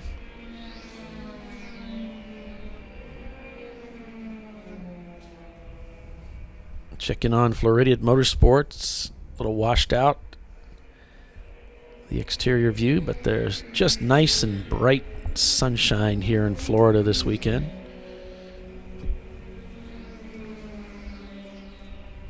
It is a beautiful time of year to be here. Most places in the U.S. are kind of cold and overcast, and it was a little overcast this morning and a little chilly just to start out the morning, but then it's absolutely gorgeous out there now, 60 and sunny. And in this beautiful sun, Floridian Motorsports getting the pass done, going down into 17. See, I'm one of those weird people that doesn't mind the snow. That's weird. It's beautiful on postcards. Oh, no. It's beautiful when you're sliding down it at 40 miles per hour on skis. I prefer the water sports myself. I've water skied, but never snow skied actually. The lifts are quite unsettling to me. It's fine. It's easy. Feet just dangling above the earth. You just put your butt down and it goes. Yeah, I don't think I'm getting on a ski lift. No, I'm kind of afraid of heights actually. I go out and do stupid stuff like racing, but like my feet off the ground, I'm like, maybe not. Yeah, I've done a 420-foot, 120-mile-per-hour roller coaster, so no big deal. Yeah, now I've done some roller coasters, yeah, but I feel, I guess, strapped into something. Like flying doesn't bother me at all. But I'm not going like, bungee jumping or anything. It's not. No. I would just totally like block the line because I would get up there and then like refuse to jump. They would be like trying to kick me. Yeah, no. I'd be like the guy trying to jump out of the perfectly good airplane. Yeah, no. On second thought, I'll just ride down with you guys. We're back under yellow. Yeah. Looks like we got a fire being reported. So they're going to run us down to code 35, which is a little surprising. Typically, we red flag on a fire. Well, maybe they want to get it down to 35, and then they'll pull the red flag. It's down. It's in turn 13. I'm not sure. 13. Is this? Tower. Yeah. So it'll be over that way. I call it the tight one, then the right one, and then the second right one. So that was second right one. Right there. There's Yep. Mustang. Looks like. My team radioed me and he said, "Stay away from the Mustangs." I was like, 10-4. Yeah, there's a reason that one of the teams was named Crowd Control. Yeah, yeah.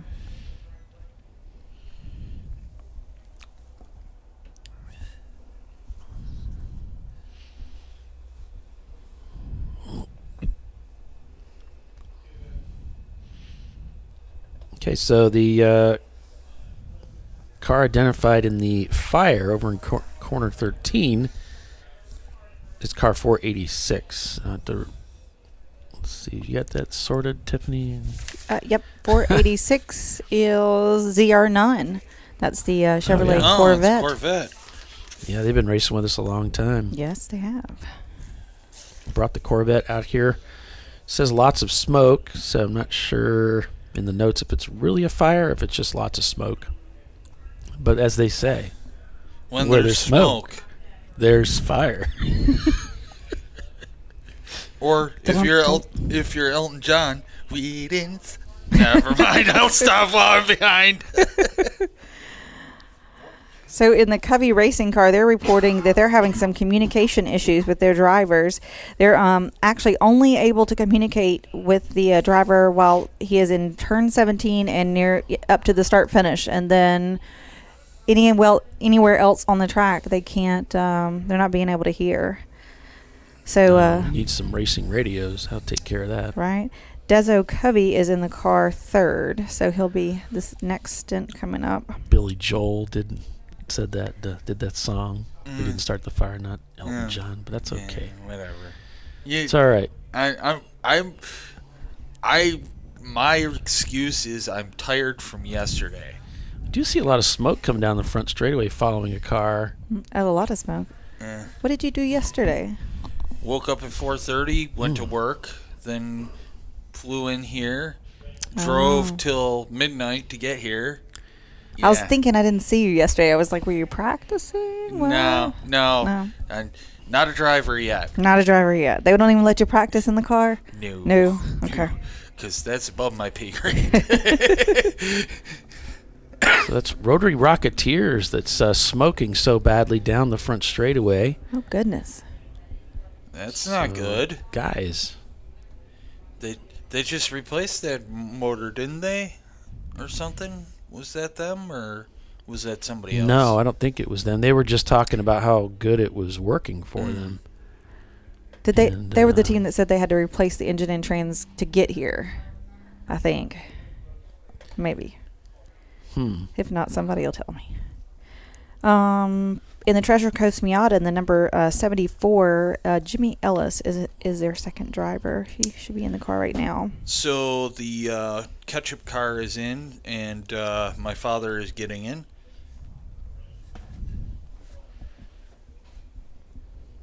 Oh, he came to see us earlier. Yes. That was nice to see him. Yeah. Came to see me. Just threw myself in there, yeah. But I tried to get him to do an interview, but he didn't want to. No. Hey, if you guys want to send somebody up here to do interviews, we have the person to do it. Be happy to. She might even psychoanalyze you. Nah, I get paid for that.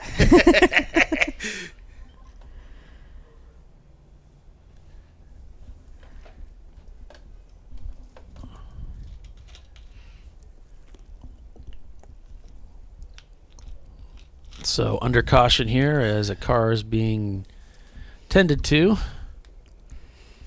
So the Jackie X car earlier, they were back in the garage, and they had an electrical issue last year, and they thought they got that sorted out. And it seems like it's come back this year. It's kind of Really? like, those electrical issues sometimes are really hard to chase down. Mm-hmm. So they're going to try to get it fixed and back out, but, they're going to see how it goes. Well, I'm sure that's frustrating. Sometimes you have gremlins. Speaking of, they're coming out with the new Gremlins movie. Oh, really? Yes. Heck yeah. Everything from the 80s is coming back. I've noticed that. I mean, has there ever been a better time than the 80s to be alive on the planet? I don't think so. No, because I was born in the 80s. Ah. I was born in the 70s, so I actually got to live all of the, experience most of the 80s, and remember it. Yeah, they just did a new, the new Ghostbuster coming out soon. They're doing an Axel Foley movie. Everything's coming back. I'm turning into my parents. Oh, that's the second. That's the. Did you see the original? Yeah. I remember my parents always saying stuff like that. Well, that's a remake. Of course, we didn't know, right? Yeah. But the new Axel Foley movie is him. Okay. And the new Ghostbusters is a new thing, actually. Hopefully it's not. It's them and it's the old original and the family that from the second movie, and they're progressing from that. Gotcha. So the car anything would be better than the girl Ghostbuster set. Ugh, it was nauseating. The Corvette is up on the flatbed and rolling out.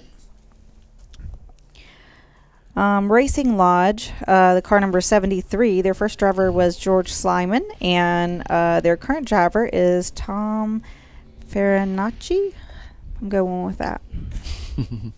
But if you have not seen the Ghostbusters that came out a few years ago, that one's pretty good. Yes, that was a phenomenal movie. Yeah, I liked that one. Plus, little Stay Puffs. So it's adorable plus a good movie. Yes. Which is difficult to resist that. Exactly. Back to caution here at Sebring International, which means it's almost time for a commercial. No, I'm kidding. It actually is. It is, but it isn't. So I'm kidding, but I'm not. But I am, but I'm not. But like yeah, I saw that. Cameras are frozen there, so... The Corvette was up on the flatbed and rolling out. Back to green. Fing Dog takes the lead of the race away from Danger Racing Group, according to Race Monitor. Which is a unofficial standings. That's true. Which is kind of a strange thing to say. Whoa, getting all crossed up is never start racing. Whoops. But hangs on to it. And that's a tricky spot. You're really trying to maximize your exit of, 16? Yep. Because you want that speed going on that back straightaway. And but if you get crossed up, you see people kind of get crossed up and cross the track and hit the wall on the right side. So if you over maximize your speed, you'll maximize your impact. Yeah. Unfortunately, at Mid-Ohio School, I saw somebody at Turn 1 do that. I was not. I was there after they had impacted. Yes. I've spun at Turn 1 in Mid-Ohio. It's quite terrifying. Yes, because that wall coming at you is not good. I went actually across the track to the left and over the pit out lane, over the grass into the pit out lane. It was raining, so the car just, when I turned in, we was done. I think we saw a car spinning out of control here on the replay. Let's flip over to the rear view from our DKW team. You can see a car's backwards there and just kind of footballing across the racetrack. It almost looked like a... Speaking of, we were talking about spinning. Mm-hmm. Yeah, so let's see here. What else? Yeah, one of the scariest corners in Mid-Ohio actually is the one coming up with the hill because you can't see the other side. The Madness. Exit of Madness, yes, into And Thunder it's Valley. It's a weird turn anyway. Yes. Just weird. And the wonderful news is they have paved that track, so you will actually have grip in the rain, hopefully. I've heard this rumor. I'll have to go check it out for myself. No, it's not a rumor. I saw the paver going. They had pictures of it. But you haven't checked out if there's actual grip there, though. Correct. So it was Avenue Garage and their 07 Mini Cooper S that spun back there in turn 15. Good eye, Paulie. No, that was actually 15, but that's all right. Get the idea. Yeah, it probably was because it was in car. So the Rotary Rocketeers said they're coming in. Their flux capacitor has failed. Oh no! Yeah, all the magic smoke came out. You don't want to let that out. No.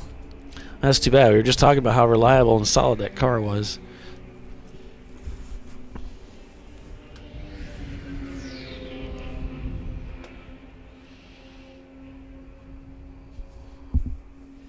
Oh, so I got the backstory on the Hippocratic oaths. So, like a Hippocratic oath, because they're two doctors from Sarasota, and they, do racing in their spare time. They do this Champ Car and Lemons. So that's fun. I kind of figured it was something to do with medical. Yeah. They're in a Mazda Miata. Where's that dead cat? Right? You couldn't even toss a dead cat around here and not hit a Miata. In any direction, much less swing it. Yeah.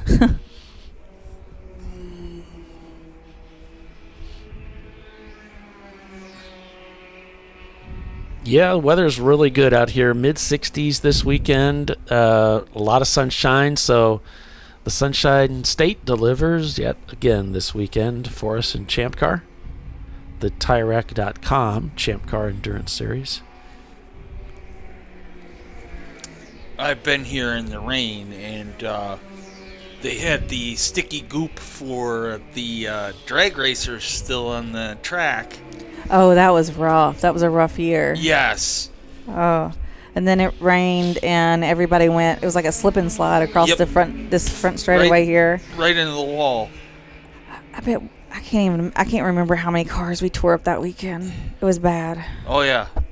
So we're going to go ahead and break for commercial then and be back in just a few. So stay with us. You're watching Champ Car Live, presented by AutoZone. The TireRack.com Champ Car Endurance Series, final race of the season. Lots of racing on tap for the remainder of the race. Fing Dog Racing, your leader. We'll be right back.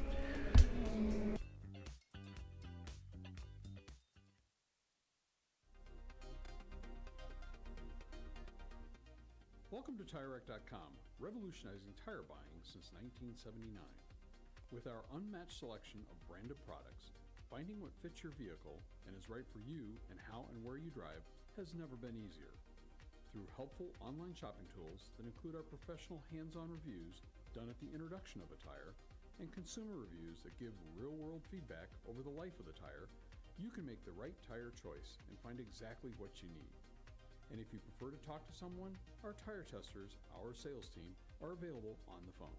And that's how we get you the right tire for you and your vehicle for where and how you drive.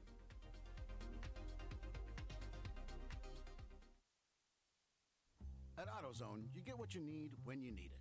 Got a today job? Pick it up free same day at your local AutoZone.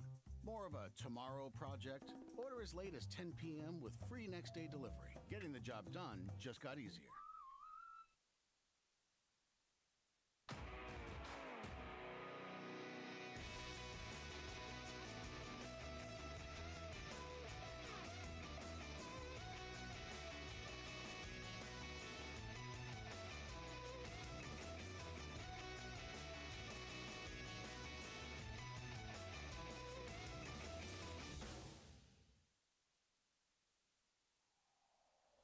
Discovery Parts is a veteran-owned racing and safety equipment company.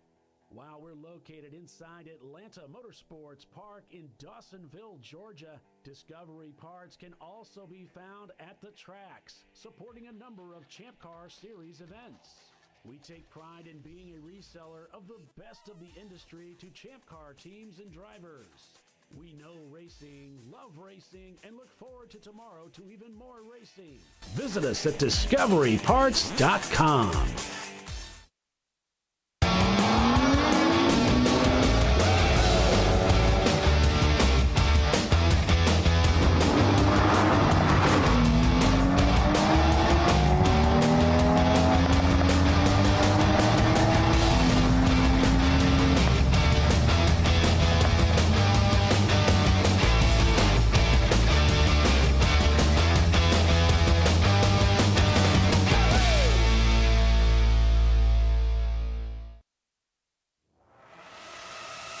RVA Graphics and Wraps is a full-service design, signage, digital graphics, and wraps company located in Richmond, Virginia. With over 20 years of experience, RVA Graphics and Wraps offers premium signage options for your business. We are dedicated to offering our clients best-in-class service in all aspects of graphic design and application. For more information, visit us on the web at rvagfx.com.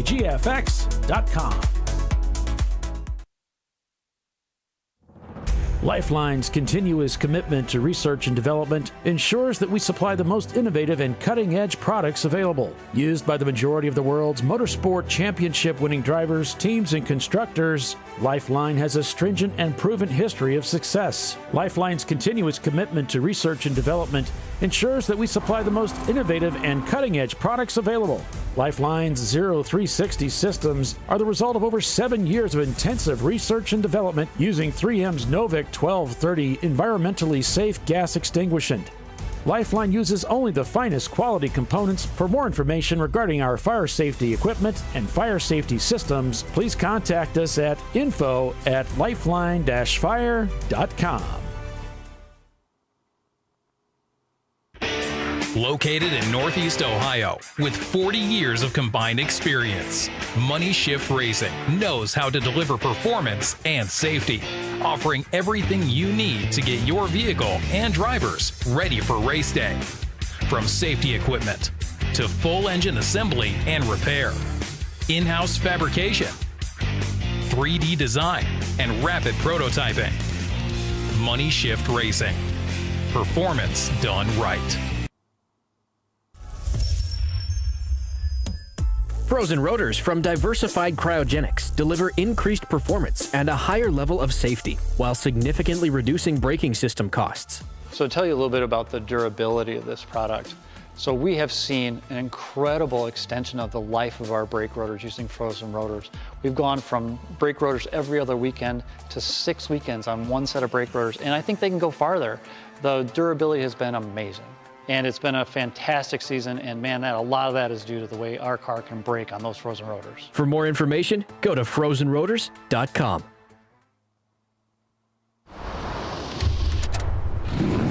Bring on the frozen tundra, the grinding gravel, the cratered concrete, the rain-soaked streets. Come on, road. Do your worst. We'll be at our best. Reliable performance in unreliable conditions. Designed to meet or exceed original equipment performance. That's why more auto technicians choose Duralast parts. Exclusively at AutoZone.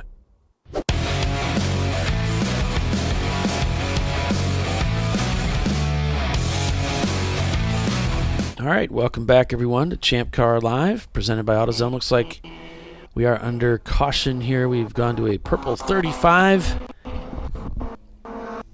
It was reported that one of the Section 8 cars had spun and stopped on the racetrack, but I don't think that's the cause for this yellow. I think that's something that happened, and then they got back going again, and then we went to caution for another reason. As soon as I get that information, I'd be happy to pass it along.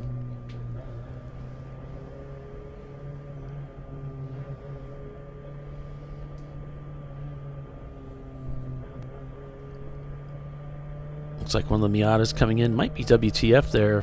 Take advantage of this caution to get into the pits and get serviced. As we have a 12:36 unofficially in the afternoon here at Sebring. 4 hours and 23 minutes roughly remaining in this race before we checker this Saturday race. Of course, we're back at it again tomorrow for another 7 hours of endurance racing.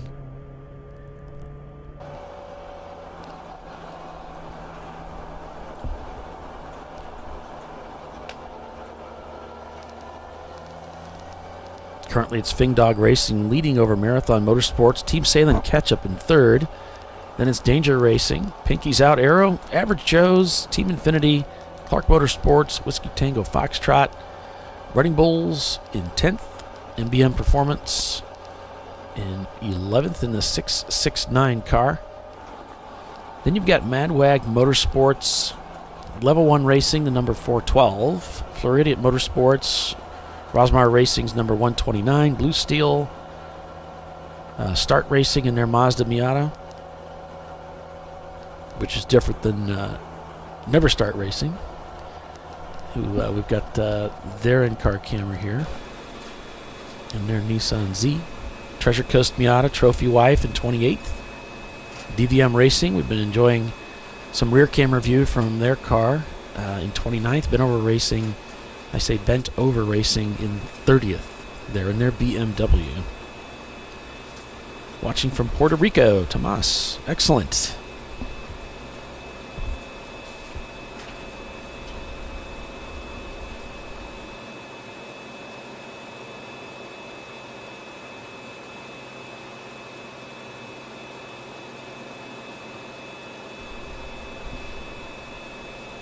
Currently under a purple 35. I don't have anything on the log sheet as to the cause just yet. I'll let you know as soon as I see something.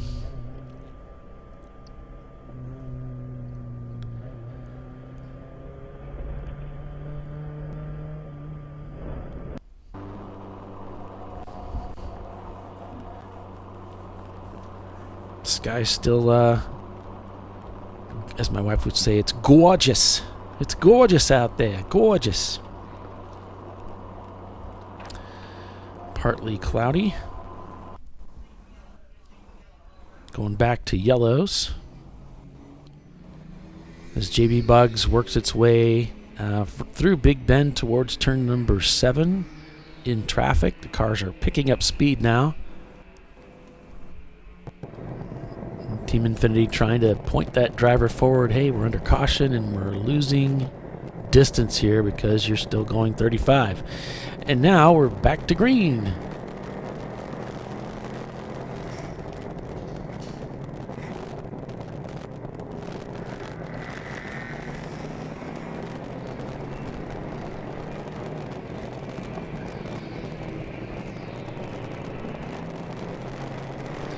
It's always been that way, Timothy.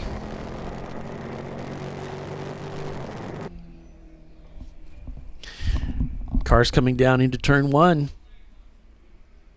You can see some cars pulling down pit lane there. Rolling out.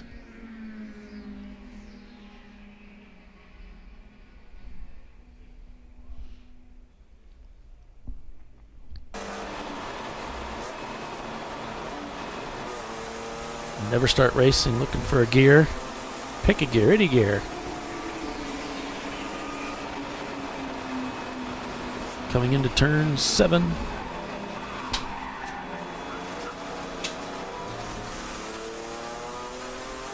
The rest of the broadcast gang took a quick break for some lunch.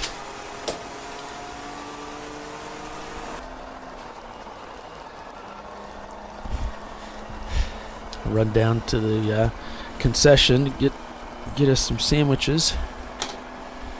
Or a salad, for that matter. Or a salad, yeah. Got some good track food. We got here. to spin over. The shark car just spun over by Corvette Bridge. He just regained it and is keep going. Or, sorry, L&J Bridge. He had a moment.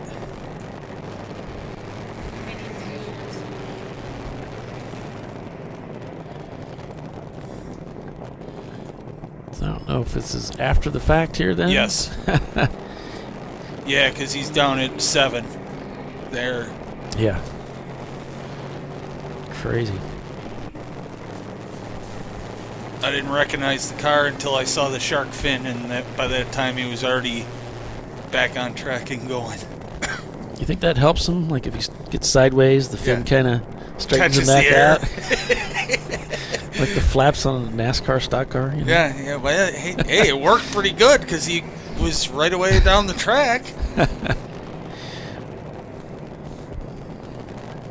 Money Shift saying they're also debuting a new livery for 2024, courtesy of RVA Graphics and Wraps.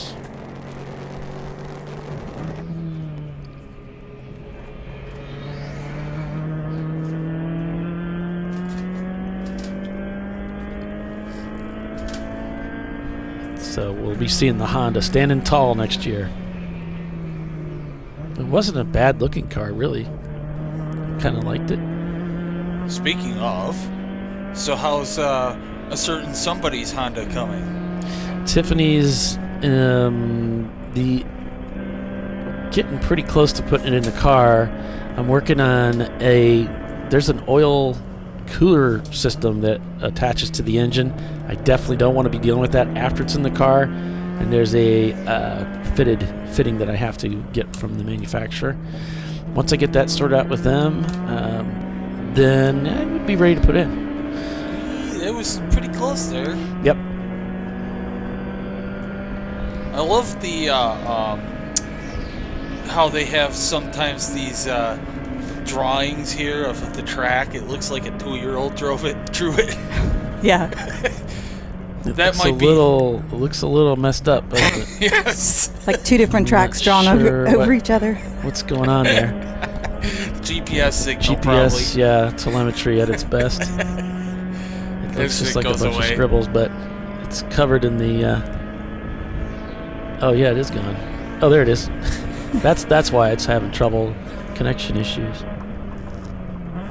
Hey, I can relate to that. Connection issues. Oh yeah. Yeah. I'm sure we all can.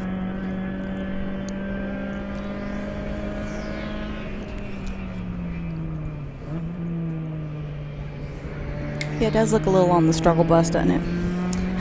And then it goes away. Poof. Team Infinity is up in front of this BMW. We just saw them make the pass on the green BMW.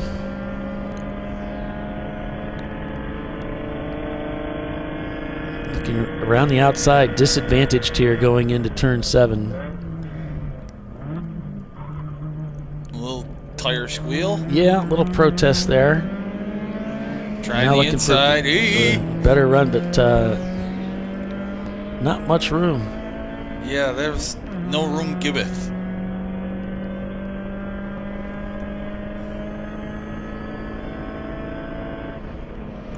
With the rotary Rocketeers, they say, yep, the motor is broke. They're swapping engines. Well, it's good that they've got a spare. Yeah. Yeah. Hopefully it's gonna be in good shape for them.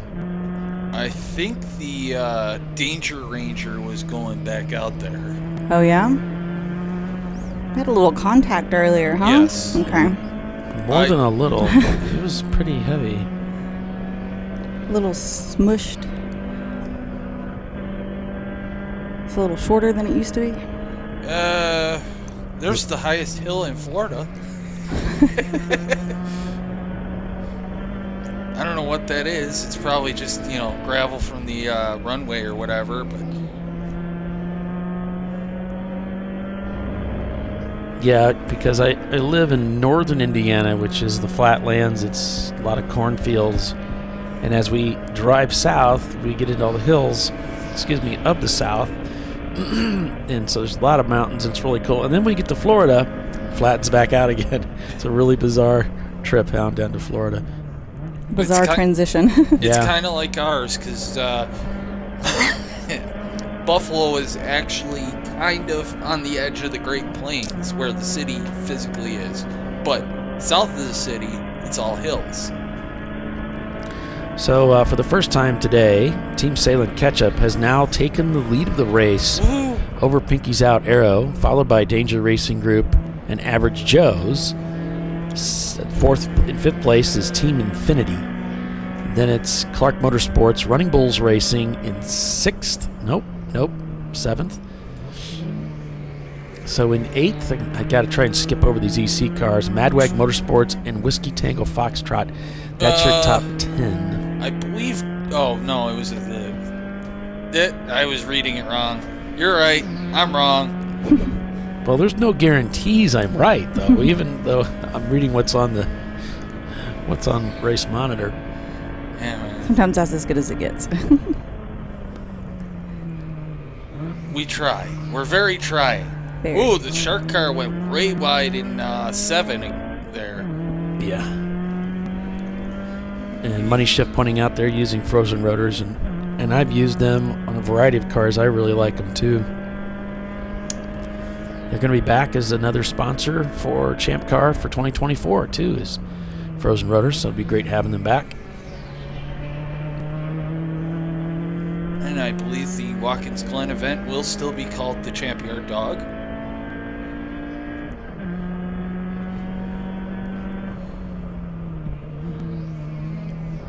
So we will be back sponsoring that event, I believe. Don't quote me on that. No, we're going to hold you to it. Now, this is a replay of the little sideways action from the Infinity car earlier.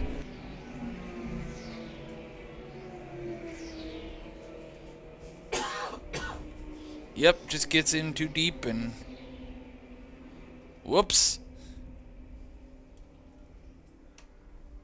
Yeah, he's getting his money's worth. Using all the racetrack.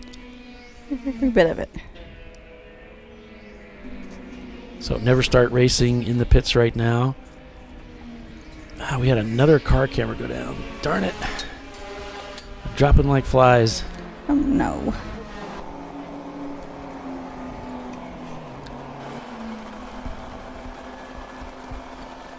Well, their Infinity's back. So hopefully it stays with us. The cameras must know we're very trying. Yeah. We're doing 8 hours. We just expect them to do 8 hours too, you know? Yeah, Kimberly, tomorrow's race is a separate race. It's a new race, you might call it. So yeah, today's 8 hours, tomorrow is 7 hours. Whoever wins will get a penalty lap tomorrow. Yes. Today, penalty lap. Tomorrow. So the penalty lap counts towards tomorrow, yes. Yeah. But it's a totally fresh race. Which gives a lot of teams, some options. Some cars have broken today or had some issues. Allows people to fix those cars and get them ready for tomorrow and, have an opportunity to be competitive. Bless you. Thank you. I need all the blessings I can get.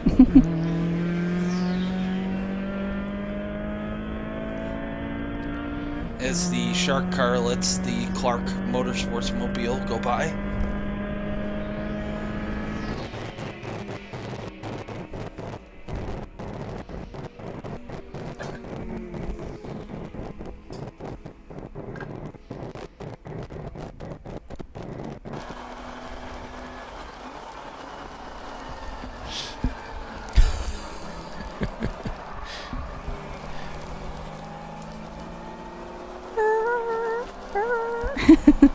Just tires screaming in every direction, right?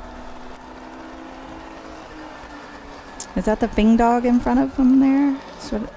yeah, Jason, they canceled.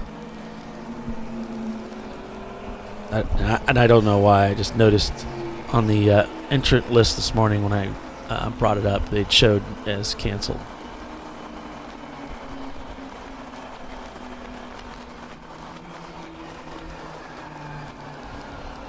Ooh, nice closure there. I think that is Fing Dog.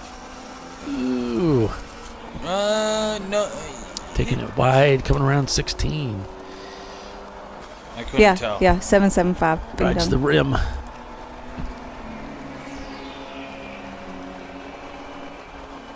This would be a nice pass for Running Bulls if they can make it stick. I don't see them in the rearview mirror. They're either way off up against the wall, or I just don't see them. Okay, here. They're back there. This will be tricky. Thread the needle. Thread the needle. Just so you know, something happened to Salins right there. Be careful. All right. Got through that too. Well done. Don't remind me. Too late.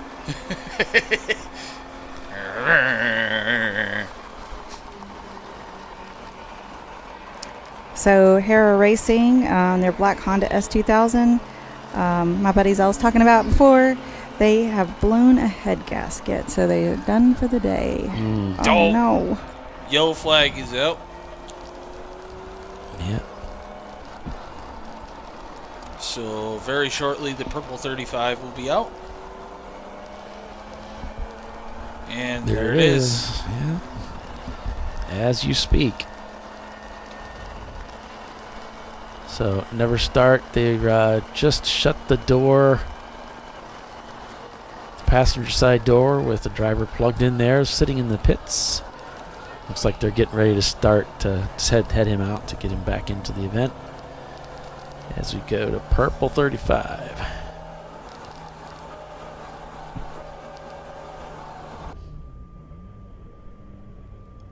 So everything cools down here just a little bit. Let's see what news we have here. Not much just yet. We did have car 15 being reported as stopped on track.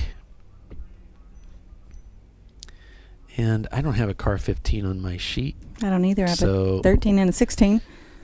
So that might have been a mistype. But once again, it's over in that same spot where we got directly across from us here, where we can see flashing lights off in the distance there. Well, I think that's just the pull-out station for the truck. Hmm.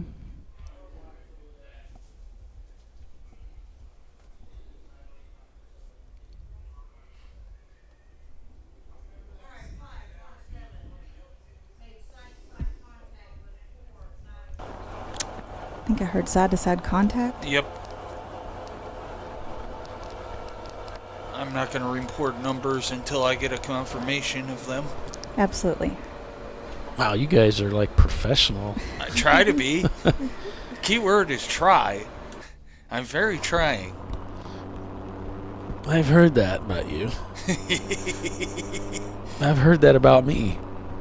Yeah, not so much. So one of the teams was having difficulty communicating with their driver, so they were asking for a courtesy black flag. So we do that as well. If you can't get a hold of your driver, they'll black flag. We can actually on the Flagtronics just send it straight to the car.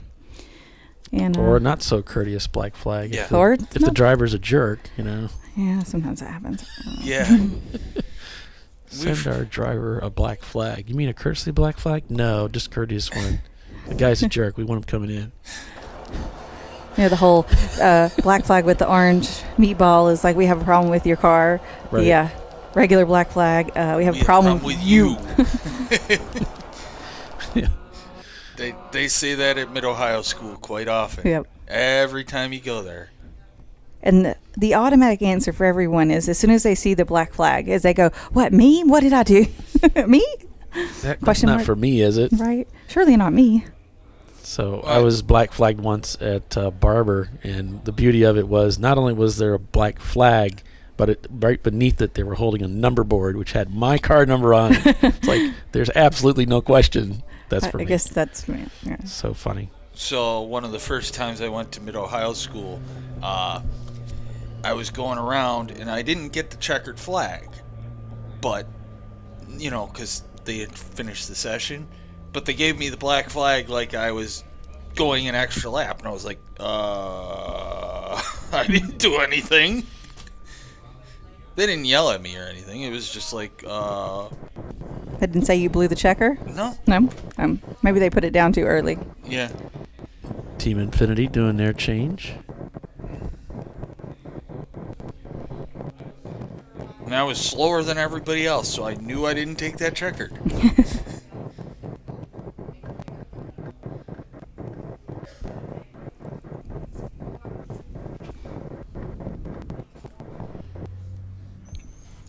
So a lot of teams taking advantage of this purple 35. Yep. Not us. Yet. DKW staying out on track.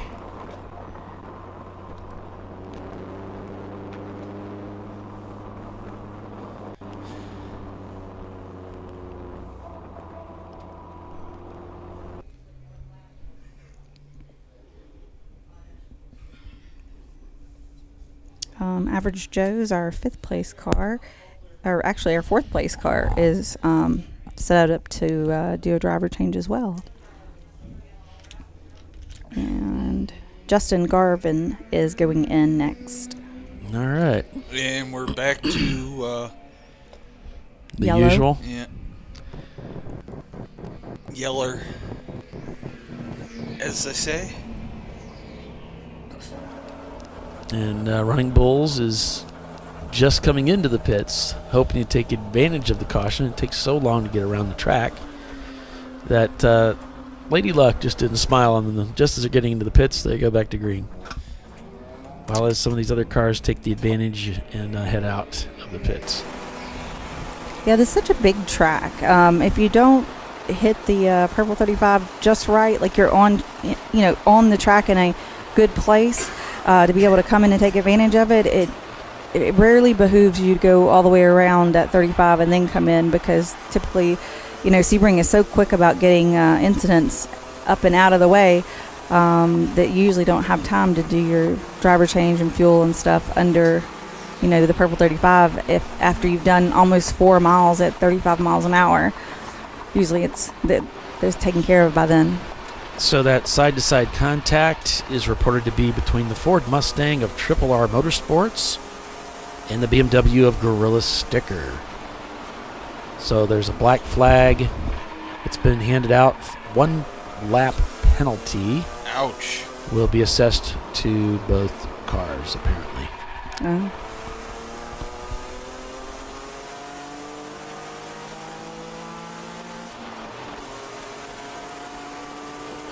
So they both will go into the sin bin and feel ashamed.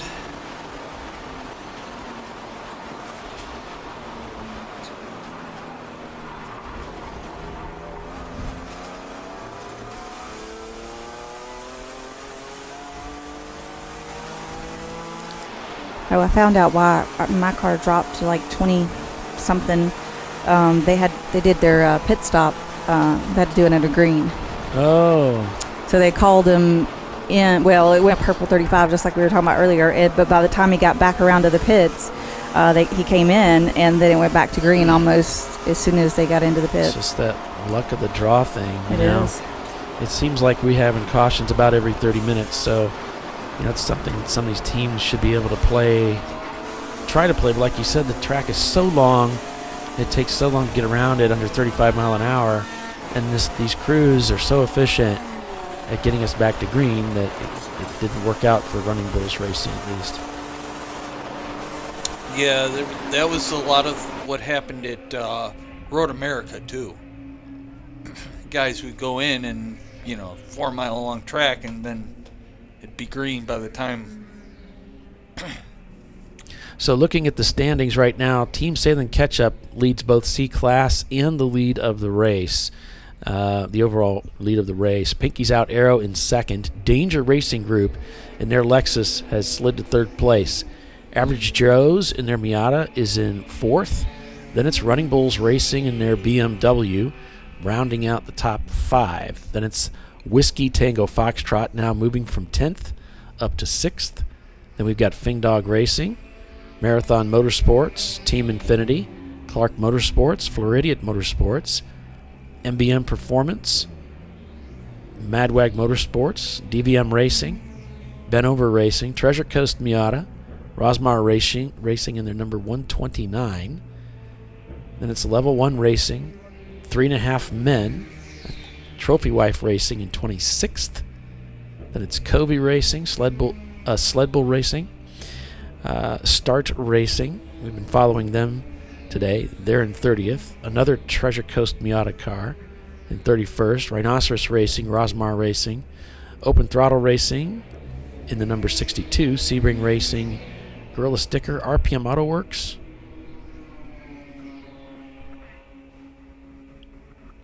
MS2 Racing. Bennett Engineered, Atlanta Speedworks, and Hippocratic Oaths in 45th.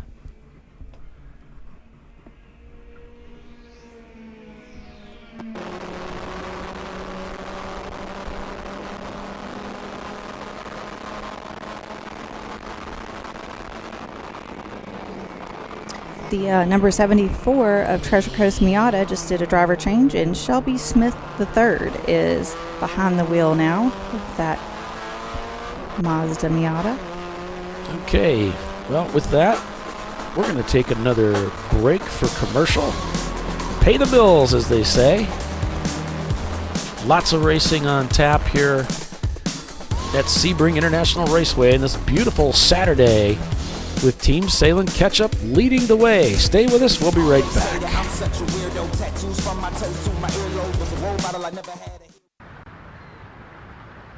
I probably need new tires.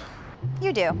What if they sold tires online? We do. With TireRack.com. They could offer lots of tires We have so many tires. and help you find the right tire. It's called the Tire Decision Guide. Oh, and they could ship them to a nearby mechanic. We shipped over 7,000 independent recommended installers. This is an amazing idea. Sorry. TireRack.com, the way tire buying should be.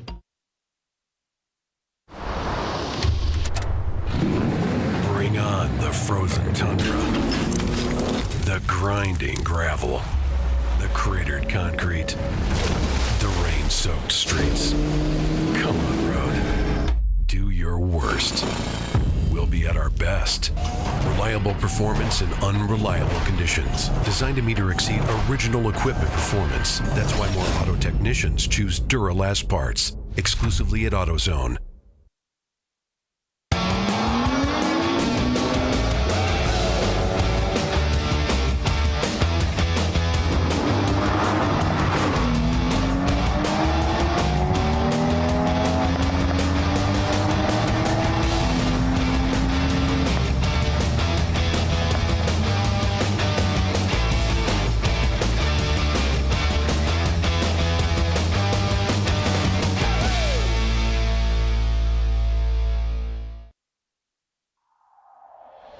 Discovery Parts is a veteran-owned racing and safety equipment company. While we're located inside Atlanta Motorsports Park in Dawsonville, Georgia, Discovery Parts can also be found at the tracks, supporting a number of Champ Car Series events.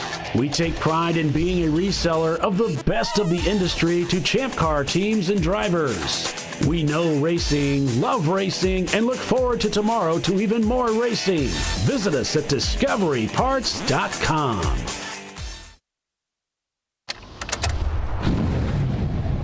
Come on, road. Do your worst. We'll be at our best.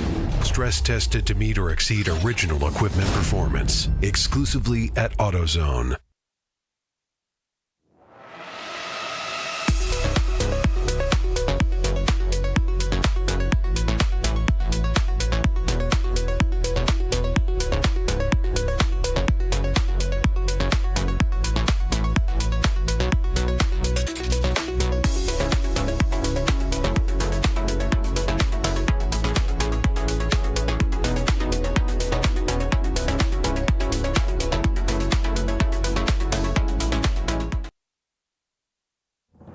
Lifeline's continuous commitment to research and development ensures that we supply the most innovative and cutting-edge products available. Used by the majority of the world's motorsport championship-winning drivers, teams, and constructors, Lifeline has a stringent and proven history of success. Lifeline's continuous commitment to research and development ensures that we supply the most innovative and cutting-edge products available. Lifeline's 0360 systems are the result of over 7 years of intensive research and development using 3M's Novik 1230 environmentally safe gas extinguishant. Lifeline uses only the finest quality components. For more information regarding our fire safety equipment and fire safety systems, please contact us at info@lifeline-fire.com. Located in Northeast Ohio with 40 years of combined experience, Money Shift Racing knows how to deliver performance and safety, offering everything you need to get your vehicle and drivers ready for race day. From safety equipment to full engine assembly and repair, in-house fabrication, 3D design, and rapid prototyping. Money Shift Racing. Performance done right. Frozen rotors from Diversified Cryogenics deliver increased performance and a higher level of safety while significantly reducing braking system costs. So to tell you a little bit about the durability of this product. So we have seen an incredible extension of the life of our brake rotors using frozen rotors. We've gone from brake rotors every other weekend to 6 weekends on one set of brake rotors, and I think they can go farther. The durability has been amazing. And it's been a fantastic season, and man, a lot of that is due to the way our car can brake on those frozen rotors. For more information, go to frozenrotors.com. I did it. You see how it's... That's it. We did it. You did it. You can do it. The path to I did it starts at AutoZone. Get in the zone.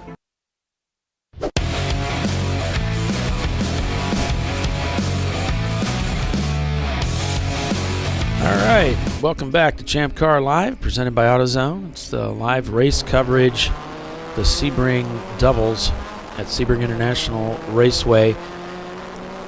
The final weekend to gain points for the big show at NCM Motorsports Park, the National Championship race. And I'll be tallying those shortly after the conclusion of the Sunday race so that we can get those published and can see where everybody shakes out. But this is an opportunity, as long as you've raced at some other event, if you do really well here, you can make the show. So we'll see how all the numbers work out at the close of the race once it's called official on Sunday. And hope to see you at NCM next year. So Pinky's Out has moved into second place, 17 seconds behind Team Salem Ketchup. Danger Racing Group is in third, Whiskey Tango Foxtrot in fourth, Marathon Motorsports is fifth. That's your top five when looking at things overall. Without counting the car that is EC in fourth place. Right. We tend to try to pull those EC cars out of the rundown because they are not going to qualify as a podium position because they are EC. And I'll cycle through the classes here so you can see where the cars stand by class. So WTF leads A class, followed by MBM Performance and Clark Motorsports.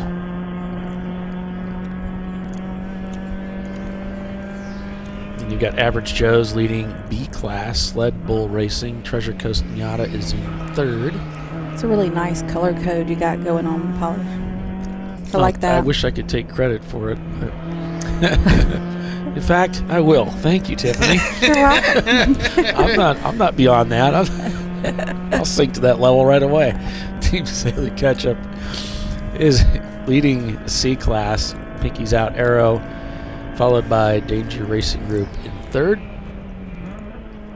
And then as we go to D class, the larger engines, typically American Iron, Team Infinity, in this case, Japanese car. You've got Rhinoceros Racing, Floridian Motorsports. That's the top three there. F class, I think we have 3 cars in F class this weekend. Kobe Racing leads that. The Pepto Pink Panthers. Yeah.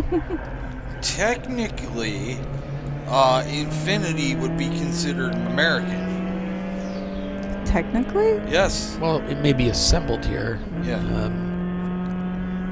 It's not really an American car, though. Yes, correct.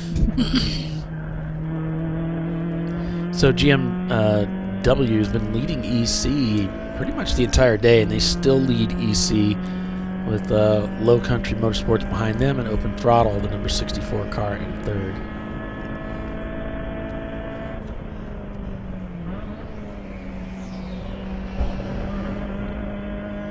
Yeah, the Corvette of ZR Nothing was up there for a while, and then they broke. So Trophy Wife is up to 20th with, when you pull it out all those Hey, EC guys. cars. Let's see, 1, 2, 3, 4, 5. That means we're in 15th. Nice. Working back from that unideal pit stop. yeah, well, Timing just gets off sometimes.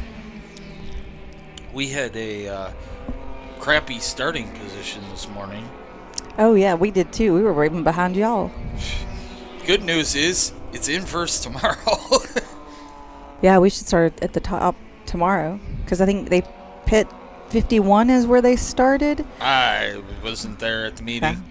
So they start at 51, they go 52, 53, 50, blah, blah, blah, till the end, and then they start back over at 1 and go all the way up. I had the pleasure of starting from pit number 40, which was, I think there might have been 5 cars behind me, 5 or 6. It was, I think we started in 60th place. One thing we went up to 43rd while I was in the car, and then now we're up to 15th overall. All right. We're back to yellow. So we got MBM Performance in the number 168 is being reportedly stopped on track.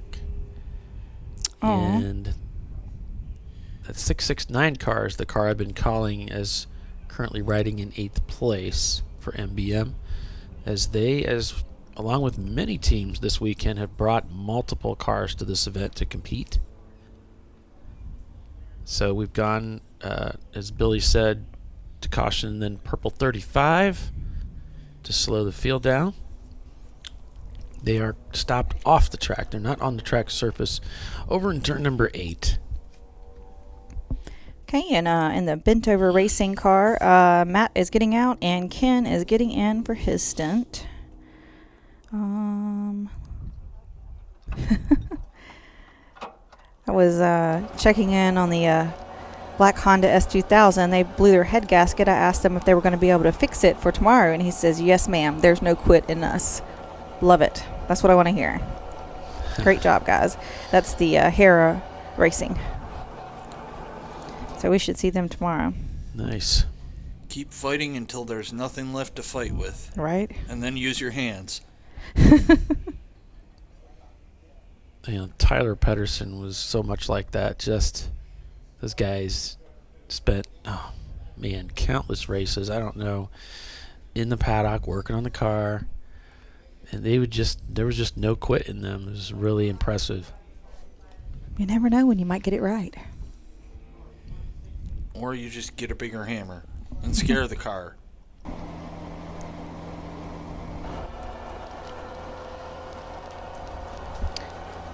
In the 864 of Clark Motorsports, their third driver, Harley, what I'm going to say, Scuffle, maybe, is going in the car.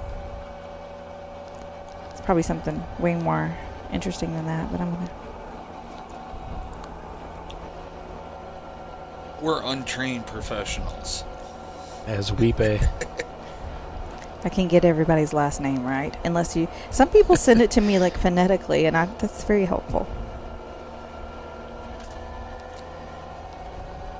The 180 is actually the 180 he said, but is listed as 180 in Race Monitor. The O-Town Racing, Brendan Wright is going in the car. Or is driving the car currently. Maybe it's driving the car currently. Single yellow all around, from what I hear in the background. And it is so. Yep, picking up speed is Red Bull's Racing.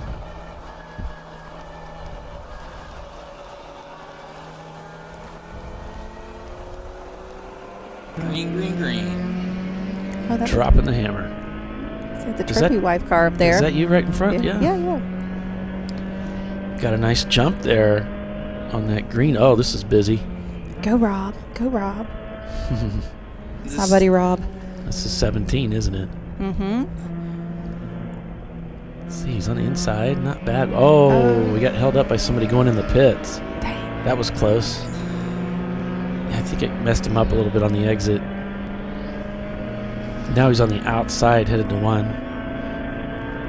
Another car is in front of him. I think is he gonna drop back? Yeah. Oh, he's got another car next to him too, going into 1. It's a busy turn 1. Yeah, there's a lot of cars in there. Let's add a couple cars coming out of the pits, trying to blend in. Oh God. Let's have some fun. That pit out is crazy because they can't see and they just jump on the track in front of you. And if you just don't, you have to just assume as you're coming down the front straightaway and going into 1, if you see a car over there that, just assume that they're going to jump out right in front of you. And just go ahead and kind of late apex it, slow it down a little bit, and just don't use your track out, because there might be a car right there that's entering the track. It just feels like there could be a better way to configure that. But I guess it's worked all these years. You know something was really funny? What? When I was taking Jenny around the track yesterday, I told her, honey, all the greats have been here. Mario Andretti, Dan Gurney. I mean, anybody you've ever thought of in motorsport, they have come here and competed at the highest level. She's like, I'm really surprised that they would want to come here. We're driving around and, I mean, let's face it, it's not going to win any beauty contests, right? But I said, yeah, but it's about the character, because we talked about it being bumpy. He said, no, the drivers don't want it to change because it'd take away the character. All that bumpiness is part of the experience of Sebring. So it was really a funny moment when she said that. Why would they want to do this? Yeah. Why would they come here? This is not really, it's like, no, I get it. It's like the most elevation in motorsports, just every inch. Right. Cumulative. Right. It's like an accumulation of 3 inches at a time or something. That's why back in the day when Audi was doing their prototype thing, they would come here, test, and then take it to Le Mans afterwards. And if you can make it 12 hours here... Right. The car's probably good. Well, maybe. Until it isn't. Right. If Sebring didn't beat the crap out of it, yeah. We'll see what it looks like if we get a sense of that. We saw some cars coming down the front straight there as he was just bending in, so he's going to blend in about see here. How this works. He's just right at the track out, yeah. And it seems like you'd want to just come out there as strong as you can. Just hammer it. You want to be up to speed as best as you can. As a Mustang bears down on him. Yeah. Just most tracks, the car entering the course yields to the hot track, the car's on course, whereas this one you have to kind of do it the other way because the drivers on course can see the car entering onto the pits much better than the car coming out of the pits can see the course, but you kind of have to enter almost blindly. It's a little unsettling. I gotcha. I always check and make sure I can kind of turn my head as much as possible and try to look at the front straightaway right as I come out. Yeah, which Johan's device is limited. Right, and if you have a halo seat, there's probably none of that. Whoop. Whoa. Hello. Just about gave him a punt. A love tap. Right in the door. But he didn't. He stayed out of him.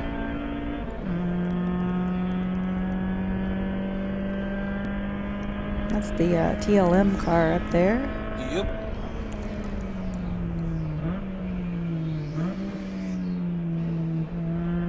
Of course, the Miata is all over him in the corners like, man, this is my jam right here, and you're in the way. Let's see if he can carry the speed around the outside. And Looks like he's got the it. inside line here, yeah. Cuts the corner off there, so he's got his racing line now. Eats a little bit of curb there at the exit. Nicely done.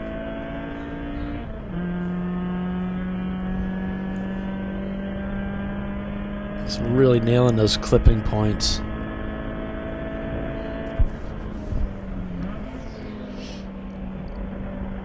clean downshifts too, rev matching really nicely.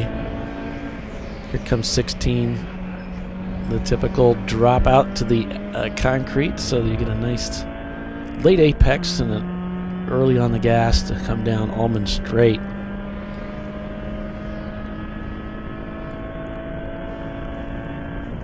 So the pink Pepto Panthers. This is a tongue twister, guys. They said their flywheel came off their engine. Oh, really? Yep. So they're trying to locate flywheel bolts. Oh, broke. Oh! Yeah. That's never a good day. No. I don't think a bigger hammer will help you on that one. Did you notice that's my solution to everything? A bigger hammer. Mm-hmm. Like I said, you tend to keep it simple. Hammer. Bigger hammer. Keep it simple, stupid. Yep. There's a lot of wisdom in that, though. And there's the fit. Does he see me coming? I don't know. He does give him the point by there. You can see the driver pointing, so he's going to try and run the outside there, allowing the faster Miata to come through. Mobile 1 bridge lines up for turn 7. Like I said, I love the GPS drawings of these tracks. It looks like a 5-year-old did it. And you're like, huh? Okay, I can kind of get it, but... It just doesn't refresh quite frequently enough to get it nailed down. Yeah. No, I don't think it was an EG hatch. I think it's a Honda Fit.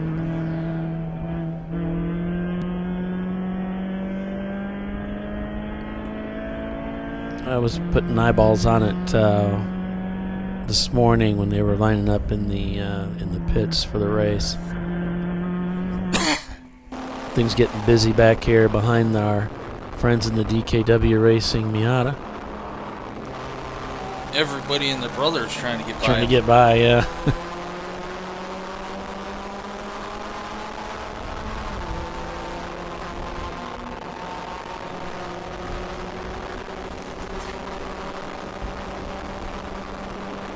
Got to say a special thanks here to Billy Salin and Tiffany Alexander for working the broadcast again this year. Thanks, guys. I would just come to hang out with you, Paulie. Yeah. Oh, is that what it is? Yeah. It's my magnetic charm, folks. It is. Pulls them in. We wouldn't be the Three Stooges without our Mo. No, There that you would go. be me. Okay. Stealing my line. You're Curly? Yes. And I'm Mo. Yes. Okay. Hey, what does that make me? You've been dubbed Larry, which I don't know how that works. I mean, Well, because Boss Man and I look kind of like Curly, except for skinnier. it's not Okay. flattering, is it? Okay, now I have to look up Larry. It was then. not my idea. If you Larry's got red hair. Oh, He does? you gingered Yes, he me. does. Okay. His hair is okay.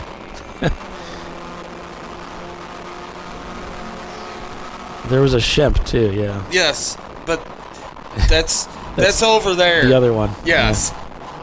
The one that's rarely on the show anymore. Don't let the Mustang pass you. Oh, the humanity. So funny. I was thinking they're black and white, so I never had an idea of hair colors. Yeah, it's black and white.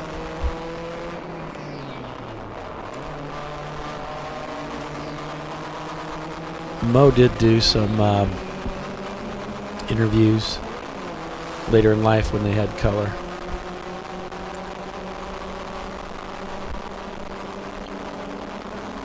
There might be some color photos laying around. Whoa. He's getting stormed. So Larry and Curly were the same person? Or no? No. They were all brothers or cousins or something in some such... Larry was just a good friend of Mo's. Yes. And Curly was a and brother. Mo. Yeah, they were brothers. Yes. Actually, Curly's grandson has a YouTube channel, and he does the impressions and the whole 9 yards, and is really good. Really? Yes.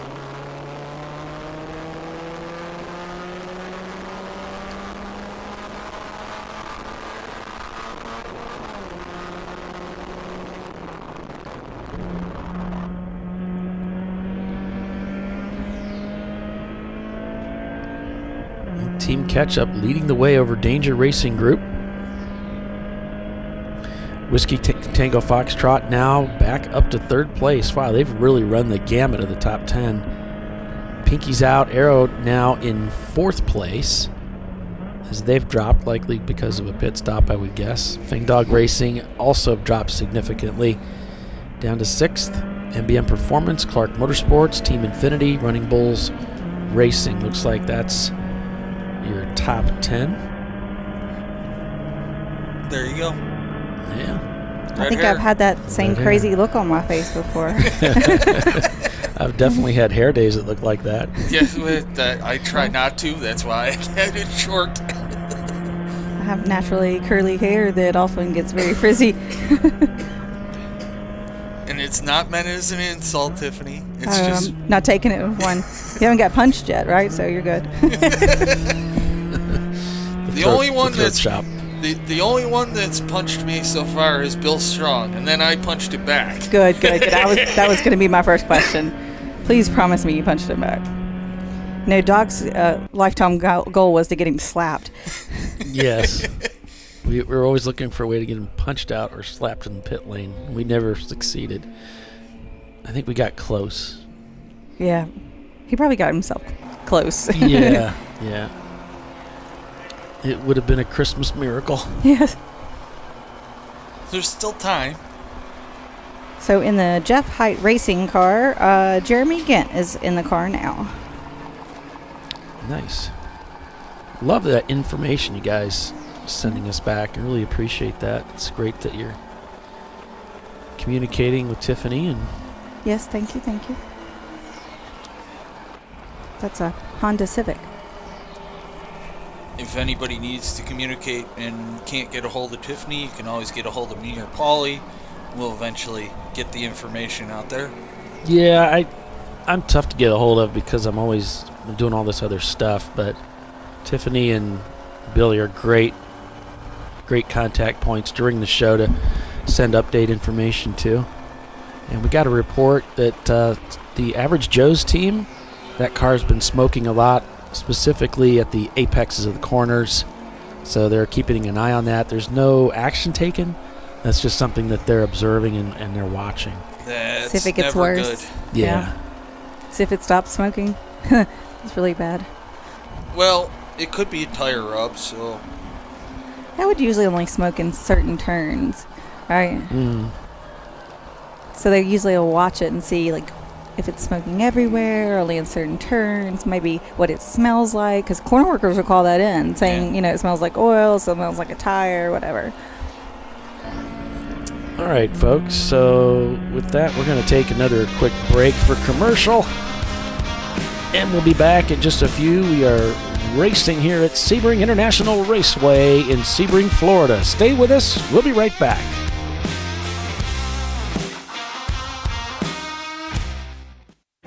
An important decision is afoot.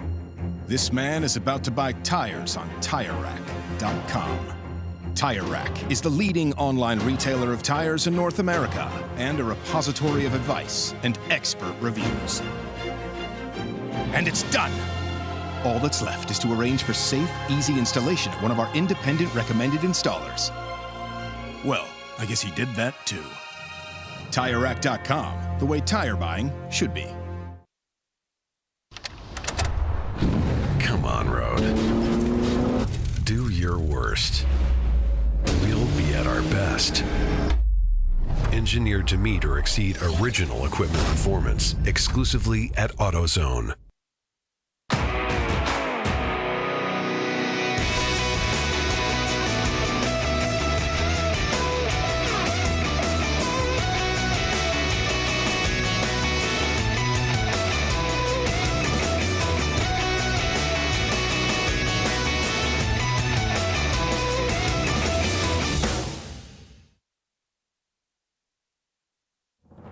Lifeline's continuous commitment to research and development ensures that we supply the most innovative and cutting-edge products available. Used by the majority of the world's motorsport championship-winning drivers, teams, and constructors, Lifeline has a stringent and proven history of success. Lifeline's continuous commitment to research and development ensures that we supply the most innovative and cutting-edge products available. Lifeline's 0360 systems are the result of over 7 years of intensive research and development using 3M's Novik 1230 environmentally safe gas extinguishant. Lifeline uses only the finest quality components. For more information regarding our fire safety equipment and fire safety systems, please contact us at info@lifeline-fire.com. RVA Graphics and Wraps is a full-service design, signage, digital graphics, and wraps company located in Richmond, Virginia. With over 20 years of experience, RVA Graphics and Wraps offers premium signage options for your business. We are dedicated to offering our clients best-in-class service in all aspects of graphic design and application. For more information, visit us on the web at rvagfx.com.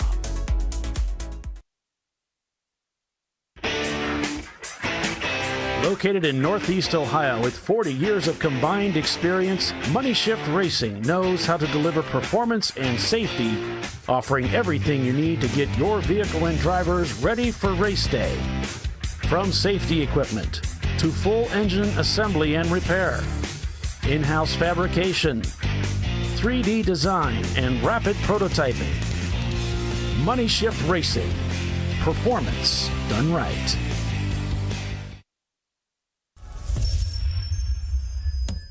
Frozen rotors from Diversified Cryogenics deliver increased performance and a higher level of safety while significantly reducing braking system costs. So to tell you a little bit about the durability of this product. So we have seen an incredible extension of the life of our brake rotors using frozen rotors. We've gone from brake rotors every other weekend to 6 weekends on one set of brake rotors, and I think they can go farther. The durability has been amazing. And it's been a fantastic season, and man, a lot of that is due to the way our car can brake on those frozen rotors. For more information, go to frozenrotors.com. Nice. Yeah, I heard about this. So I would actually go with the full synthetic. Ceramic pads, so for the Duralast rotors. I did it. You see how it's... I did it. That's it. We did it. You did it. You can do it. The path to I did it starts at AutoZone. Get in the zone.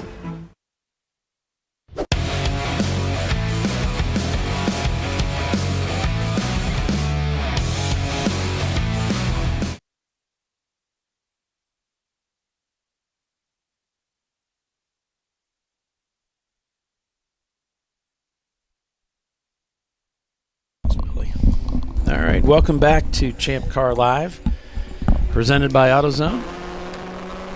3 hours and 25 minutes remain unofficially. Officially, unofficially. Right. As leaders working lap 85 here at Sebring, a 3.7-mile road circuit. It's been around since like 1955. It's been around. It's accused as being the original endurance racing circuit. It sure is a fun track to drive. 52 was the first road race at the Glen. I know that. Yeah, like the Glen and Road America and Sebring were like all back in that, yeah. The first. They were all right back in that early mid-50s time frame. I'm going to say hi to my friend Mike Dayton. He's watching and listening to the show. He's Sorry about that. Chief instructors with Chin Track Our Race. thoughts and prayers are with you. With you. We are... Billy's looking up the stats. Yes, December 31st, 1950. Wow. Nice. 72 years ago. Wow. So tomorrow it'll be 73. Nice. Oh. You get to celebrate their 73rd December 31st anniversary. Is their anniversary? Interesting. Nice.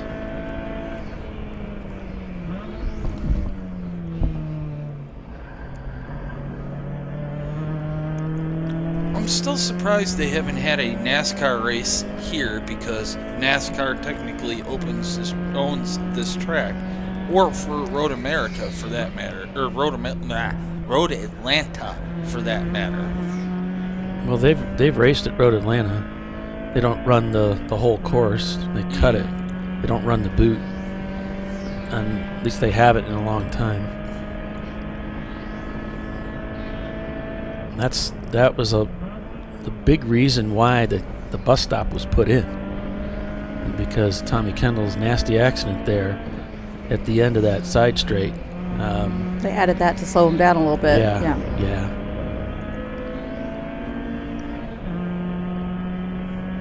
That's at the Glen. Yeah. Not at Road Atlanta. Yeah, I was like, what? I apologize. And I retract everything I just said. Remember all that stuff I just said? That was stupid. I don't know why I said it. Just delete that. Yeah. That's from the disclaimer. We're already covered for that. Oh, that's right. We got a disclaimer and everything. Did y'all disclaimer while I was driving? Yes. Okay. Yeah, we did. Okay, good deal. While the YouTubes decide to kick us out the YouTubes. Oh, no. Yeah, Billy suggested, hey, why don't we run that disclaimer sometime today? I said, that's a great idea. We're going to do that. Should be on my checklist.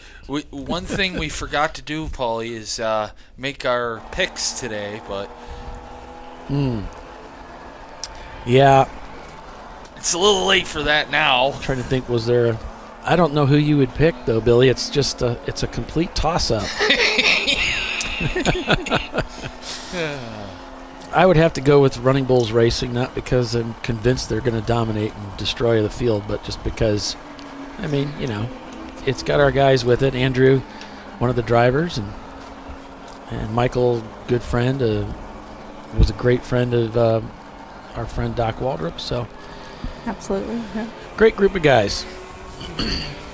The Danger Racing car is very fast. It is. That Lexus, like it pulled our BMW great on the straightaway like pretty easily, and I was like, wow, there's a lot in that Lexus. Yeah. Of course, the Team Salem always comes very well prepared, so you can't ever have them at a race and count them out for sure. Pinky's out, Arrow is here, always a contender. There's a lot of fast cars here. There are. I'm a little surprised GBU didn't show up, but they're probably still repairing their wounds from Road America. Well, I think they won last year here. I have the... Shoot. Sorry. Not meaning to throw things at you, Polly. I was going to get my... files that are buried under my shit. Sorry, stuff. And things. Yes. If you need to borrow the cable to charge, I was trying to look at your battery. Oh, yeah, it does need to charge. Yeah. When yours is charged. It's fine. Yeah. Probably takes good care of me. It's fully charged. It's more of a static maintenance thing.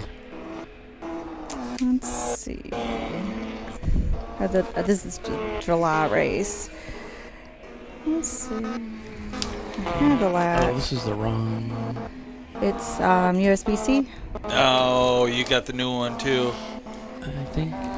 Let's see if I've got a cable for that. All the way back to 2021 results in here. Let's see.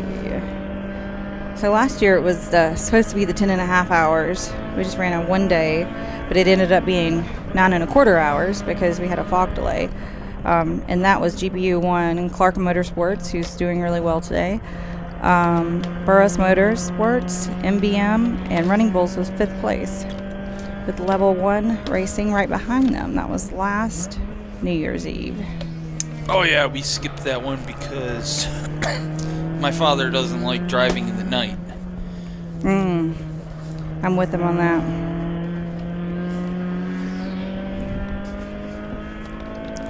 Looking at some other ones. The one in the summer, I was trying to see if I wrote down my... Nope. Oh, here it is. The 14-hour Sebring this summer was Glazed and Confused, the Marathon TLM, Bing Dog, Team Infinity, and RPM were your top 5. So you're seeing some familiar names. that are also, up there in our top 10 again today, that have shown in the past they know how to be there at the end here at Sebring. Let's go back to 21. Let's see what we got. Oh my gosh, it's some of the same names again. You'd never believe. Saturday was GBU, Jackie X, TLM Marathon, Valerian Steel, and Caveman contenders. And on Sunday, the winners were GBU, Level 1, Rotary Rocketeers, Stranger Racing, and Team Infinity. Yeah, 21 was the year I want to forget. Didn't work out so well, huh? No. There was lots of smoke. Lots of smoke. So and then there wasn't. That's always a bad sign, right? Yes.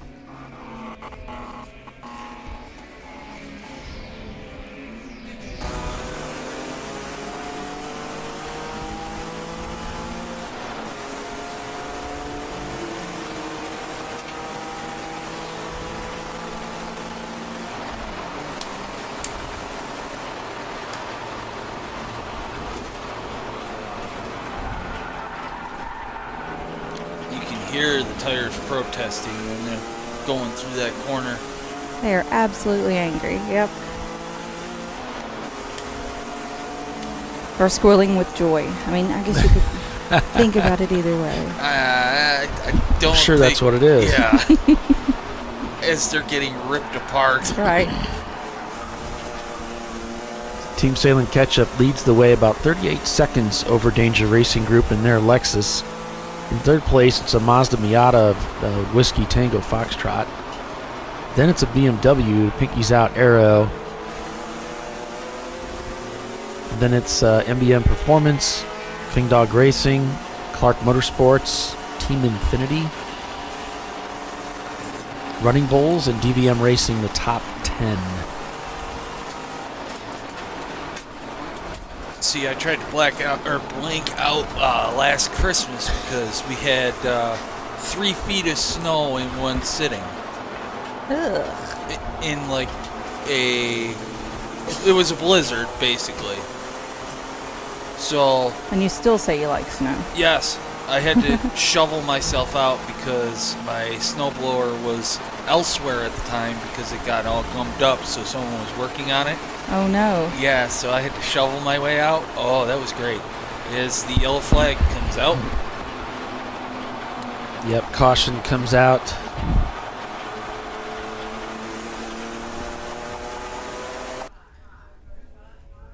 And there's the code 35. Just checking the track real quick to see if we see anything. I don't see anything on the track cams. My car is up to 12th. What? When we take those EC cars out. Here we have some flashing lights. We'll see if we see anything there. Looks Yes, like we they're do. driving away from him. Well, he's driving down the track, though, so.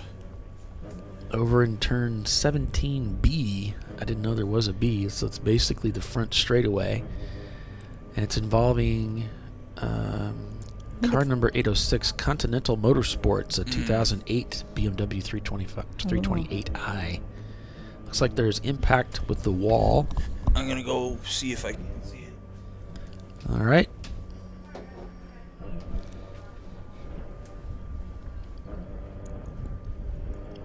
So Yeah. Billy's going to go take a look. Because usually when it goes wrong there, we kind of know where they end up. Kind of where that Salen's car earlier ended up.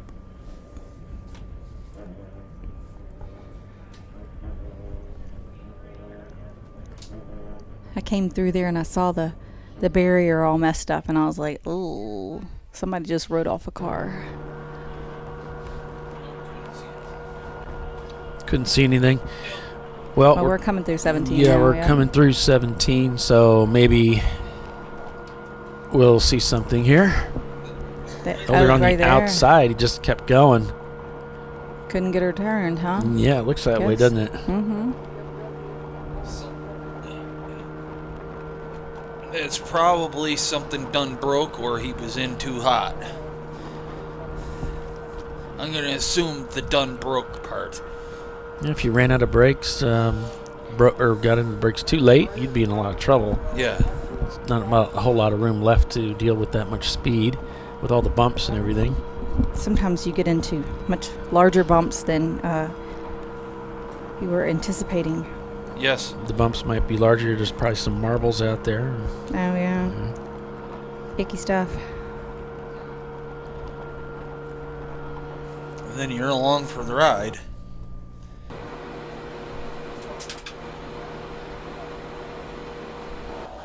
Or someone helped him. That happens too.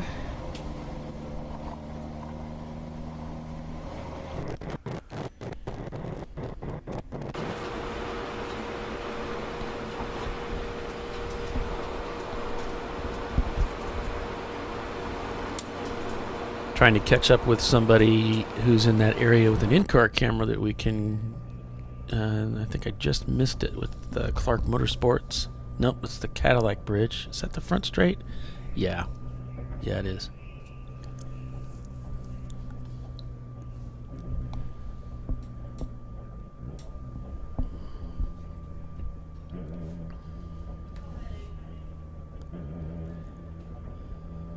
Well, Duralast parts are manufactured to meet or exceed OE quality, durability, and performance. Whatever make of car you're driving, Duralast parts keep your car driving tough. Duralast's full range of auto parts makes it easy to get the right part at the right time. Whether you're changing your oil or rebuilding your engine, Duralast gets the job done right. Duralast parts include shocks, batteries, brakes, starters, and alternators. Also, get specialty tools you need the easy way with AutoZone's Loan-A-Tool service and get your full deposit back after returning them within 90 days. If you decide you want a tool, you can keep it and buy it with the deposit. If you need a special gadget, we have what it takes to do the job right. We take care of people who take care of their cars, and our Loaner Tool program is no exception. Loan-A-Tool is the best tool rental service for getting heavy-duty automotive equipment when you need it. Just put down a deposit for the equipment and then take your gear back to the garage and get down to work. After you finish the job, return the tool to AutoZone within 90 days and get your deposit refunded. Or keep the tool and pay for it with the deposit. To get started, go to AutoZone.com or your local store and select the equipment you need. We can get the tools to your door tomorrow with next day delivery. Or you can pick up in-store today. To find out more information, go to AutoZone.com. Also, you can find out what's wrong with your car using the AutoZone Troubleshooting Guide. All you need to know is what the problem feels like, looks like, smells like, or sounds like. Go to AutoZone.com and choose the troubleshooting sections on the main web page. Changing out your headlights is easy as well. It's never been easier to learn how to switch out your bulbs. Check out the AutoZone video step-by-step instructions at AutoZone.com. Kind of interesting that they're doing a sweep now on the track after that impact in the wall. Is it to say maybe the marbles are kind of an issue? Maybe so. Or maybe they think something's out there on the surface. Yeah.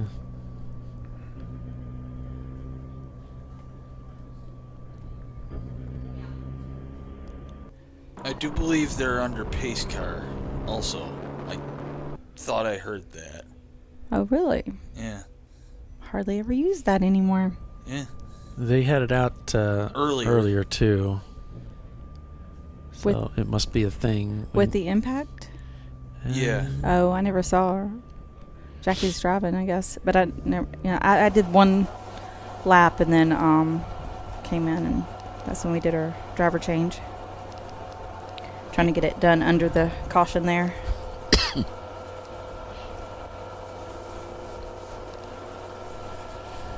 That's interesting. One of the cars is down 540 laps. Here's a look at this crash site. You can see he marked up the barrier, but they might have taken the car away already. Look like it. At the carnage. So there's a look at A-Class.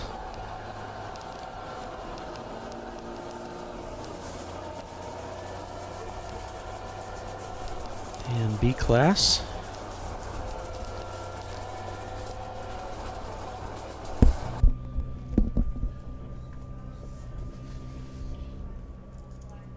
On to C-Class.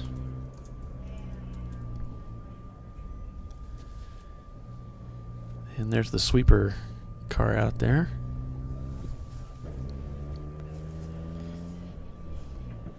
And here's D-Class.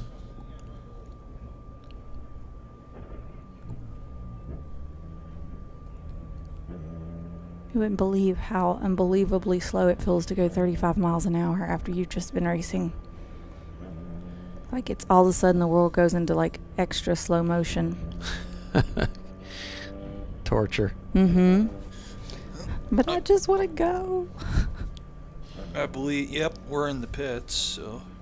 Salen's cars are in. Just one of them. The leader.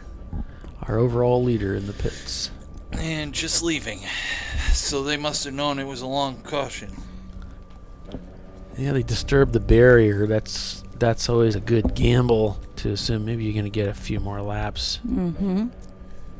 You'd think they know what they're doing or something. Yeah, well. I know nothing, I see nothing.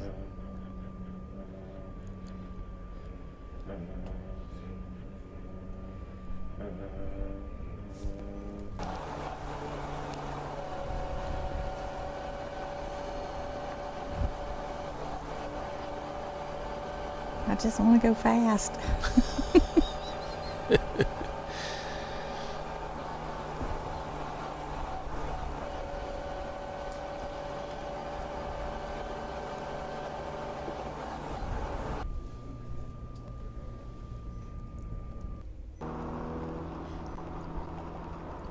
Some great shots of the racetrack, both from within the car and outside the car here this weekend. And some of the clouds and some of the beautiful blue sky. Yeah. Team Salen Ketchup leaves the pits. I'm still showing them leading according to Race Monitor. Danger Racing Group in second. Whiskey Tango Foxtrot third. Pinky's Out Arrow fourth. Fing Dog Racing fifth. Looks like they just swapped spots with Clark Motorsports, so Fing Dog might be in the pits right now. And there's another emergency vehicle going by on the front straightaway.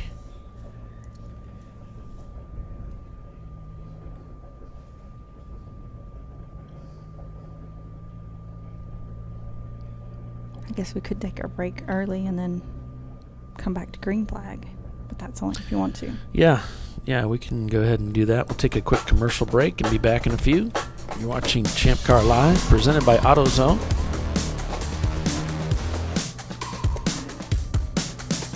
Still under caution, but for how long? We'll see. Stay with us. We'll be right back.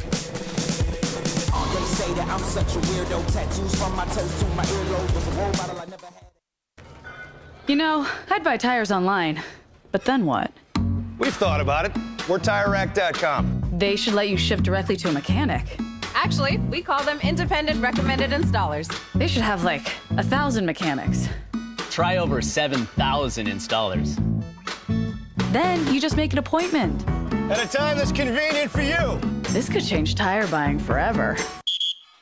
TireRack.com, the way tire buying should be. Come on, Road. Do your worst. We'll be at our best. Engineered to meet or exceed original equipment performance, exclusively at AutoZone. Lifeline's continuous commitment to research and development ensures that we supply the most innovative and cutting-edge products available. Used by the majority of the world's motorsport championship-winning drivers, teams, and constructors, Lifeline has a stringent and proven history of success. Lifeline's continuous commitment to research and development ensures that we supply the most innovative and cutting-edge products available. Lifeline's 0360 systems are the result of over 7 years of intensive research and development using 3M's Novik 1230 environmentally safe gas extinguishant. Lifeline uses only the finest quality components. For more information regarding our fire safety equipment and fire safety systems, please contact us at info@lifeline-fire.com.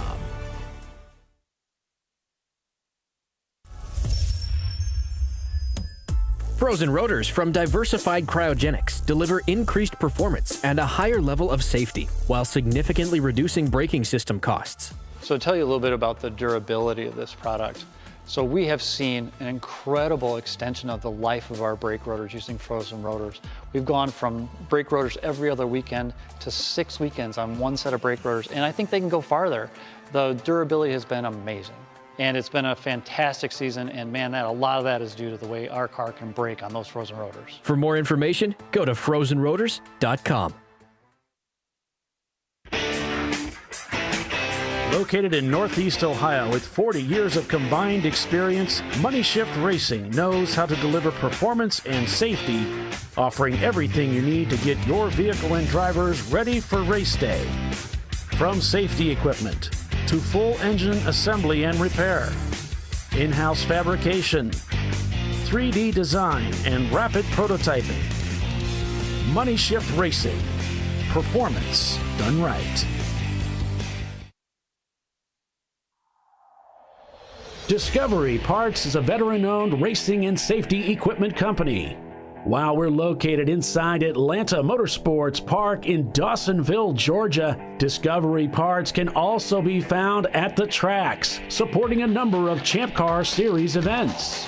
We take pride in being a reseller of the best of the industry to Champ Car teams and drivers. We know racing, love racing, and look forward to tomorrow to even more racing. Visit us at discoveryparts.com.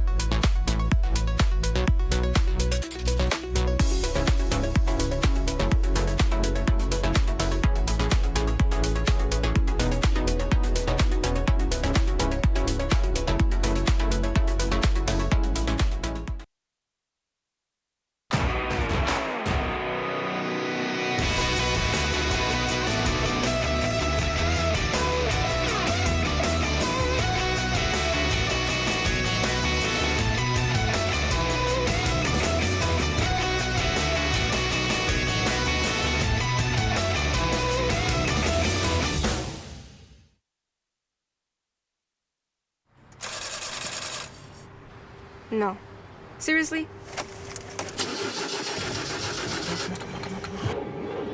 Come on. No. You for real? Dale. Really? Wow. So maybe just a cable? We can help you. Welcome to America's #1 battery destination, AutoZone, your battery solution.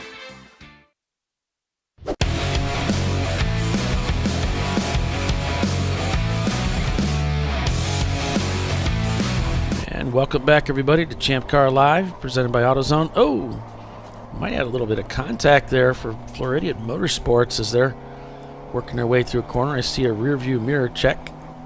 Try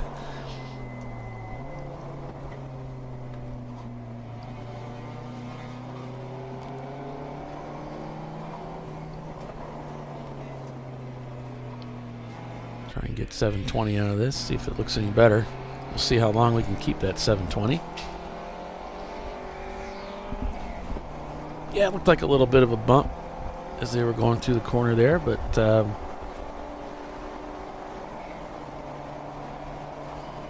nothing too serious for them. Welcome back to live coverage here at Sebring International Raceway. The sun is beaming down on the racetrack. That Florida sun, beautiful out.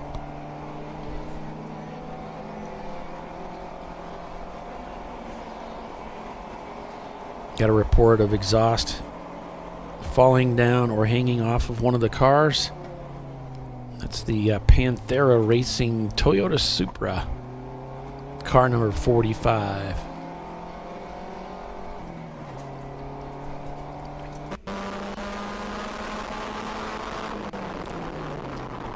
Some great shots here of cars coming up on DKW trying to get by.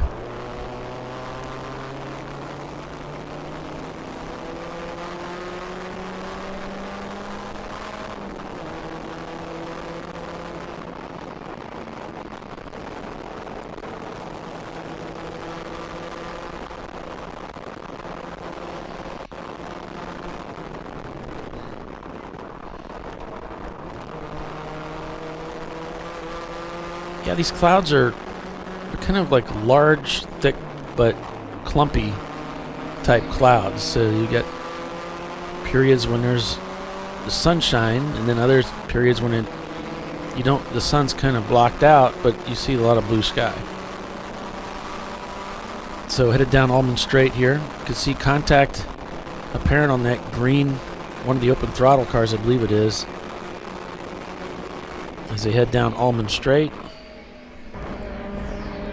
And Clark Motorsports up ahead, running through 17 here.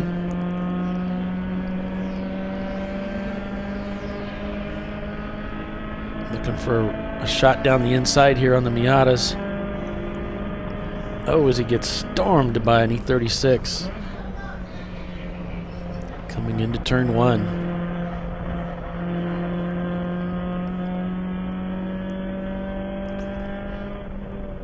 And it's single file down into 2, 3, and 4.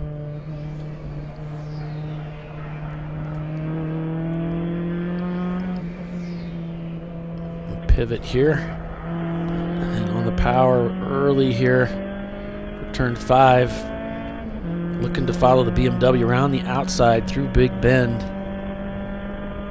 to turn 7. A little wave. Might be a little premature heading down to underneath the Mobile One bridge to the hairpin.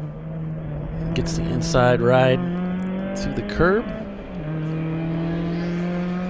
And a fade to the outside here. Try to swing around the outside.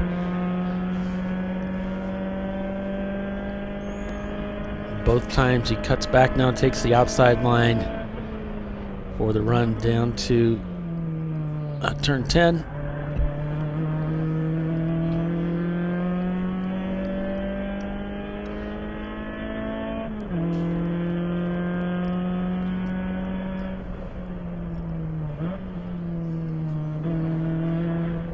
For 13.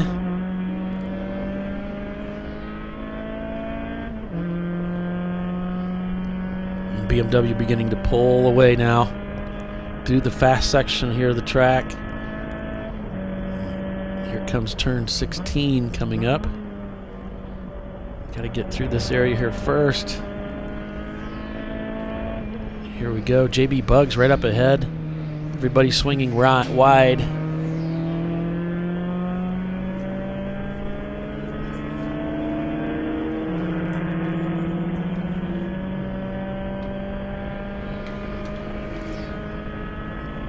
Now it's down Almond Straight here again.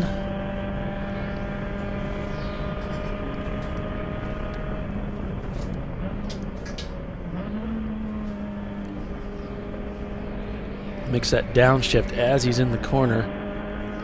Starts laying the power down here.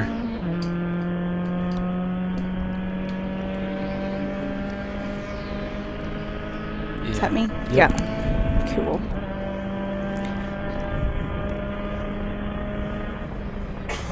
Thought I'd go run and grab my charger. Went to get his charger? Oh, okay. Oh, that was sweet of y'all to be thinking of me. I can take all the help I can get.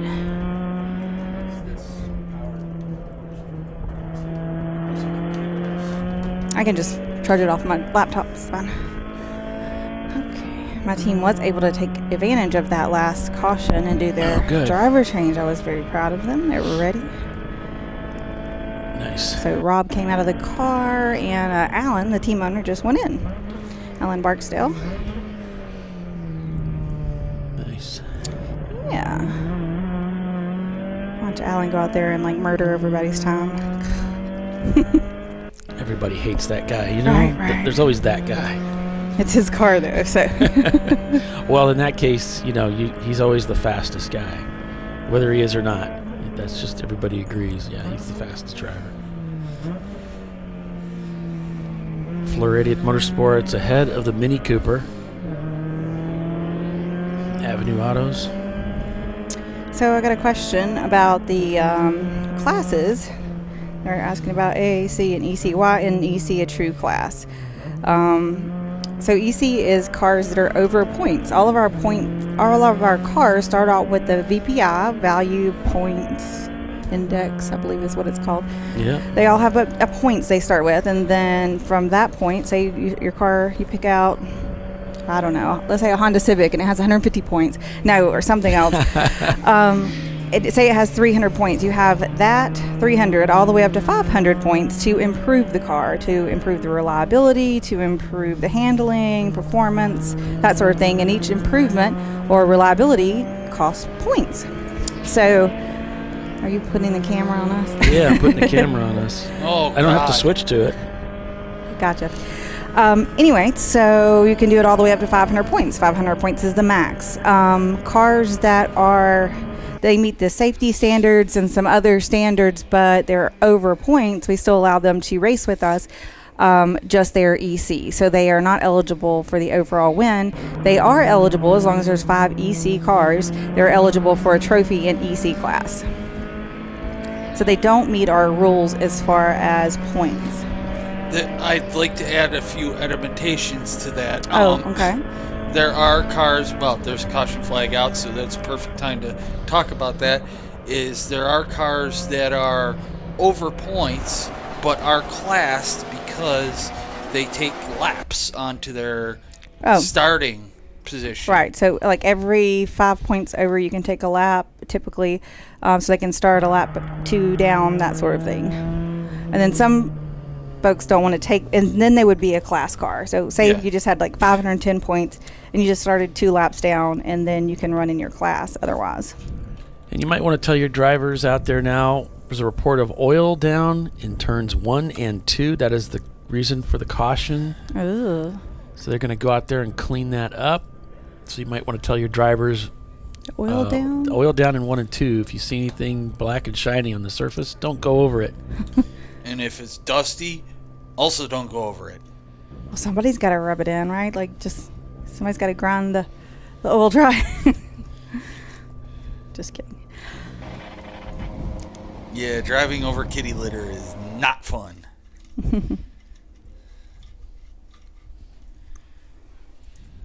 Especially when you're following somebody. Oh, and they toss it all at you? Yes, and then there's a big cloud of dust. And you're like, what's going on?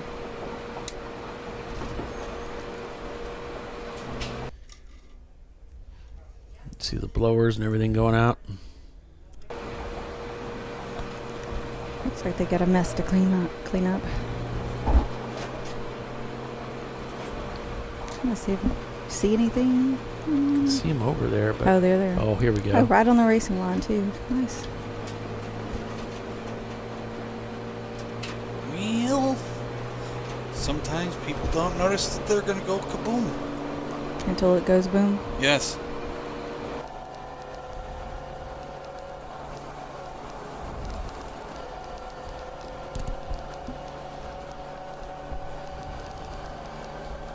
The TireRack.com Champ Car Endurance Series is North America's home to real competitive endurance road racing. This is real, wheel-to-wheel endurance road racing on America's bucket list tracks, including Sebring, Watkins Glen, Daytona, Road Atlanta, and WeatherTech Raceway, Laguna Seca, just to name a few. Champ Car is a budget-minded endurance road racing series. Champ Car is for people like you who have always wanted to go road racing without all the hassles, huge rulebook, or obscene expense. All you need is a valid driver's license, some safety gear, and a race car, which you can rent from Arrive and Drive teams or build your own car. Champ Car is the simplest path in North America's largest endurance road racing series.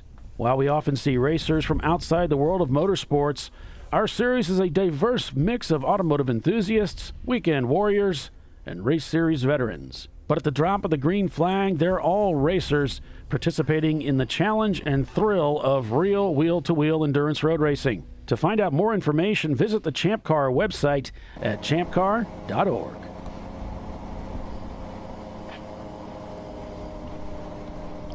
Team Sailing Ketchup still leading the race here.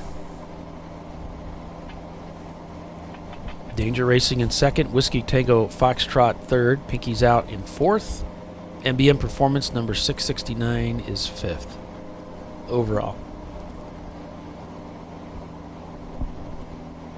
Leader working lap 87.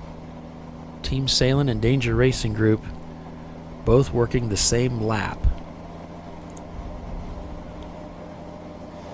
Whiskey Tango, Pinky's out, both working lap 86. And MBM and Fingdog working lap 85, along with Clark Motorsports. So still pretty close competition here.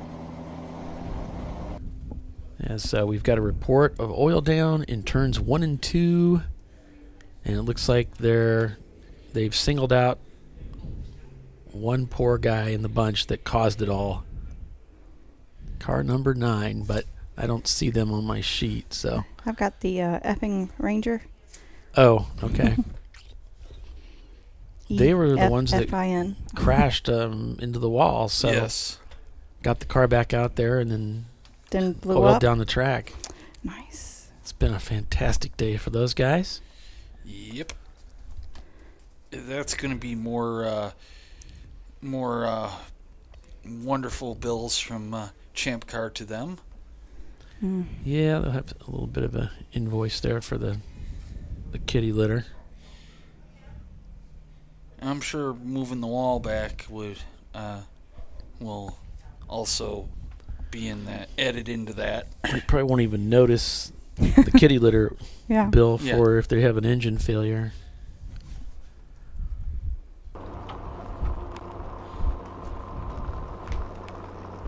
It's like muggy in here. Wonder why.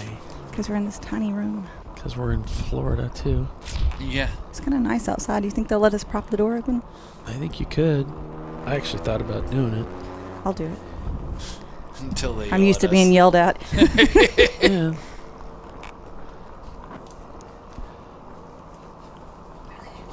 Meanwhile, I'm over here in my sweatshirt, just kind of chilling. I know, I'm nuts. As one of my friends used to say all the time, they can only fire me once.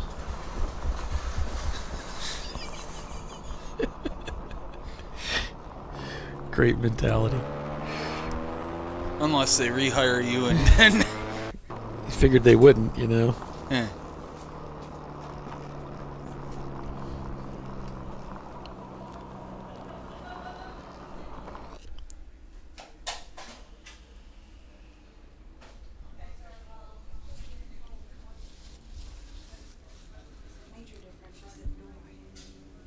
My favorite Dilbert cartoon is the one where he says we're going to give you more responsibility and so there'll be more pressure on you, but there's no money. And he says, and his boss says, it's how we recognize our best people. And he says, I thought our best people went to work for the competition. He says, that's the other way we recognize. I love that joke. Yeah, that's the other way we recognize our best people. Oh, shoot. Kills me.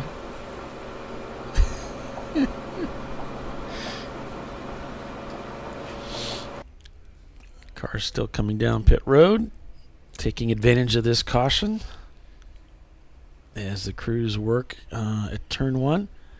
Yeah, look at how thick that cloud looks, man. Yep. But it's not dropping any liquid sunshine, so it's a good thing. Nope. And the Floridians, that day glow orange, that construction sign orange really stands out coming through that area of the track. All right, so back to yellow here. So watch out for a big cloud of dust in 1 and 2.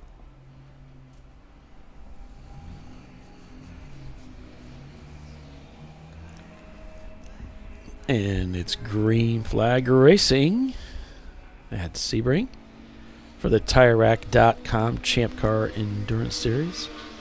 Home Depot orange. Watch out.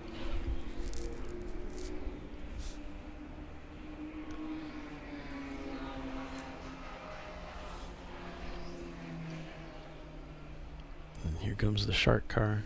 Hi-ya.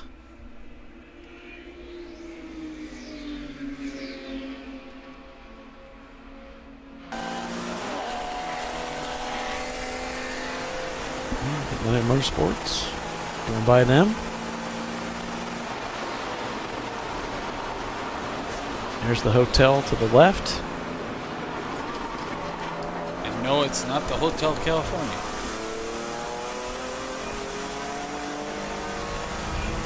It's the 7.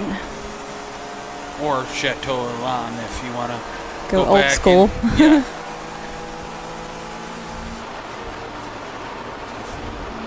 I was wondering, like, a long time ago, I was like, 7. Why do they call it 7? Because it's at turn 7. Oh, okay. And Took me a minute to put that together. yeah,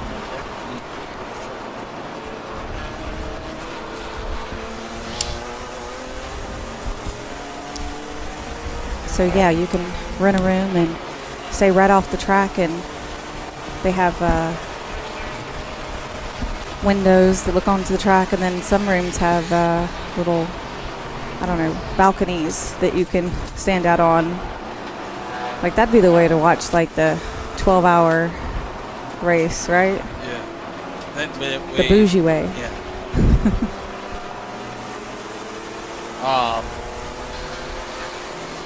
So yeah. I like all the bougie ways to do things. I love how the person from Alabama is hot and muggy, and the person from Buffalo is wearing a sweatshirt, just kind of sitting here.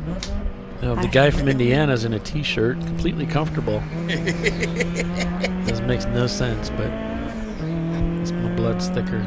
Straight cam just went down. I'm hot. Shoot. Cameras are dropping like flies. Get a reset here, it should be okay.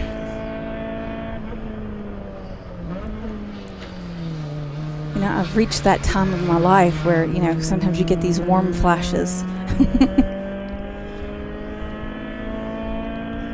Somewhere around the 3rd Mountain Dew, I think.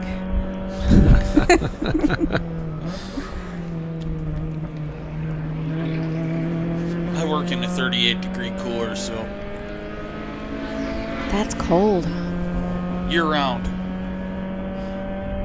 Cold, heat, doesn't bother me. Well, okay. Heat and humidity kill me. So I even keep my house cold. Like, this time of year, like, my heat barely runs. It's on like 60 all the time. My husband loves it because I pay the power bill and he pays the gas. The heat's gas, right? He's like, yay. He didn't mind it in the summer so much either, huh? Yeah.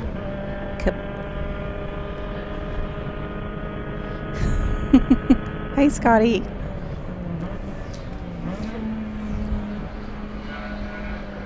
Scotty's our photographer that goes everywhere. He takes excellent photos. Oh, okay. Scotty E. So I was kind of disappointed that the team that shall not be named did not enter for this race. Well, you were the only one then.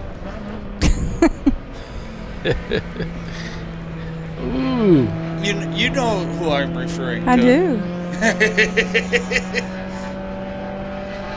There's some teams that are, you know, you're kind of happy to see. And there's some teams that, through no fault of their own, you're just like, dang it, we don't stand a chance.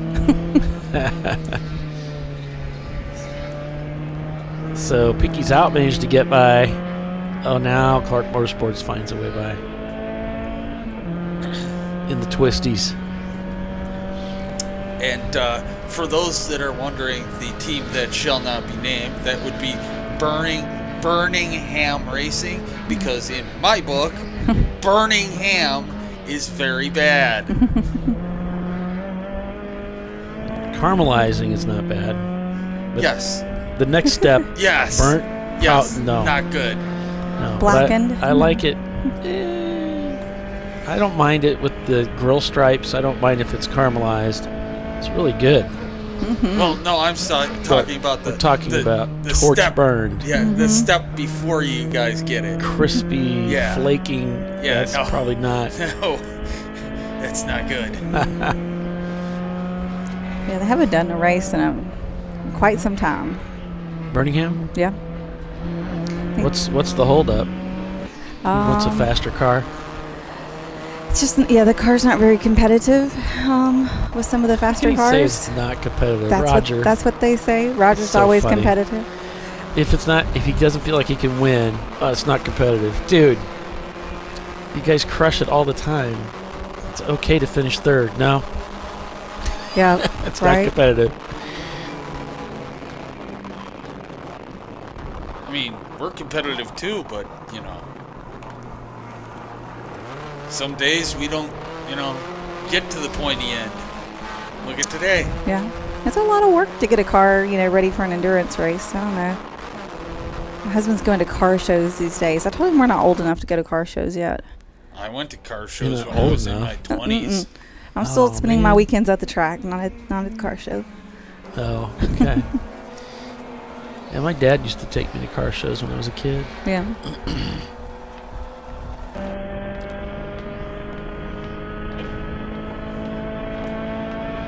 Team Sailing Ketchup leads the race over Danger Racing Group by 38 seconds. Whiskey Tango Foxtrot is behind them. Then it's Pinky's Out Arrow, MBMPerformance.com, Fing Dog Racing, Clark Motorsports, Team Infinity, Running Bulls Racing, and DVM Racing. Hey, our Miata team is up to 10th. How about that?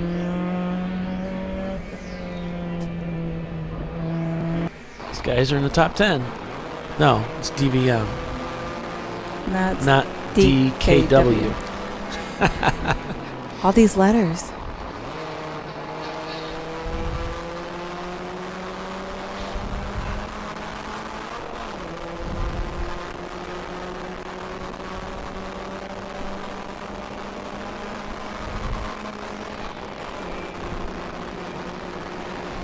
Coming down towards turn 17. Looks like see if they get the pass from the Porsche going in. He's holding the outside. He's giving them room. He's giving them miles of room. Marbles never scared me anyway. You haven't been in them sideways enough then. I was taking a song and manipulating it. Another song that I don't want to hear ever again. Disney song. Disney? Disney.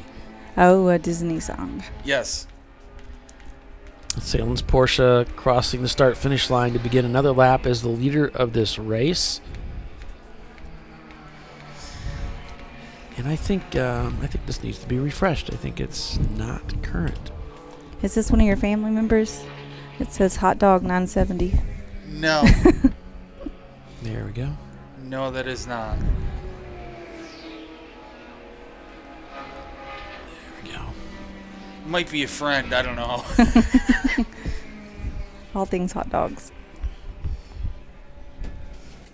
You'd be amazed on how much crap they make that is hot dog related. Yeah? Because there's a lot of stuff out there. Yeah.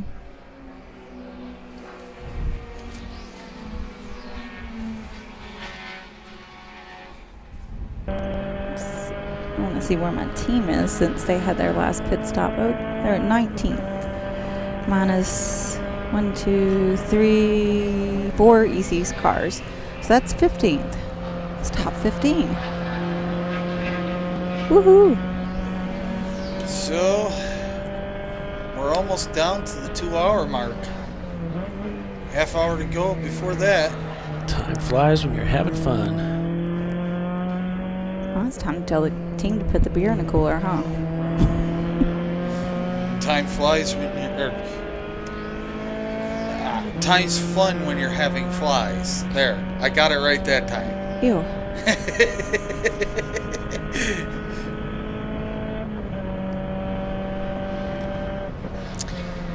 So Jason Hendren is back in the Fing Dog Porsche, and their team name is because Jason, who's the car owner, his dog's name is Fingston. Aw. Isn't that puppers. cute? We love puppies. No picture? No picture. What the? Go Jason, though. That's no fair. You can't name it after a dog if not send us the picture. We need the picture of the puppy on the hood or something, don't you think? Of the car? They do have a picture of a dog on the car. Okay. But they didn't send us a They picture. didn't. So yeah. We're officially requesting. Yes. A picture of the fing dong. Yes. Proto Rocketeers has done their engine swap in 1 hour and 29 minutes. That's pretty Wow. quick. Congratulations, guys.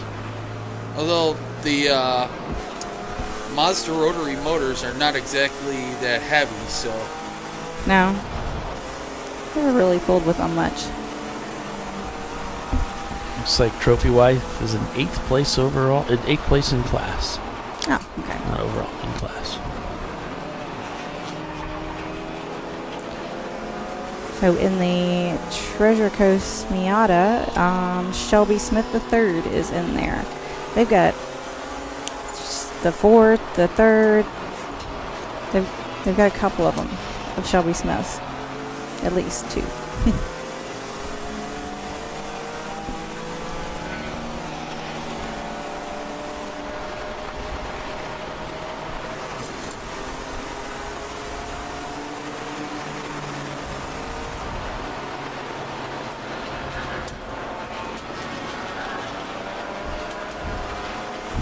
He said Mike said it would take 1.5 hours. He said 1 hour and 29. Under by a minute. Show offs. Nobody likes a show off. That's great. I always love it when I beat my GPS's time. Right? This sounds like a challenge. Exactly. Every time I plug it in, that's the way I think about it. Yeah. It's like, You know, you've seen the commercial where the guy's like looking at his GPS and he's like, but Google doesn't know the shortcut. And he jumps off on the side road. Have you seen that? They play it with football games a lot. That's where I usually see it. And I'm like, usually if we're in the room with mixed company, they look at me because I'm always doing that. Oh, I can beat Google. I'll do it this way, you know. This time of day, Google doesn't know. Yeah. That's funny. Sometimes it works. Sometimes it doesn't. Sometimes I feel like a nut, sometimes I don't. Yeah, pretty much that logic. All right, so we'll take a quick commercial break here with Team Salem Ketchup leading the way. Danger Racing in 2nd, Pinky's out in 3rd. 2 hours, 30 minutes remain in the race. Stay with us. We'll be right back.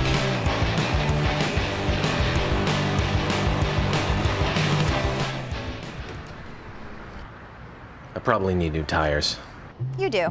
What if I sold tires online? We do. We're TireRack.com. They could offer lots of tires We have so many tires. and help you find the right tire. It's called the Tire Decision Guide. Oh, and they could ship them to a nearby mechanic. We shipped over 7,000 independent recommended installers. This is an amazing idea. Sorry. TireRack.com, the way tire buying should be.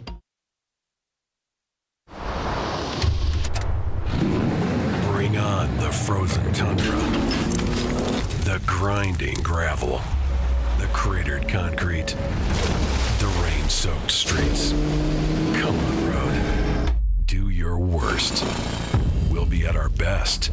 Reliable performance in unreliable conditions. Designed to meet or exceed original equipment performance. That's why more auto technicians choose Duralast parts. Exclusively at AutoZone.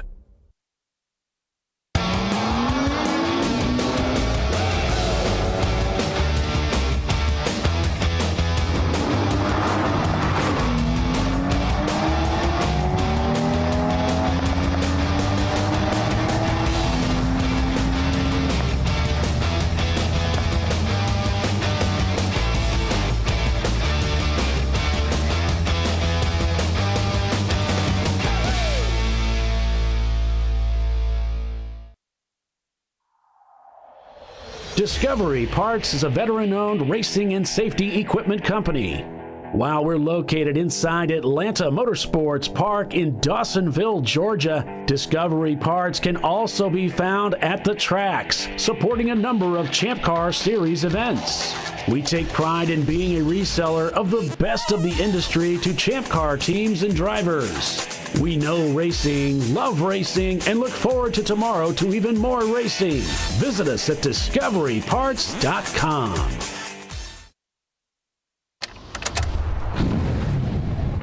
Come on, Road. Do your worst.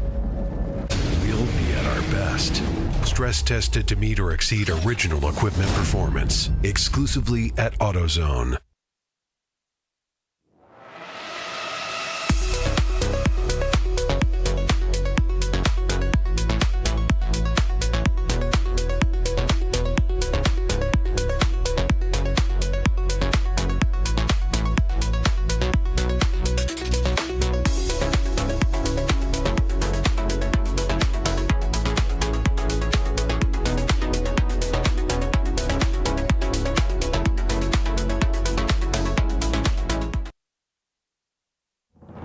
Lifeline's continuous commitment to research and development ensures that we supply the most innovative and cutting-edge products available. Used by the majority of the world's motorsport championship-winning drivers, teams, and constructors, Lifeline has a stringent and proven history of success. Lifeline's continuous commitment to research and development ensures that we supply the most innovative and cutting-edge products available.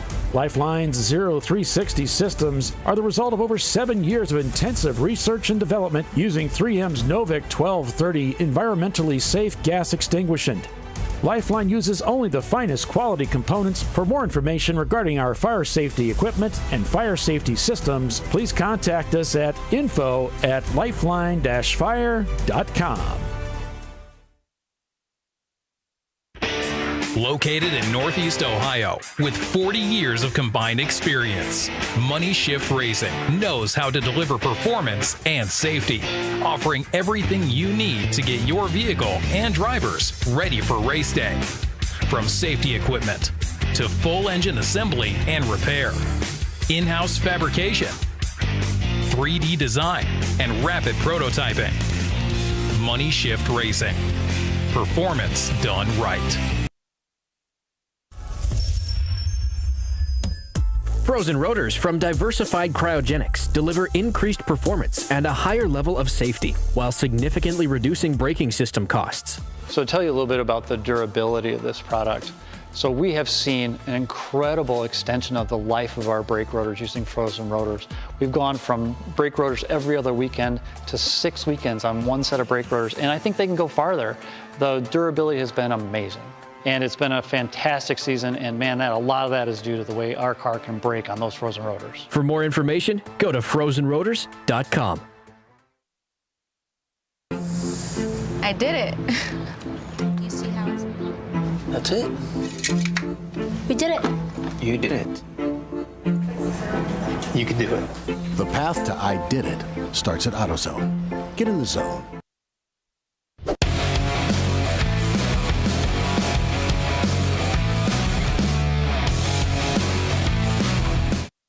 My favorite, I have two favorite Jackie Stewart stories. When he was a color commentator for ABC, he was with Chris Economaki, and they were out at Riverside Raceway, and they took him to Ascot Park and showed him a sprint car, and said, "Jackie, would you like to race one of these?" He says, "No, I don't think so." And he said, "Well, Jackie, would you at least like to take a ride in one?" He says, "Well," he says, "to tell you the truth, I don't have my helmet." And so they said, "Well, we can get you a helmet." And he says, "Well, I forgot the other thing I need." And he goes, "What's that?" And he says, "Your balls."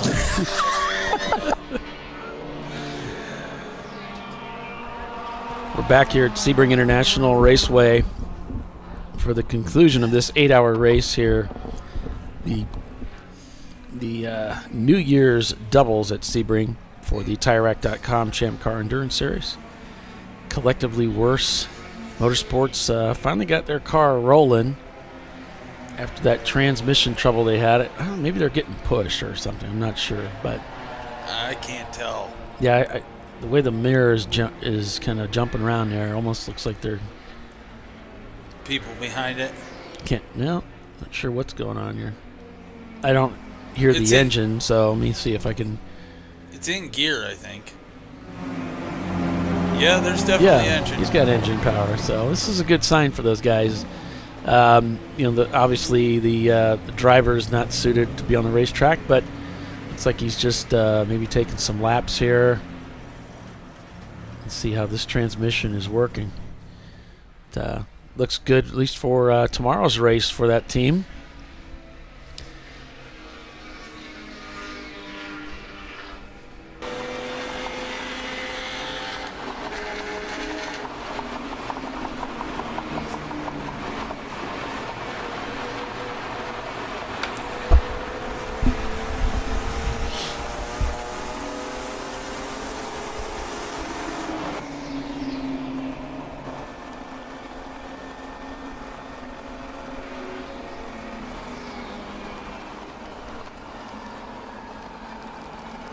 So Team Salem, the catch-up, leading the race. Danger Racing Group in second. Pinky's Out Arrow in third. And best lap times, 2:33 for the Salem's car, 2:34 for Danger Racing, 2:33 for Pinky's Out, 2:32 for Whiskey Tango Foxtrot behind them. 2:35, the best lap time for Clark Motorsports there in 5th place. Make that 4th place. And Fing Dog, 2:37 for that Porsche Boxster. So the car's fairly evenly matched right now up at the front.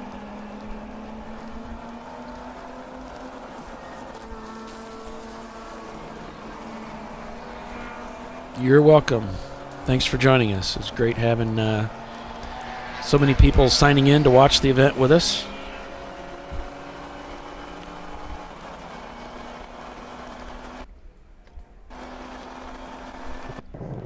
Take a peek here at Team Infinity. Another driver installed.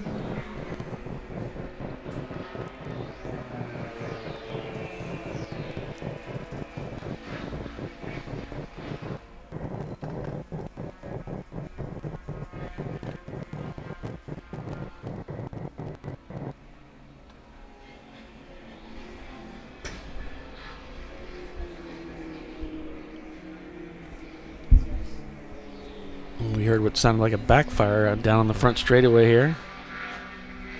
Not sure which one of the cars that was, but Or maybe it was on the back straight. Because that door behind us is open. Gotcha. Anywho, it was a straightaway. Sounded like it, didn't it? Like a backfire. Somebody coming off the gas. Yeah, a little bit of unburnt fuel never hurts nobody.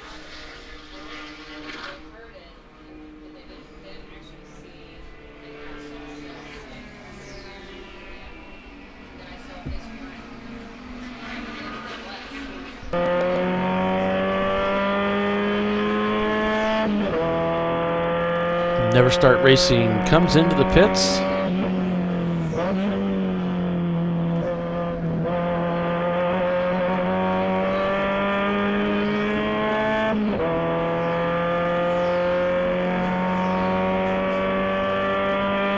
Driver stays in the car. Nope, he's getting out. So looks like a standard pit stop for them. Some action here for the Floridian team.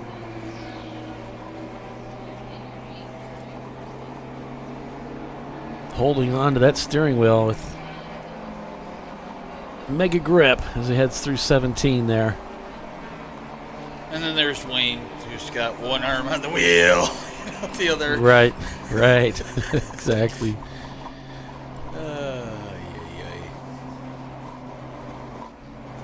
Well, that was the fellow that I met, right? That was Wayne? No, that was my dad. That was your dad. That was not Wayne. Well, he seemed like a great guy, so.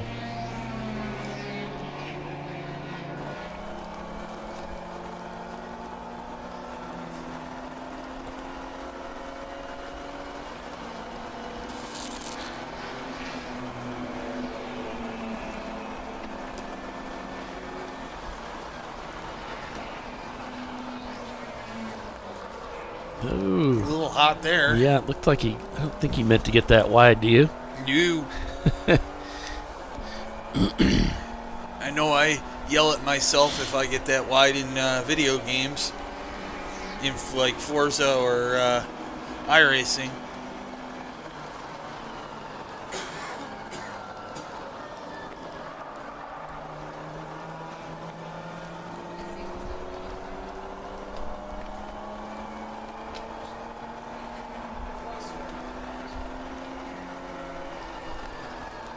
We got a number of cars that have been observed for spins and continues.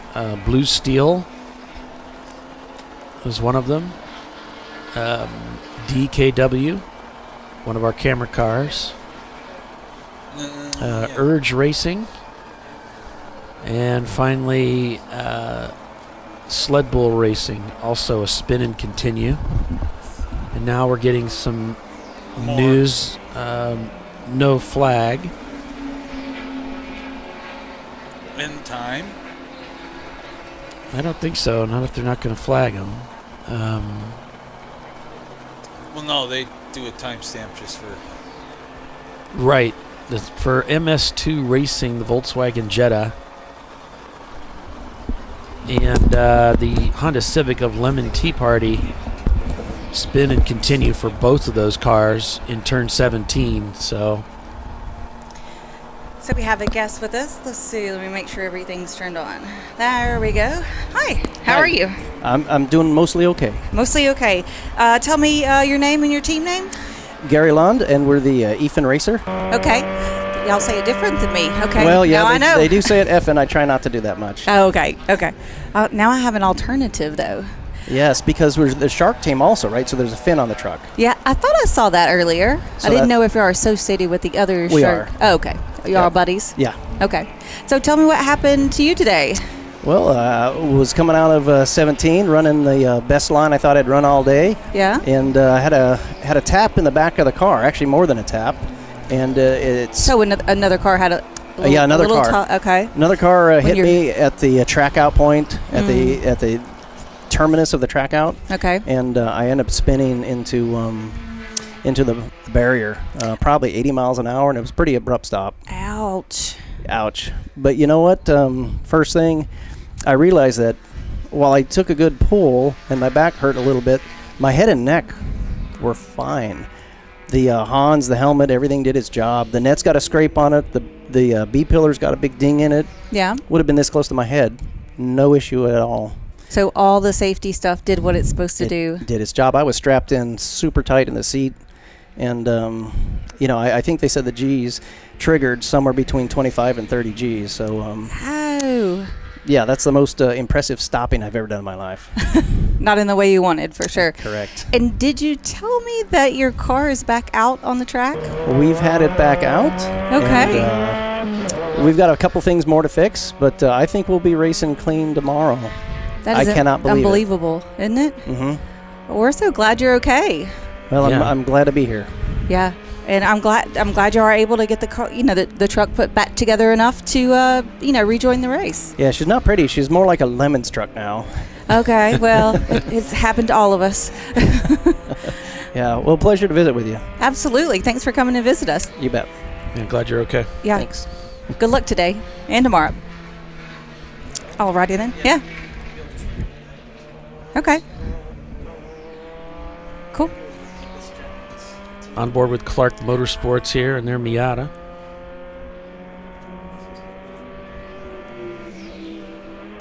Really eats that curb there to make sure it gets the pass. So that was one of the drivers with the Ethan Racing team, talking about the shunt that he had over here on the front straightaway, and gets really close to Shark Car at the exit there. So a little surprised they got such a strong run on Team Infinity there. It should be the faster car by far.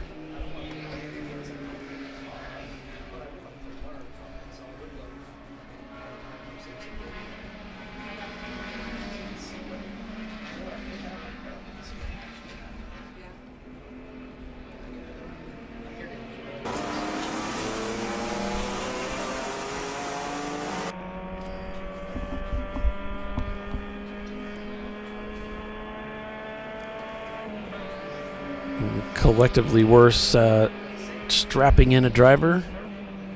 Getting ready to send them back out in that 98 Dodge Neon.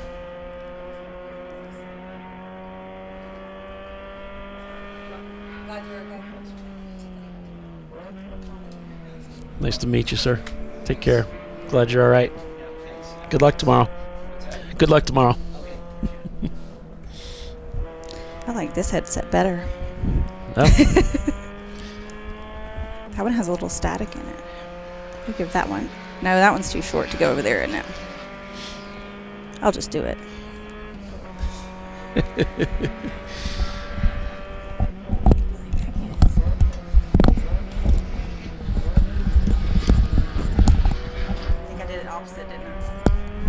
I think I screwed it up. No? You got it. Okay. I think. Huh? Yeah, you're Yeah, you're on 3.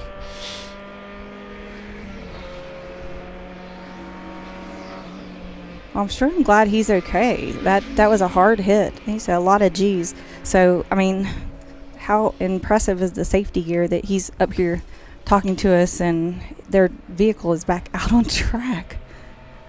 That everything did what it's supposed to do. Yeah. I mean, a little less pretty, but I mean, you know. Yep. That's cool. Thanks for bringing him up. Mm-hmm. It's nice when all the safety, I mean, nobody wants to wreck the car, right? I mean, any kind of way, no matter what happens, nobody wants that to happen. But what we do want to happen is when that does happen, because it's racing, right? It's going to happen. That everybody is safe. Yeah. And nobody gets injured.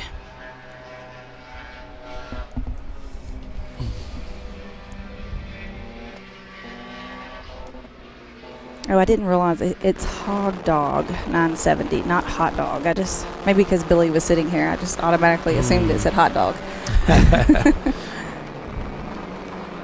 Kind of like a nickname.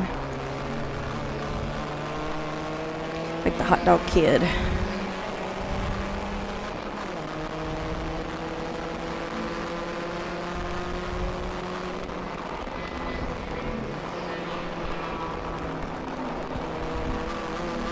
Here comes the Salence car, the leader of the race.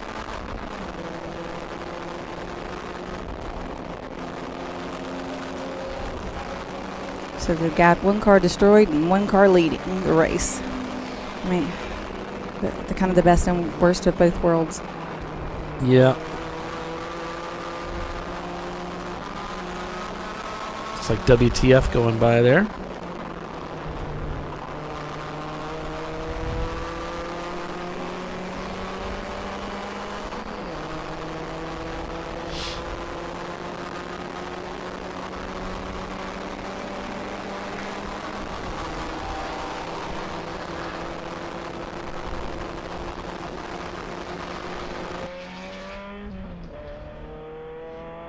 Oh, are we going to make it 3 wide here?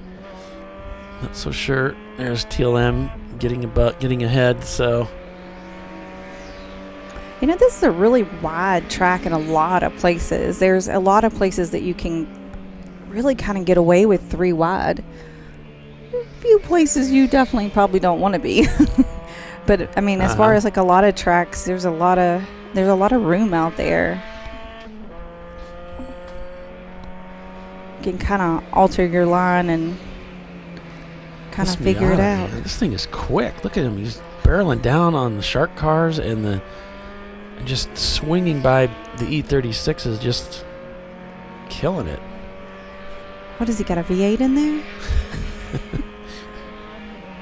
He's 6th overall. If you pull the EC car out, he's in 5th place. And behind Whiskey Tango Foxtrot. So his fastest lap time is a 2:32. It's really stout. That's impressive. So the Rotary Rocketeers said they downloaded a new flux capacitor. 2:35, excuse me. They have definitely put in a new engine, and Jeremy Lowe is behind the wheel, and they are back on track. Cool. like it. Yeah, and the Jeff Height racing machine. That's a Honda Civic. Jeff Height is now going in right at 3 o'clock. He'll go to 3 o'clock till the end. They're about to do a driver change.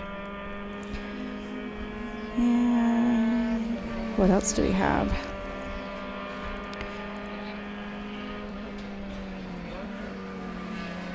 John Bland is in the number 241, and he's got about a half hour left on his stint. I'm assuming that they're changing at 3 o'clock, so a little less than that now. You know, because it's an 8-hour race today, a lot of the teams are trying to stick to those 2-hour stints, maximizing, and then only doing, the 3 driver changes. We have an extra driver on our team, so we have 1 extra stop to get everybody in the car today. Plus, we can't quite make 2 hours. So might as well get everybody in the car. Which is why it's like extra important for us, our pit stops to occur under some kind of purple 35 or caution or something. Sorry, I didn't mean to sneeze in everybody's ears. Yeah, bless you. I need all the blessings I can get. Thank you. It always happens as soon as you put the microphone on, right? And then Yeah, it's like, and I couldn't get over to get this. to the mute button in time. There looks like danger, collectively worse is going back out. Yeah. So after a long stay behind the wall, working on that car, after that transmission failure we noticed very early this morning, it looks like they've got things put back together and gonna give it a shot here. They might just be doing a few recon laps and then waiting for tomorrow to actually do anything, or they could just be out there for craps and giggles. Yeah. Maybe give a driver or two some time that they paid for. Yeah, it kind of just depends on their strategy and what their goals are to get everybody in the car and everybody have time, or to get the car ready for tomorrow so they can be in contention, or kind of just depends on the overall goal of the weekend. Kimberly says that her husband is here racing, and she stays home with their 3 kids and watches and supports him. They just live about an hour from the track. So I'm at the race, and my husband stays home and supports me and takes care of all of our animals. Including the attack chickens? We have an attack dog and attack chickens. We have 4 dogs, 34 chickens, and a duck. F-whack. Whack, whack. It's white. It looks just like that dog.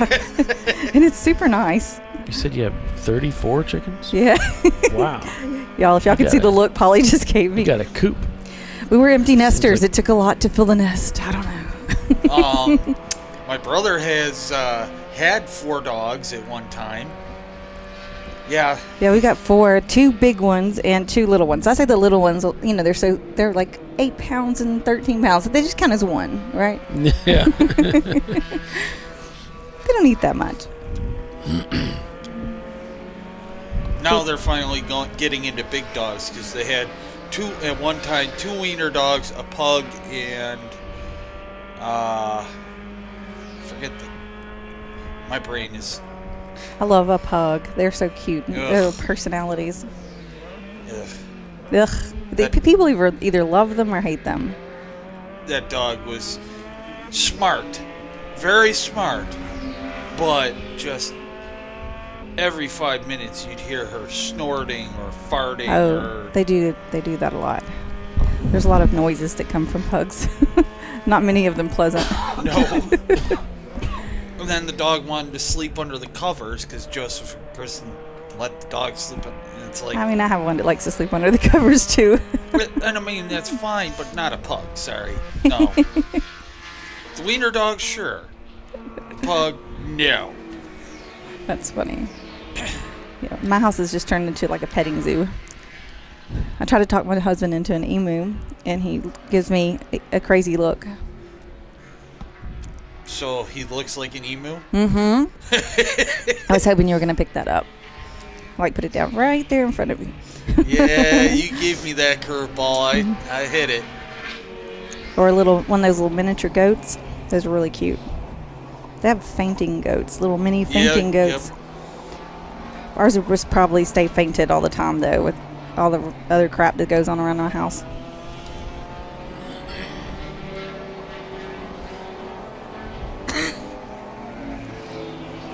She says, my kind of dog is a Dachshund. Kind of dog, kind of baby.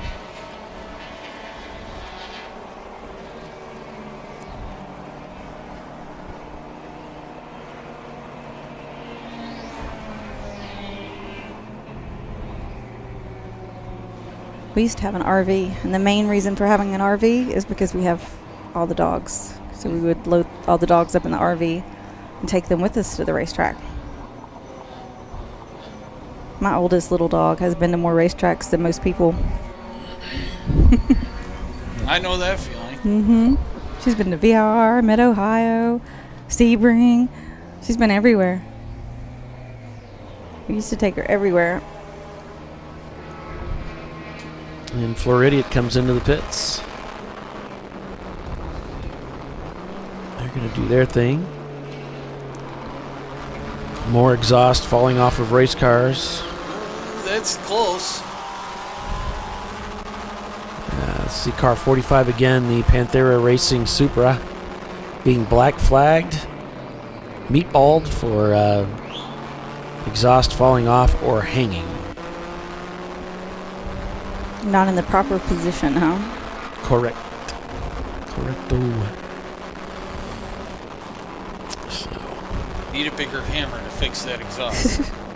Or as Bill would say, like chain the exhaust and weld it and all these things. Yeah, nah, you just need a hammer to scare it. It'll stay hung up there. Scare it into submission. All right, so where are we at here? Top of the hour. So we'll take another commercial break and be back here in a few minutes. So stick around. Plenty of racing here on tap at Sebring International Raceway. Team Salem Ketchup leads. We'll be right back.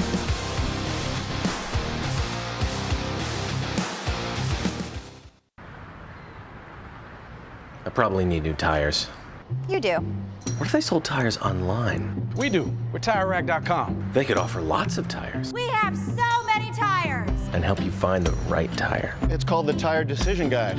Oh, and they could ship them to a nearby mechanic. We shipped over 7,000 independent recommended installers. This is an amazing idea. Sorry.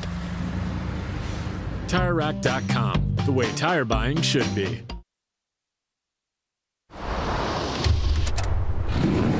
Bring on the frozen tundra, the grinding gravel, the cratered concrete, the rain-soaked streets.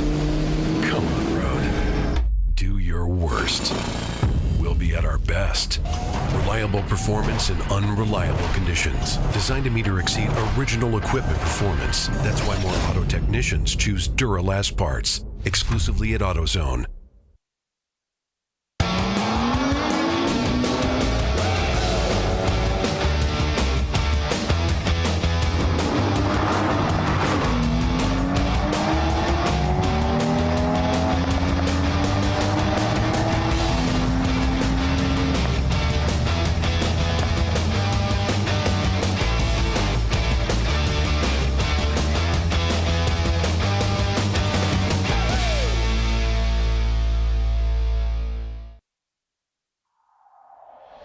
Discovery Parts is a veteran-owned racing and safety equipment company. While we're located inside Atlanta Motorsports Park in Dawsonville, Georgia, Discovery Parts can also be found at the tracks, supporting a number of Champ Car Series events. We take pride in being a reseller of the best of the industry to Champ Car teams and drivers.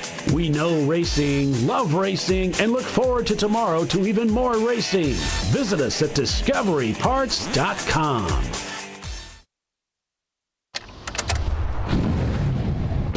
Come on, road. Do your worst. We'll be at our best. Stress tested to meet or exceed original equipment performance. Exclusively at AutoZone.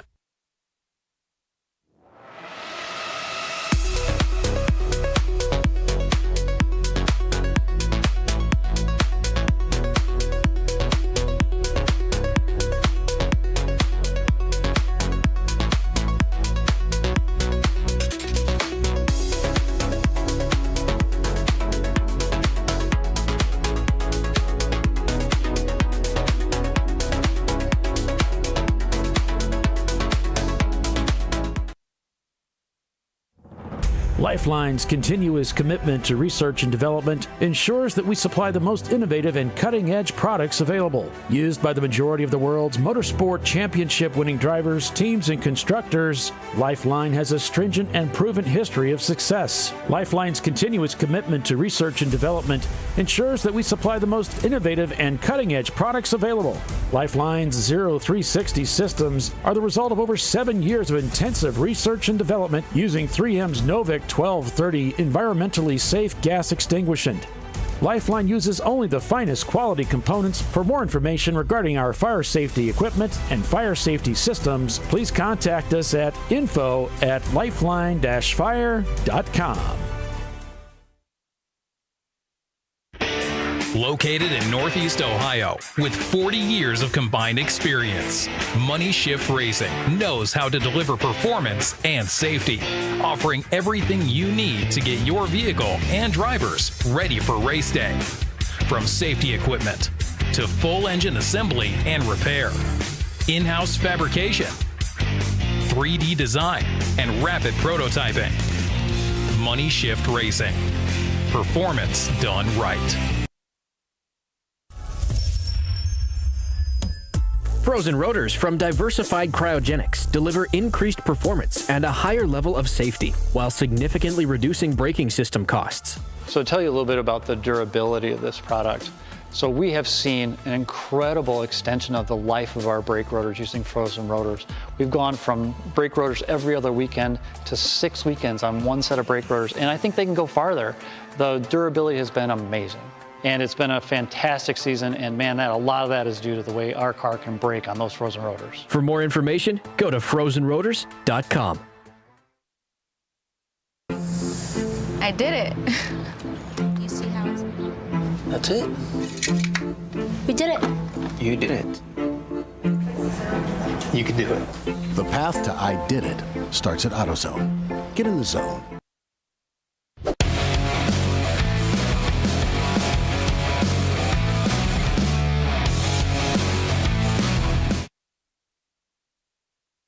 Well, the story is Chris Economaki was interviewing Jackie Stewart. Jackie Stewart loved racing in the rain.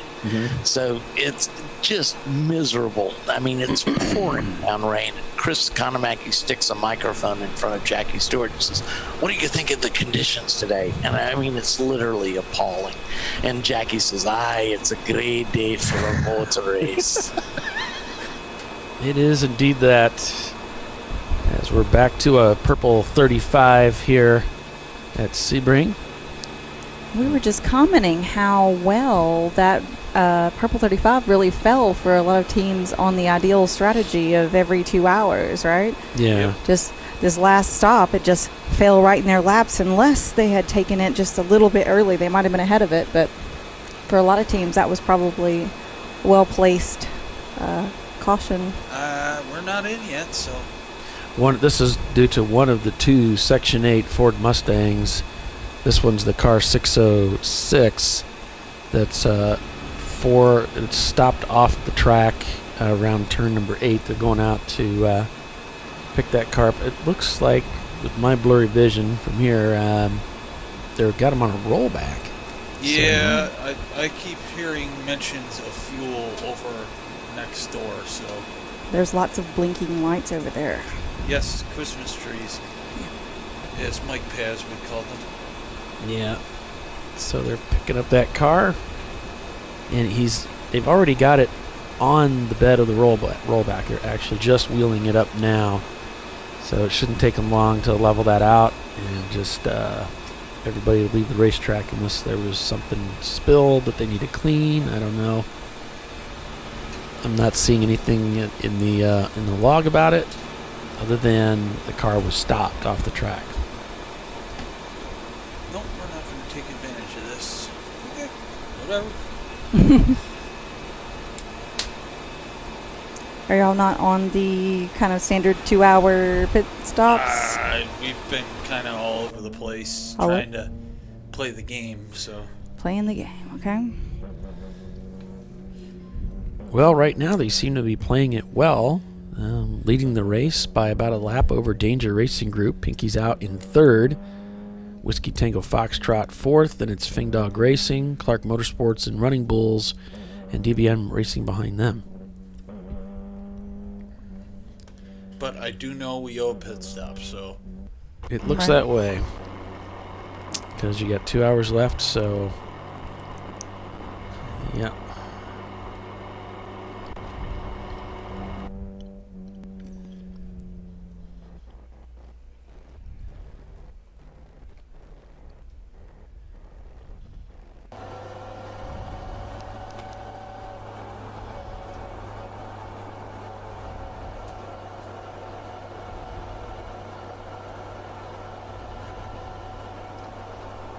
Oh, woes for my team.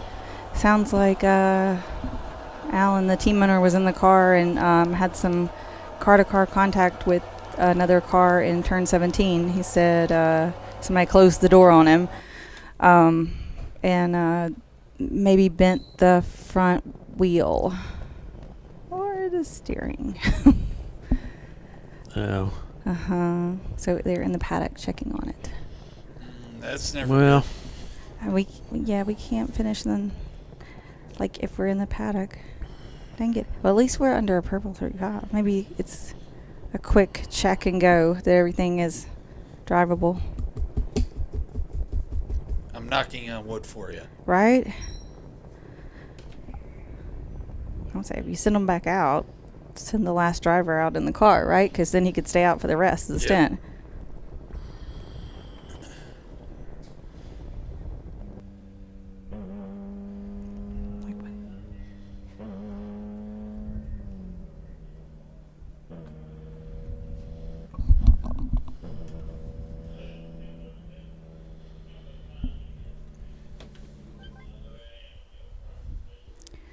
Okay. Looks like Treasure Coast did a driver change, and Mike Owens is in the car. Or Owen. Doesn't look like they put an S on it. That was just me. We started a dog conversation over here on YouTube. We're talking about greyhounds, racing greyhounds. My friend has some of those. Seems like track people like dogs. They kind of just go together. But my friend has some of these retired greyhounds, and they are some of the sweetest things you've ever seen. When I go to their house, the one dog crawls up in the bed with me and sleeps with me. So back in the day when, way back in the day when I was like yay tall to a grasshopper. Yeah. Daytona used to have the dog track right behind the grandstands. Okay. So we climb all the way to the top so we could watch the race and the dog track at the same time. Efficiency. Yes. And then they moved the dog track to wherever and built the bigger stadium seating there. Gotcha. We have a dog track in Birmingham. It's actually really close to the track, Barber. Yeah. But I don't know if they actually run dogs out there, though. I think it's just maybe gambling on dogs at other tracks. Usually what they have is Christmas lights in in December, and they have like auto crossing in the parking lot, and they have, they like do all kinds of other things with that very large area. Yep, back to besides yellow. Dog racing. It's just not that big a deal.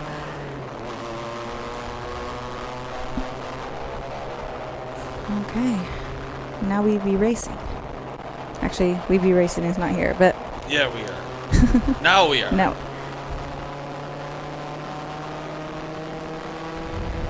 I mean, it's really no surprise our top 3 teams, is it? I mean, Salen's danger, Pinky's out. I mean, you're not surprised. I'm not going to say a word. I'm going to plead the Fifth Amendment on that one. Okay. So Tony Kart Racer says, speaking of dogs, are you allowed to bring them to the track? That seems to be a track-by-track rules. So depending on what racetrack you go to, you'll have to check those rules. Some are vastly different than others. Some say absolutely no animals at all, and some have a little dog walking park area. So like CMP, they have an area that you can walk your dog in.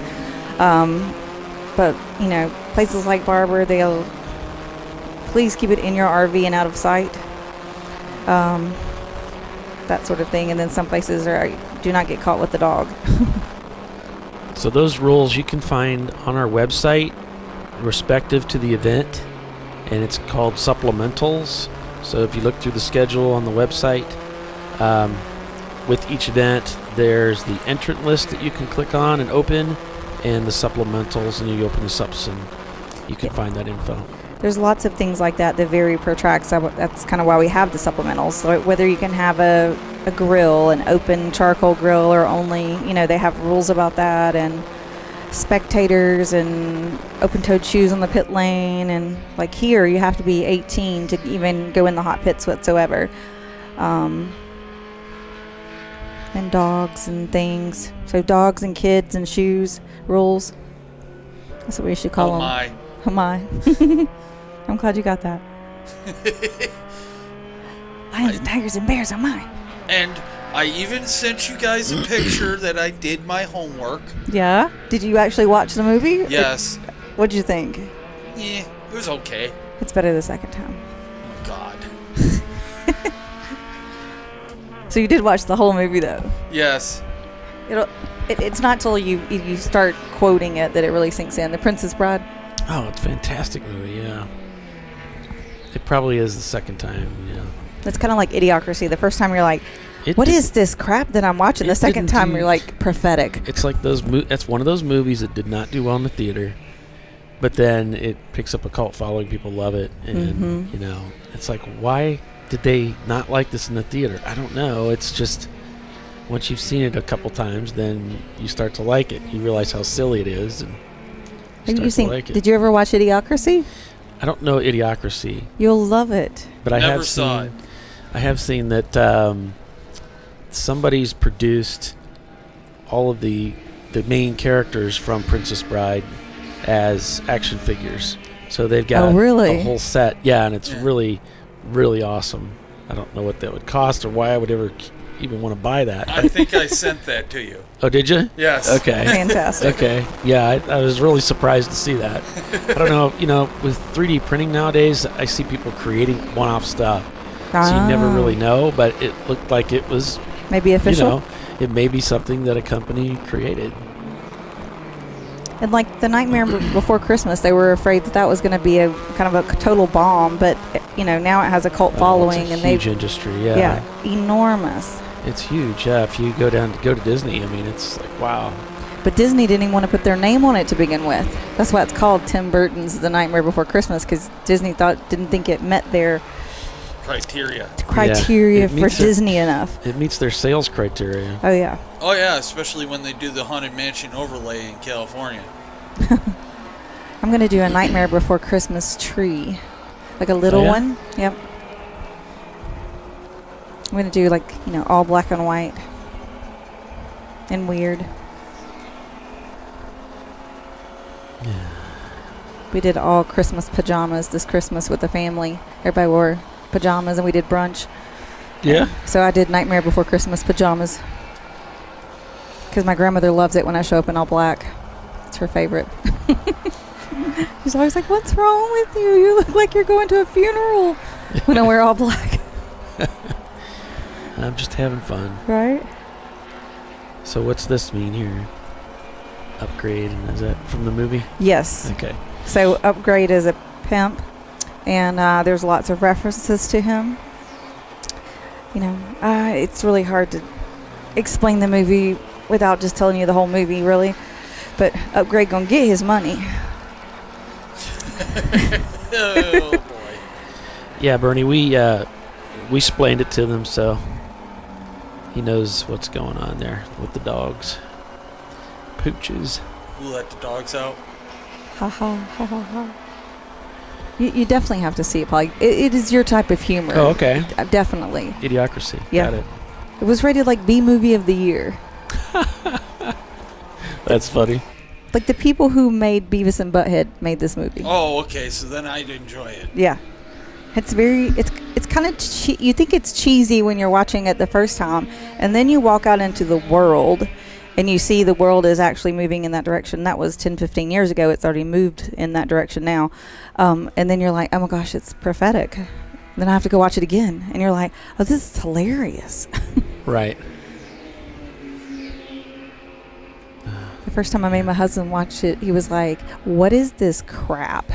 And then later he started quoting it, and so he wanted to watch it again. Right. It's kind of that kind of movie.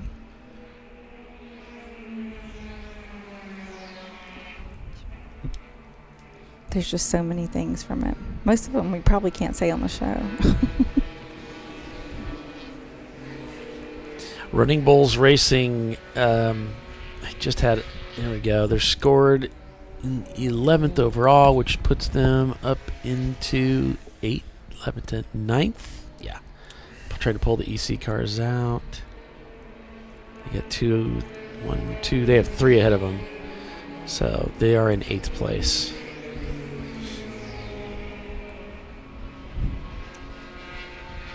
Fred said dogs at the track are the least of his problems. The entitled people are the most difficult. Well, I mean, I think that anybody dealing with the public would agree with you, Fred. Sure. That's why, even though I'm a Disney pass holder, I try to be, somewhat respectful to everyone there, because, I know how the pass holders are looked at. Because there's a lot of people that throw their weight around, or attempt to. Yeah, I just don't really get that. It's never... Joshua says he was checking in on the race and heard the commentary about idiocracy. It's late in the day. We start to run out of things to talk about. Yeah, y'all aren't texting me like you were earlier. I guess a lot of people have done their final driver change and probably don't have another one. So. Except for us. Aww. Okay, so here's news I don't want to share, but bad news. Rear trailing arm pocket ripped out. Ooh. I don't think that's good for our car. We were going to finish a whole race. Oh, man. That's a lot of damage. Yeah. That's getting a pukey emoji. Just for that? Yeah. Wow, wow, wow. See the little pukey one? I do. I'm sorry, Tiff. It's too bad. Yeah. See, that's why I like to go first or second. Yeah, before it gets broke. Yeah. I'm never the fastest on the team by any stretch of the imagination, but I'm typically pretty good at bringing the car back in one piece.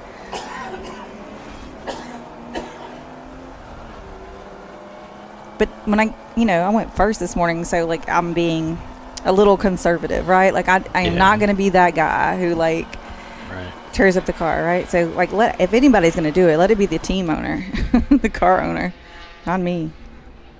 I don't want to have that conversation. Yeah. And it disappoints all the other team members because they went out there to drive and none of them got to drive. Right. Yep. Yeah. So I get it. Sebring Racing Lodge just did their pit stop for their final for the day. And Michael, Farinacci. I'm going with that. Farinacci is in for the last session. The Bennett engineered Motorsports Yankee Acura Integra was observed doing a spin and continue. No flag.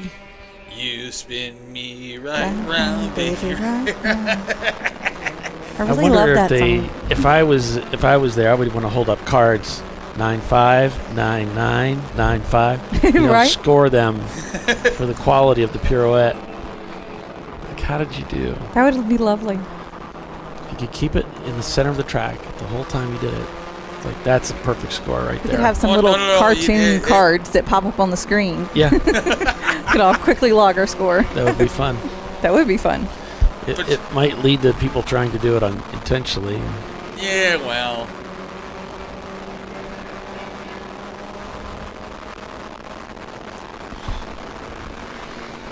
So Bent Over Racing just came in for their final stop. Brian's in for the last tank full of the gas, hopefully.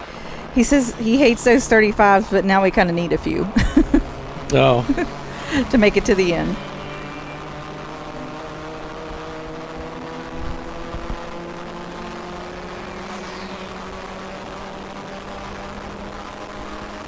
Let's see. This is Trish from TLM and David Chawati that started the race this morning.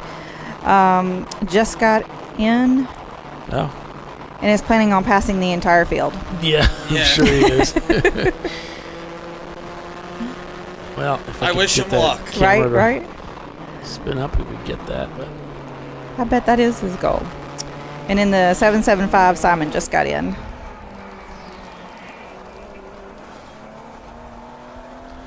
oh, here's a look at the Salence Porsche, our leader. Looking for a way by DKW. I'm sure it's backwards car. Yep. I'm sure it's not the first time he's seen that car come by.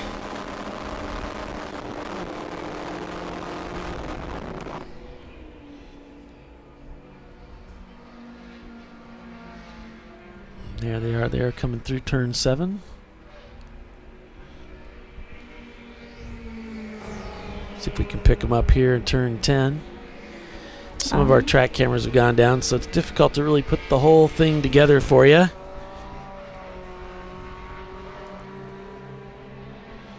So Fing Dog, shown in 6, is actually in 5th place, so they have moved into our top 5. And they still have not sent us a picture of their puppy. I know. They said, boom, Fing Dog. Like a mic drop.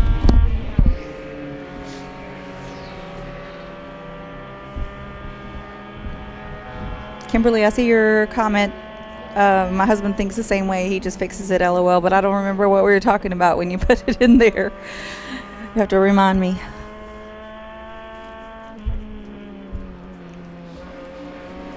Oh, I can't believe we broke our car. Do we? Well, it's the owner's fault, so. I mean, at least it was him in the car. He's so aggressive. He got a black flag in practice. Well, I got a black flag at Mid-Ohio School, but it wasn't my fault because I didn't... That's what every racer says. But it wasn't my fault. I didn't blow the checkered flag, though. I just never got it, and then they thought I... Got it. Yes. And they thought you blew it. Yes. Because I was that slow. You were just behind the pack that bad? Well, I had gotten lapped, and the leader had gotten the checkered flag the previous lap. Oh, gotcha. So he just decided, yeah, I'm gonna throw the black flag on you, and I was like, what? Why? What did I do? Exactly.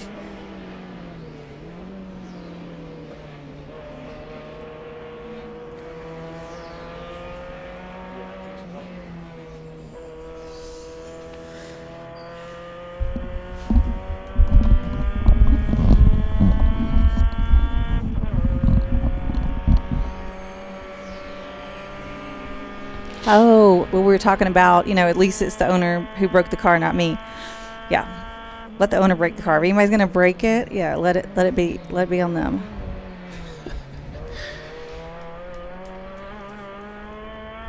I mean, sometimes I kind of drive my Civic that way. I'm like, yeah, well, it's my car. If I tear it up, yeah.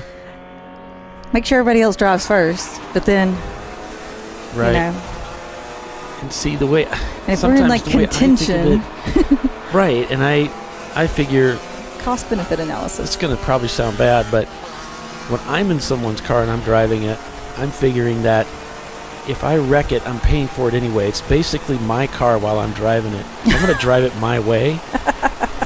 I'm going to remember. Nobody probably wants to know that, but or should know that about me. It's like, look, you're going to charge me if I bend it up either way. So right. You're basically telling me then it's my car until such time that I bring it back. And you have bent them up. If I haven't bent it, then great. You consider that a win, Since you're going to charge me, I might as well enjoy it if I'm going to bend it. Take the risk of, might as well drive it like my car then. It's interesting logic you got going on there. I'm like, I don't really want to write It's another. not something you admit to the check. team owner. Yeah. Not something you admit. And the Civic, though, you can't bend it. It doesn't bend. It just breaks. It won't bend back. Yeah. It's kind of like a can. Yeah, like a soda can. Yeah. It's about that thin. That's right. We're in the South. Mhm. Soda. Oh yeah, My everybody just wife calls was- it Coke here. Okay. Yeah, it's Coke. I actually like Coke. I don't typically drink it, but I Coke don't Zero's typically good. drink pop. I'm a Pepsi guy. Coke Zero and Diet Mountain Dew. Try to Pepsi. stick with the water though, but Pepsi is definitely a Buffalo thing. yeah, definitely Buffalo Rock.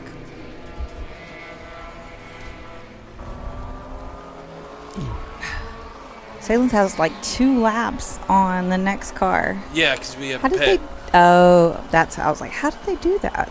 Magic. Magic. There's magic in that ketchup. So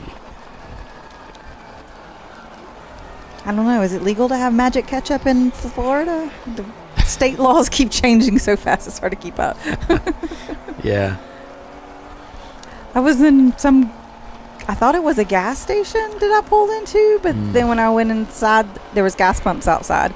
And then when you go inside, it says we do not sell nicotine or alcohol and stuff. And I was like, interesting for a gas station. I mean, you know, your business, you choose what you sell, right? Yeah. And it was a pharmacy, though. A pharmacy. And then they had some interesting content there, too. And I was like, man, did I stop for fuel in the wrong spot in town?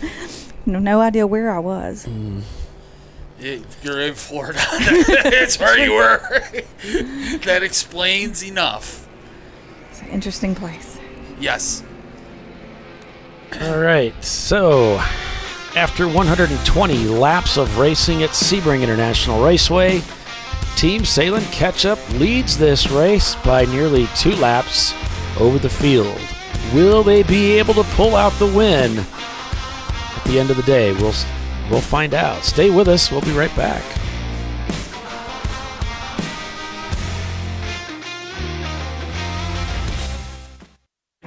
An important decision is afoot. This man is about to buy tires on TireRack.com. Tire Rack is the leading online retailer of tires in North America and a repository of advice and expert reviews. And it's done! All that's left is to arrange for safe, easy installation at one of our independent recommended installers. Well, I guess he did that too. TireRack.com, the way tire buying should be. Come on, Road. Do your worst. We'll be at our best. Engineered to meet or exceed original equipment performance exclusively at AutoZone.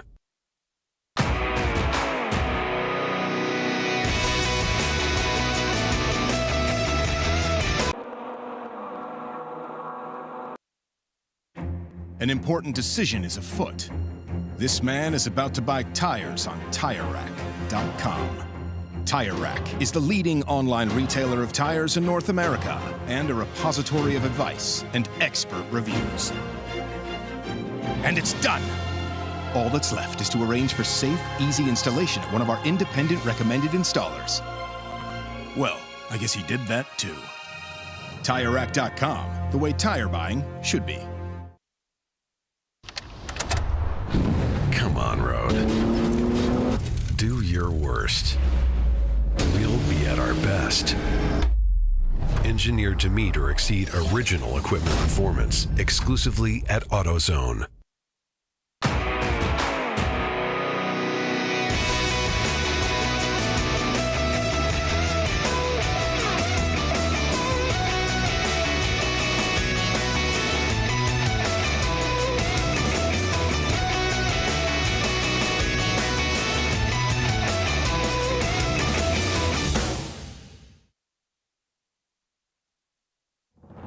Lifeline's continuous commitment to research and development ensures that we supply the most innovative and cutting-edge products available. Used by the majority of the world's motorsport championship-winning drivers, teams, and constructors, Lifeline has a stringent and proven history of success. Lifeline's continuous commitment to research and development ensures that we supply the most innovative and cutting-edge products available.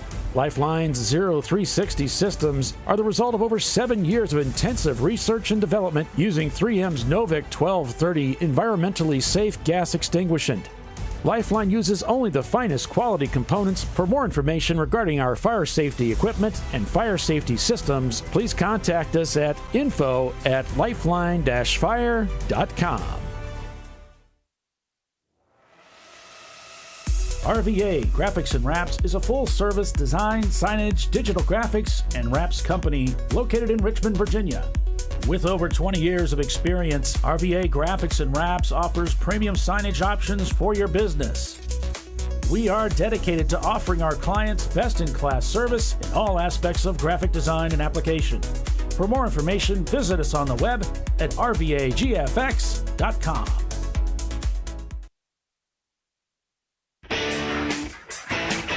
Located in Northeast Ohio with 40 years of combined experience, Money Shift Racing knows how to deliver performance and safety, offering everything you need to get your vehicle and drivers ready for race day.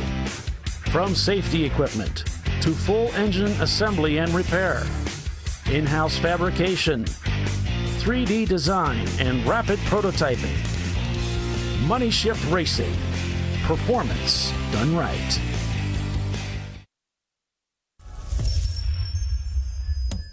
Frozen rotors from Diversified Cryogenics deliver increased performance and a higher level of safety while significantly reducing braking system costs. So to tell you a little bit about the durability of this product.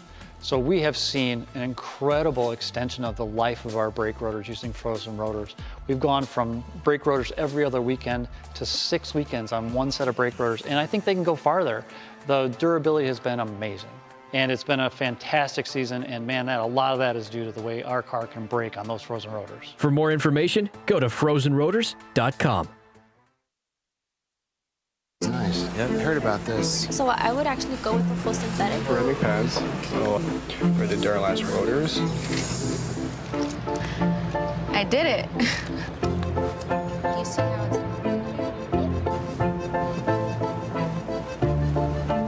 I did it. That's it. We did it.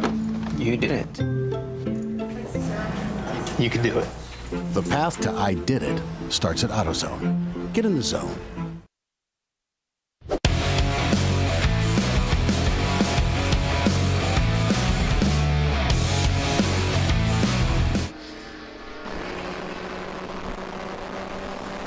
Back here live at Sebring International Raceway, the TireRack.com Champ Car Endurance Series race here on ChampCar.Live, presented by AutoZone. I'm Paul Veltum. We've got Billy Salen with the Salen's Racing Team and Tiffany Alexander. We're calling the race for you through the afternoon here into the close of this race, only about an hour and 25 minutes away. As Clark Motorsports just killing it today, coming around the other Shark car down the front straightaway.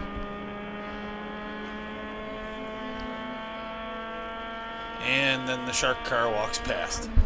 He's got that V8 power. Man, that car is quick. Oh, nice.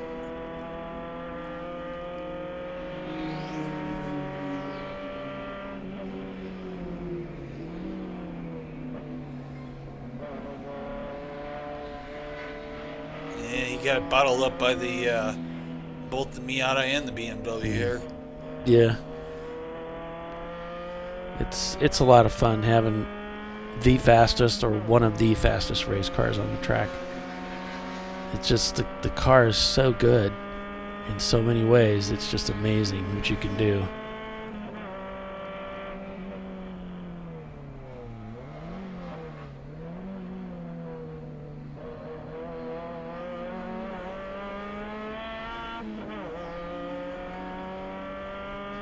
Because the only reason you're that fast is because it's not just horsepower. The car's handling well, it's braking really good. It's just, the thing is just on top. It's so good. So good. So good. Filet mignon. No, I was quoting Sweet Caroline. Oh, that's fine. You can go right ahead. Thank you, sir. Yeah, no problem. She said, is WT Florida out, or why are they out? Let me see if I have them on. See if I can ask. I do have somebody who is on here.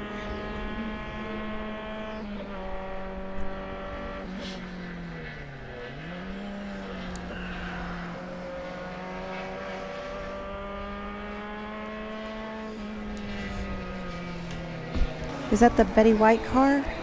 Whoa, whoa, whoa, whoa, whoa, whoa! Salins just got punted from behind. I know there was some waving going on. I just don't think that... Crossover in front. Oh. Just did not have time to react to that. Just got popped from behind, but they do have a protective bumper back there to protect the equipment at the back of the race car, the gearbox, the exhaust system, which is particularly exposed there. Got that on instant replay. We'll take another look at it and see what happened here.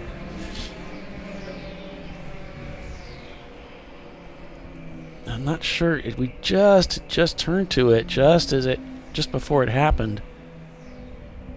Here it is. Here's the setup for it, and you could kind of tell. You could see his hands out the window waving, and oh, there's a yellow flag. That must be it. He was trying to tell him. See, look, his Flagtronics is flashing green. Well, yeah. Maybe it's after a that local. section, yeah, it was a local. And Salen's trying to warn the driver behind, hold up. Yeah. And I just don't think he got the message, and the momentum is there. Yep, see, it's yellow there. And the brakes on the Porsche come on because he doesn't want to pass, right? Right. It's that perfect storm situation. And it's back to green on his Flagtronics now. I wonder if he just never saw the local. Probably not. It doesn't look like any damage done there, so hopefully everything is all right for our leader.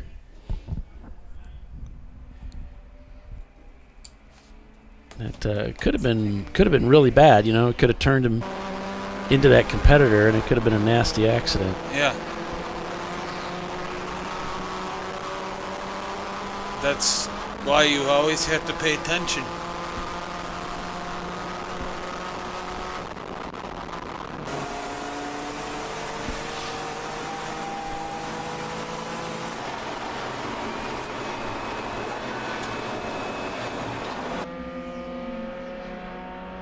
So regardless, we've got green flag racing out here.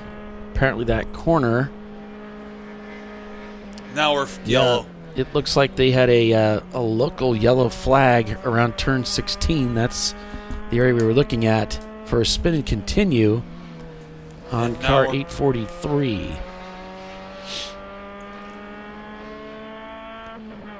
And that was the Low Country Motorsports Management Mustang. And we're now back to full course in purple 35.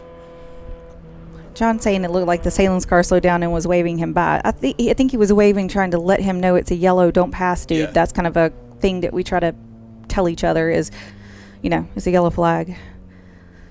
Yeah, I mean, I wouldn't have read that any other way. I wouldn't have read it as a wave by because because we don't usually wave by. We point if we point, and he's sticking his hand out the left window, and there's a car there, so it can't be a wave by. He's trying not to pass that car and get a penalty. Yeah. So this was probably a perfect timed. Yep, we're coming in. I see the pit board down. Yeah. And we're going to put a camera in that Salen's car, so we'll get to see that here. Hopefully see them finish the race and potentially win it. So the rear bumper bar is bent a little bit, but I bet. John says, yeah, waving saying no passing makes more sense. So they're going to have to go out and cut that off. So you're going to cut it off? Yeah. It's sticking out. See it? Here, come over this way. My legs are not long enough. Okay. This way. Oh, okay. Gotcha. That's what the bar is there for. Yep. Yep. Protect the tail end of the car. And I think it might have done its job, so. Yep.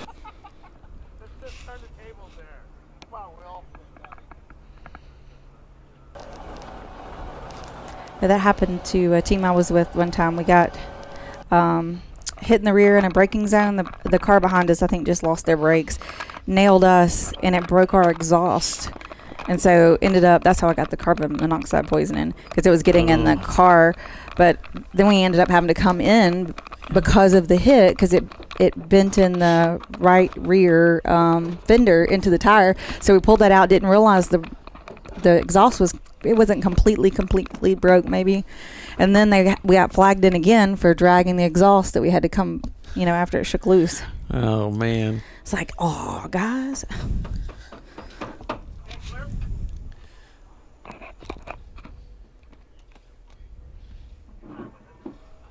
Thank you, Bill.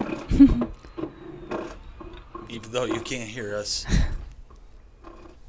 Now we got eyes and then the leader. That worked out well for them, that pit stop. Still purple 35. Those clouds are thick and heavy, though. Yep. They cut off the bar and are making sure everything else is okay. Banging out some other stuff.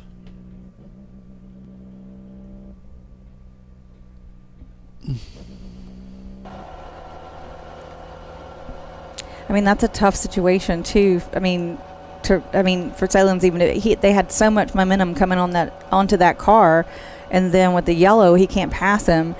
So the only thing he could do was brake kind of hard, because that's when the yellow came out, right? Yep. So, not kind of what you want to do on a straightaway is be braking, right? But there's nothing else. Yeah, I could see how the driver that was behind was seeing, we've passed the incident.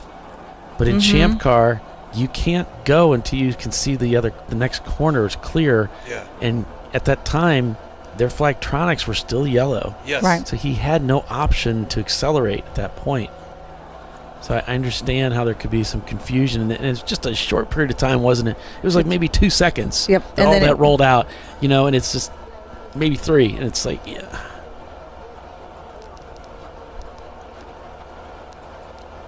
Yeah, if they'd been a second or two down the track further, it'd be no harm, no foul.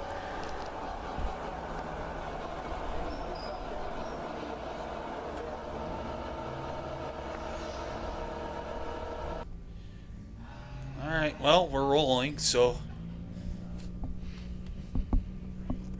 Oh, Lisa Waite says the Betty White car is on track, just not showing in the timing. I wonder if they're. Let's see. Yeah, I've seen it off and on all day. Didn't get word of any necessary issue. So one of the flaggers is from the flag stand has been talking to my father, so probably because he knows what happened. Yeah. Yeah.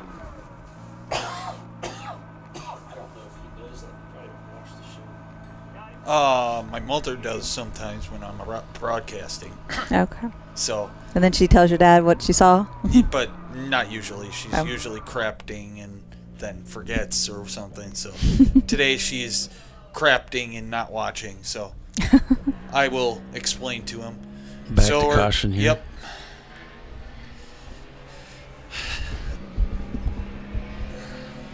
Okay, speed the field back up. Yep. Getting ready to go back to racing.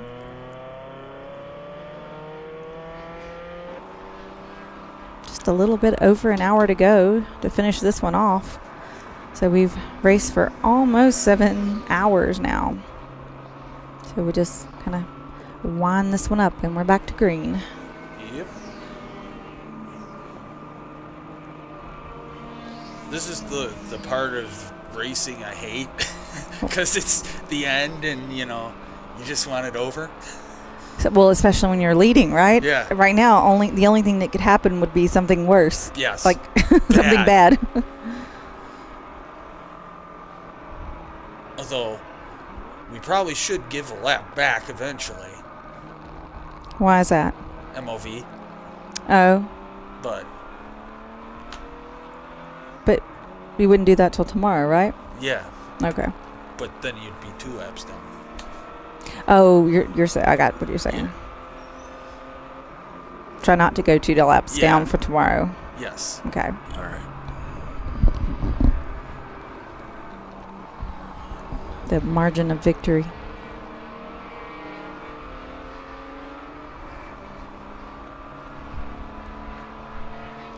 I was thinking that at some point in time they were talking about doing away with that.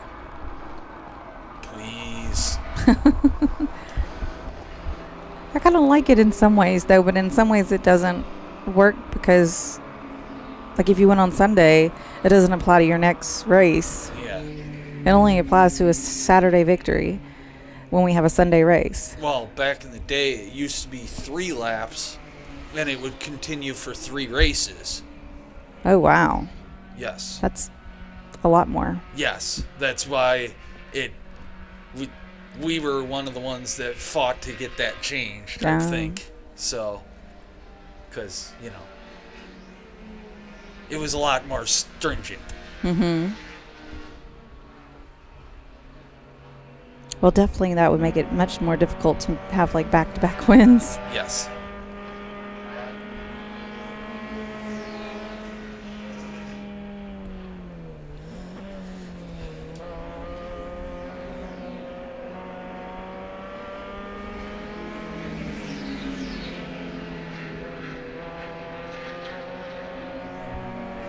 Wow.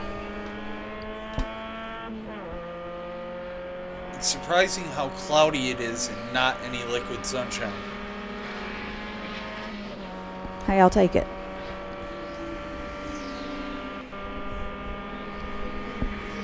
As long as they don't put any drag racing goop on the track, it's fine. That stuff is slippery. You would think it'd be sticky or something, but, like, not. It just,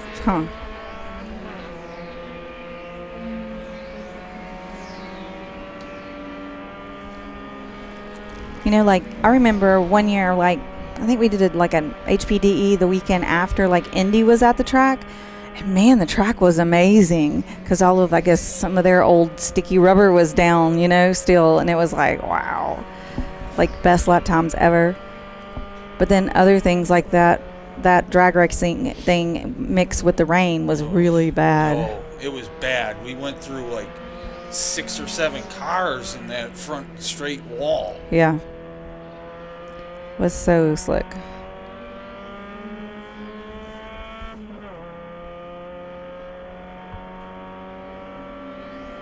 It's like another one bites the dust over and over again. Yes. On repeat.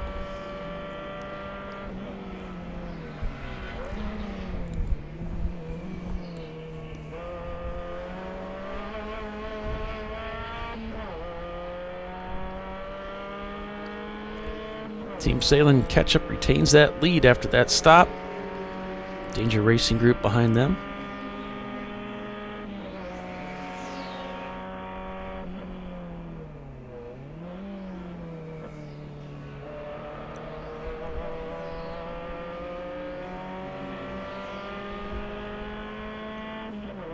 Looks like y'all didn't even lose a lap during your pit stop. The Salem's. Did y'all do all of it under the caution, I guess? Yes. Okay. Wow. That worked out well. Yeah.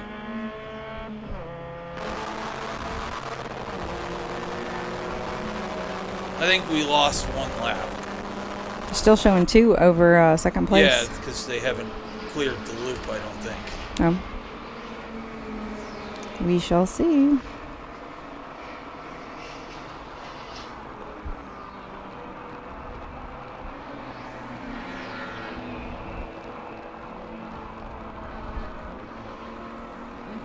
Maybe not.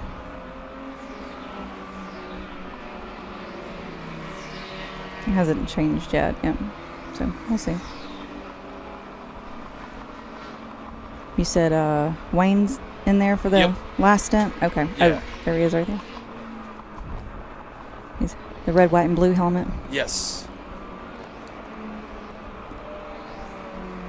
Will is black and blue, or black and blue, and my dad's is Salen's colored, and Joe Nonamaker's is the 70s design with the arrow.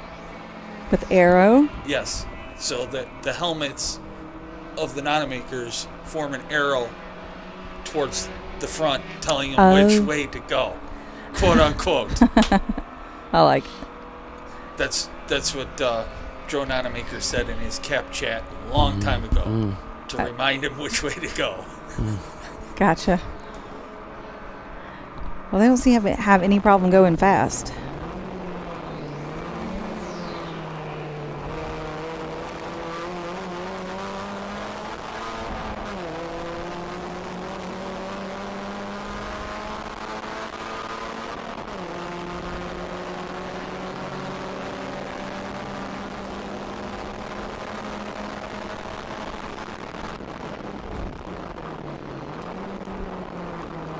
I think I know why your thing's it's froze.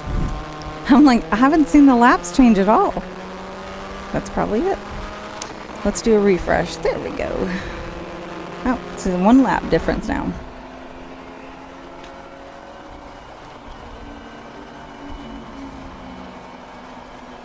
Good catch.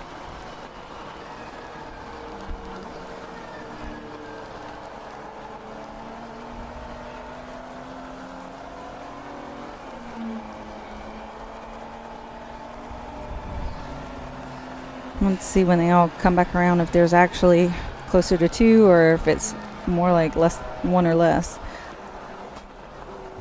See when they ping. Whew.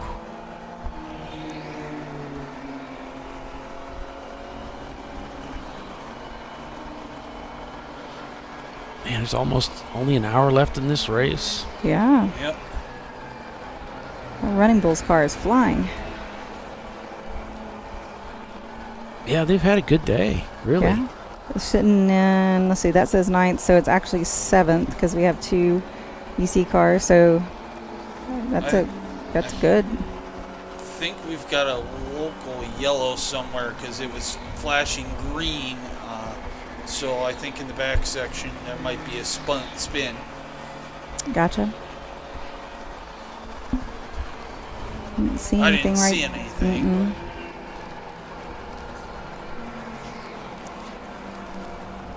Bouncy, bouncy.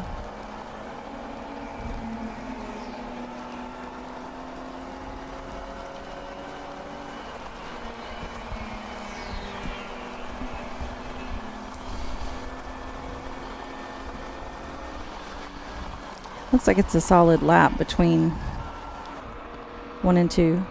Yep. Like maybe a lap plus a little. There's another really good guy too. So they're like 1 second apart for like the last hour. And they're like down 30, but they're like right next to each other. So it's a good battle. I don't know if you guys noticed because I didn't notice until I started looking at the class. They're way down. But they're like 1 second apart. Like which? F. Yeah, I was like, which 2 cars? So I have 3 F-Class cars, and then one of them was, I had the clutch break off. The flywheel break.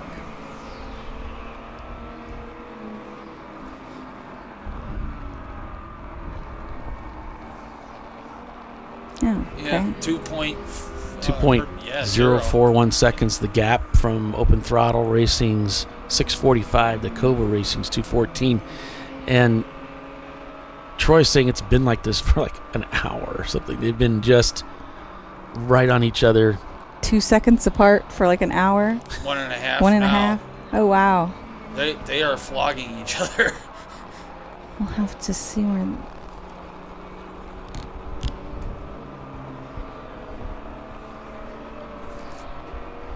They're being shown in 41st and 42nd. Yeah.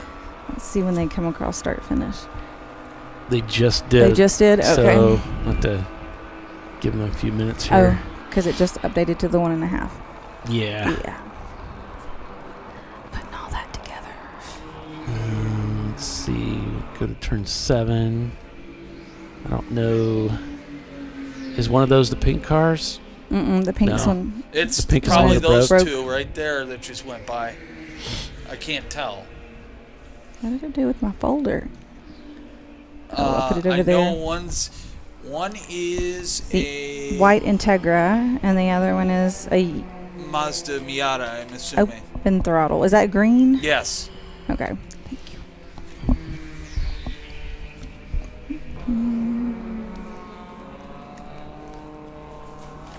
No, I didn't think he went by, did he? Yeah.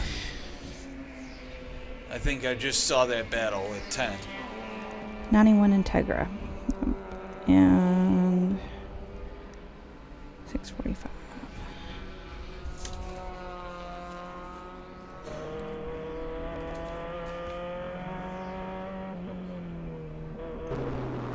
It doesn't give me colors though. It's Miata open throttle. There's red. There's the running bulls. Yep. That's an RX-7.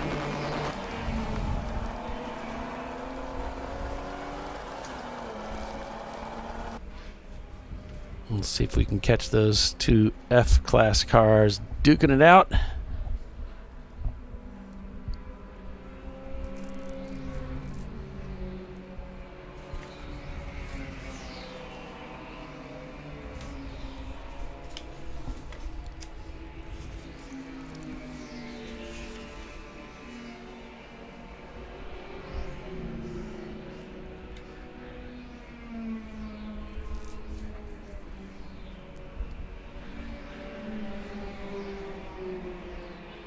Wow, open throttle brought like 5 cars. A C-class, 2 C-classes, an EC car, and an F-class. I don't know what that one is. Maybe an A or B, the other one. Oh, 0.4 seconds. Wow. As they cross the start-finish line again this time. They should be right somewhere in here. Yeah. Right there. They are right together. Like they're side by side. sewn together. That's for a trophy. Yeah. We'll go over to turn 5 here. We can see them coming through here. As it's starting to get a little darker out here with the cloud cover. And the Integra's got him. Down to turn 7.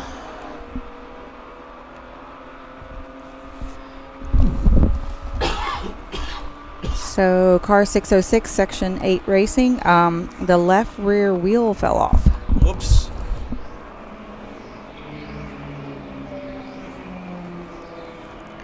They're definitely gonna need that. What's up with the bugs in here, man? And That's another ant. And then there they are, going through the turn there. The Miata got him back. And they're having a good race of it. Yeah.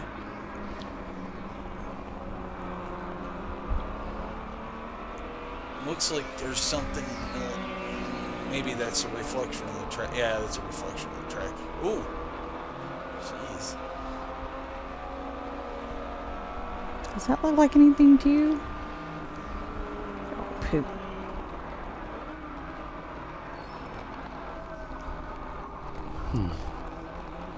Alright, ladies and gentlemen. I am going to call it a day because it is 4:01 and I'm going to head down to our stall. Okie dokie. So I will see you guys tomorrow. Okay. Me. All right. Thanks, man. Yep. Mute ya. There you go. See you in the AM.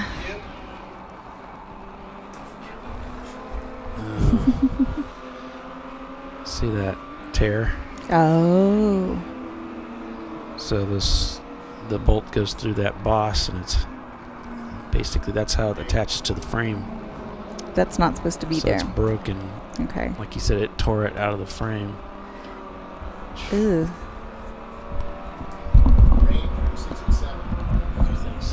Oh, rain. So rain reported over in turns 6 and 7, which we weren't supposed to get.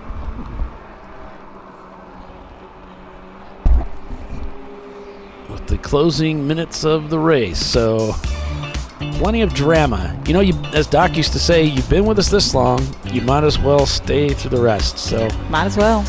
You're watching Champ Car Live, presented by AutoZone. Stay with us. We'll be right back.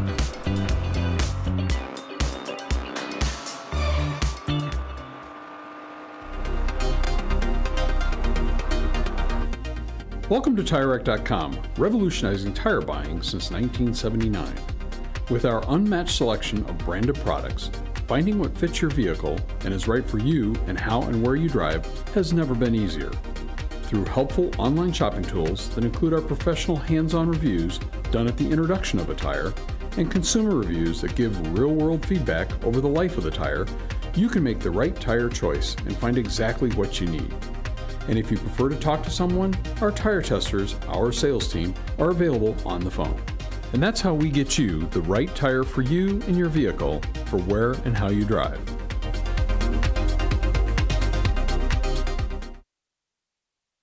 At AutoZone, you get what you need when you need it. Got a today job? Pick it up free same day at your local AutoZone. More of a tomorrow project? Order as late as 10 p.m. with free next day delivery. Getting the job done just got easier.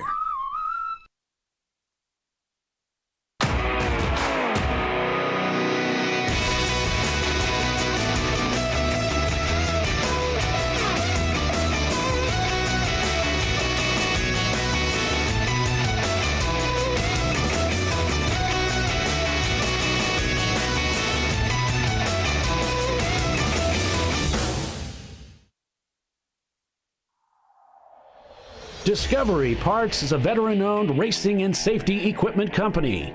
While we're located inside Atlanta Motorsports Park in Dawsonville, Georgia, Discovery Parts can also be found at the tracks, supporting a number of Champ Car Series events.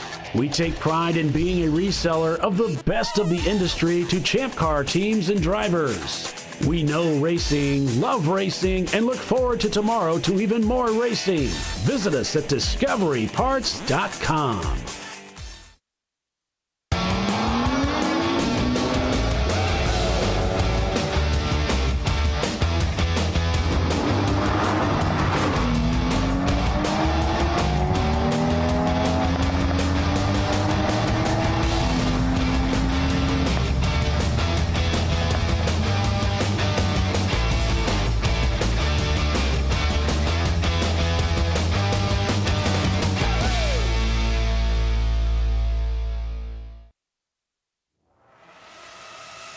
RVA Graphics and Wraps is a full-service design, signage, digital graphics, and wraps company located in Richmond, Virginia. With over 20 years of experience, RVA Graphics and Wraps offers premium signage options for your business. We are dedicated to offering our clients best-in-class service in all aspects of graphic design and application. For more information, visit us on the web at rvagfx.com. Lifeline's continuous commitment to research and development ensures that we supply the most innovative and cutting-edge products available, used by the majority of the world's motorsport championship-winning drivers, teams, and constructors. Lifeline has a stringent and proven history of success. Lifeline's continuous commitment to research and development ensures that we supply the most innovative and cutting-edge products available. Lifeline's 0360 systems are the result of over 7 years of intensive research and development using 3M's Novik 1230 environmentally safe gas extinguishant. Lifeline uses only the finest quality components. For more information regarding our fire safety equipment and fire safety systems, please contact us at info@lifeline-fire.com. Located in Northeast Ohio with 40 years of combined experience, Money Shift Racing knows how to deliver performance and safety, offering everything you need to get your vehicle and drivers ready for race day.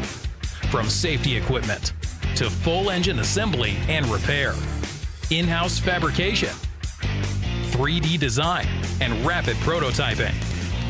Money Shift Racing. Performance done right. Frozen rotors from Diversified Cryogenics deliver increased performance and a higher level of safety while significantly reducing braking system costs. So to tell you a little bit about the durability of this product. So we have seen an incredible extension of the life of our brake rotors using frozen rotors. We've gone from brake rotors every other weekend to 6 weekends on one set of brake rotors, and I think they can go farther. The durability has been amazing.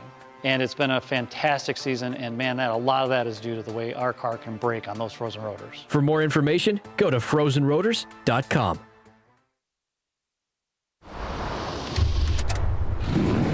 Bring on the frozen tundra, the grinding gravel, the cratered concrete, the rain-soaked streets. Come on, road. Do your worst. We'll be at our best. Reliable performance in unreliable conditions. Designed to meet or exceed original equipment performance. That's why more auto technicians choose Duralast parts. Exclusively at AutoZone.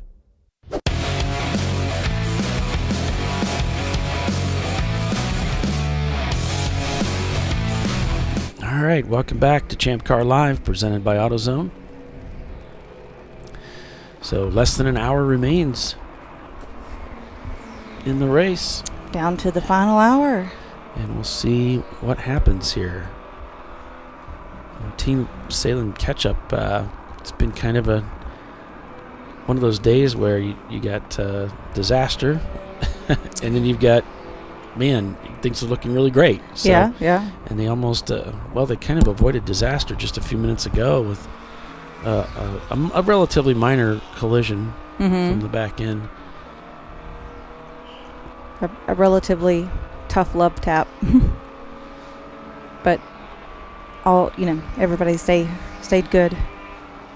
So, well, I guess they had to take their bar off in the back maybe, or cut something out. So, I mean, they wouldn't survive another tap of that type. So, corner. Yep. So we'll see if they can hold on here to the end. And Kimberly says her hubby Chad is driving now for Avenue Garage. So go Avenue Garage and go Chad.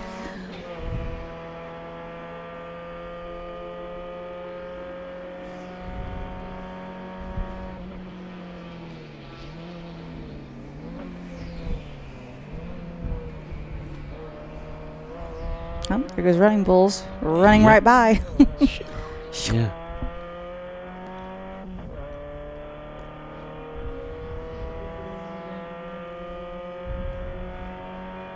The Clark Motorsports car is so fast. It is, isn't it? No, they're just a little bit quicker than the Running Bulls car on paper for fastest lap times, but it looks like the Running Bulls E30 is pulling away. Mm-hmm. And but Clark is, score-wise, they are ahead. And looks like a pretty significant gap between them. It's kind of hard to tell here, looking at difference versus gaps. Well, let's see. Clark is on lap 130 and Running Bulls is on 129. But yeah, so they're trying to make up a lap make on up them. a lap. Gotcha. Mm-hmm.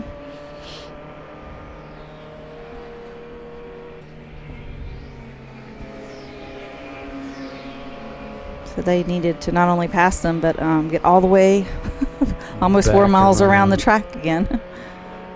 Yeah. It's going to be hard to do with 40 some odd minutes left, 50 minutes-ish. Something like that. Unofficially. Yeah. You can see them. They're just right there behind them. So 6 seconds now, the gap between Open Throttle and Kobe. So a little bit of a gap now has been built up there as we were watching that contest between them. The battle for F-Class.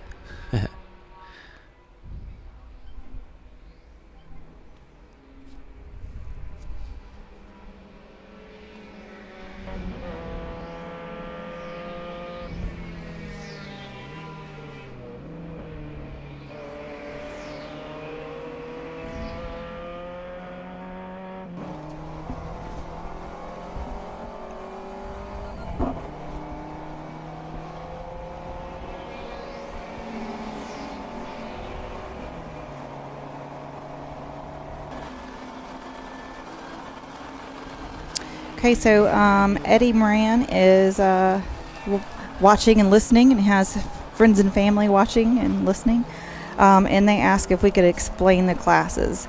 So there's a couple of different ways it works. A, B, C, and D are by displacement, so engine displacement. And I don't remember if I know the exact numbers. It's all the way up to like 1.9, I think, is A class, and 2.0 or 1.9 and up to 2.4, I think, is B class, 2.5 or 2.49 up to pretty much the V8s are D class. A lot of your V6s are C class, etc. The larger 2.0 style 4 cylinders are B class. Yep. The smaller 4 cylinders are A class.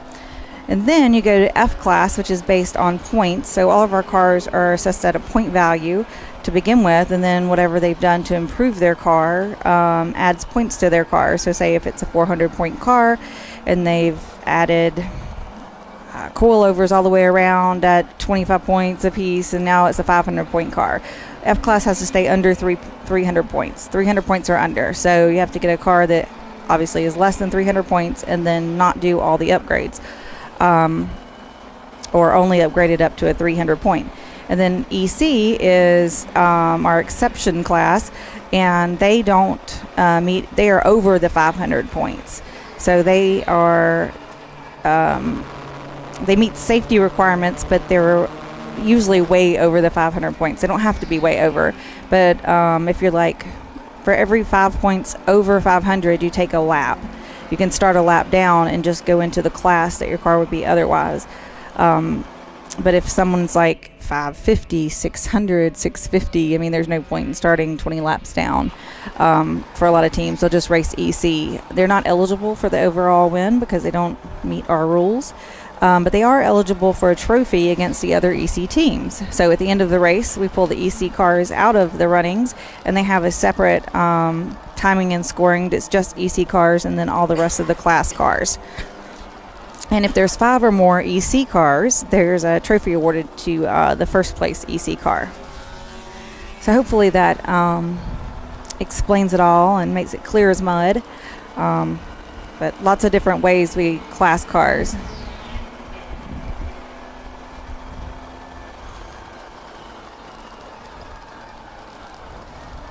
We give away a trophy for first, second, and third overall, and then we also give a trophy for first place in each class.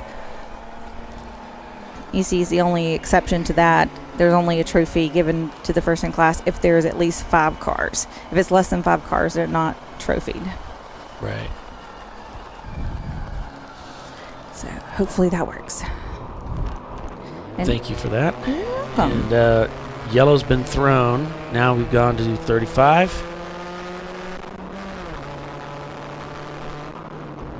Eddie also just got out of the shark car, so he says the car is fast. I'm not.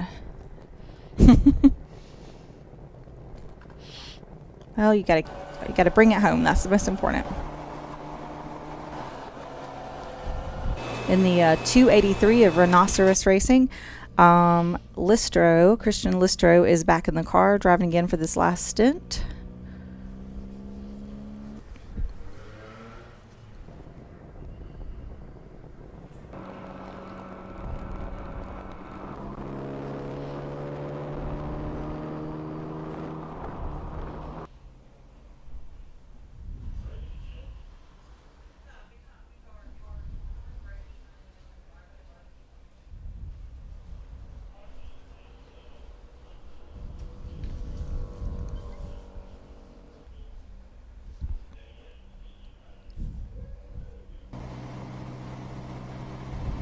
So this purple 35, the way this works, if you're familiar with Formula One, just think virtual safety car.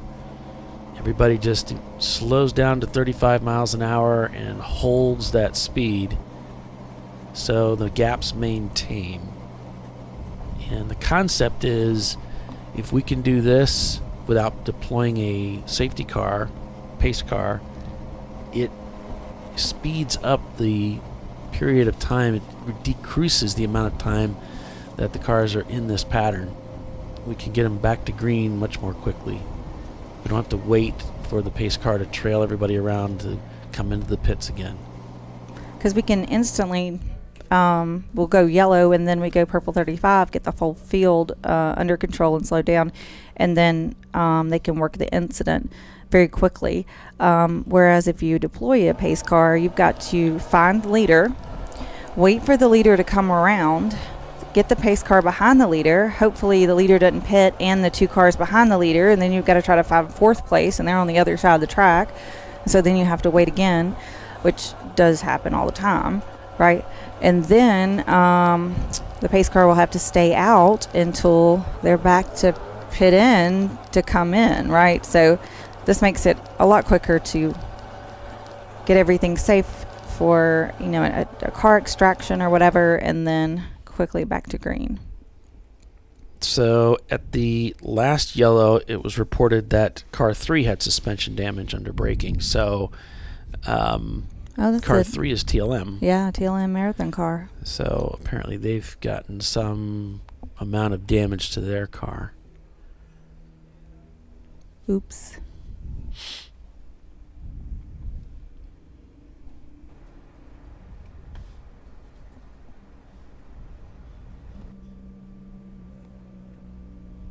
And thanks to everyone who's taken the time to send information in to Tiffany so that we can have that for the show. It certainly makes the race all the more interesting. Yeah, and I just really like to be able to include everybody in the broadcast, not just the people that I'm personally friends with and have their phone number where I can bug them, right? Like, I like everybody to be included. I mean, everybody that wants to be, you know. Some people may want to race and be totally anonymous and not, you know, but and that's obviously their prerogative and they don't have to send me information. But most of you, like me, you know, want to be part of the race and all of the things. So you may have friends. I mean, not all of us do, but like you may have friends or family at home that want to know what's going on. Some people are part of like families that like racing. My family, not so much. I'm the only weirdo in the family, but. Hi, Steve. Good to hear from you again. Yeah, I wonder what that's like. Having friends? Having friends. Let me ponder. What's it like, Tiffany? Tell me. Most amount of bought. Bought and paid for. So this section right now we're on, see how that's black, and then there's the other concrete. So at night, because I just did my first night session here not that long ago, it looks like there's no pavement over there. It's like scary as crap the first time you go through there. You're like, I'm running out of room. And it's just that the color is different, so the light reflects off of it a little differently. And it just, well, I was riding with somebody, so it looked like he was just about to run off the track, you know? Yeah. But with these different color patches of pavement, it's when we do these night races, it can be a lot trickier on the eyes. Trixie.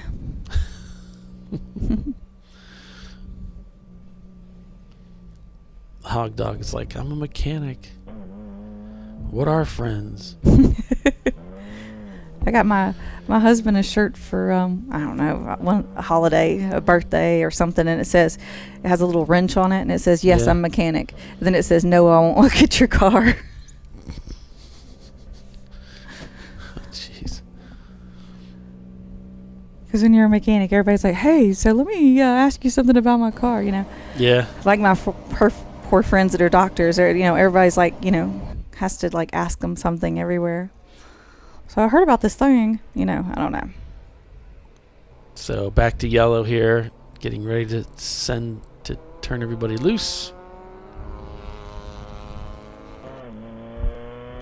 Speed them back up. They can't pass until it goes back to green. And then there it is, green. Now we're back to racing. You see Clark really gets around.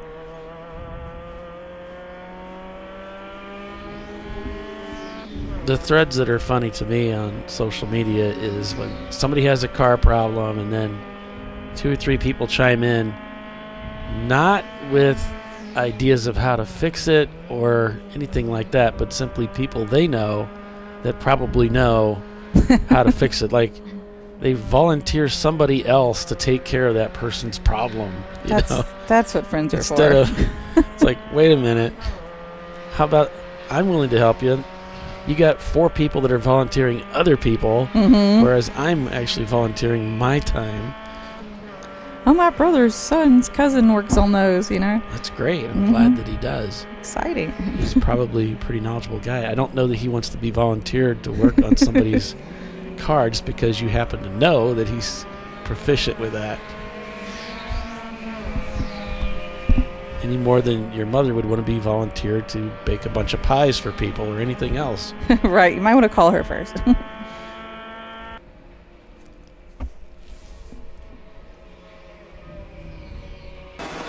So never start racing coming into the pits. Or heading back out.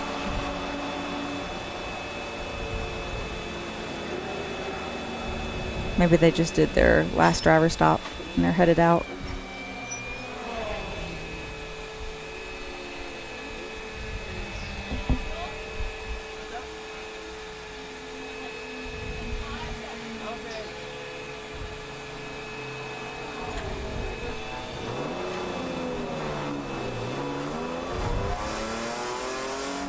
And off they go.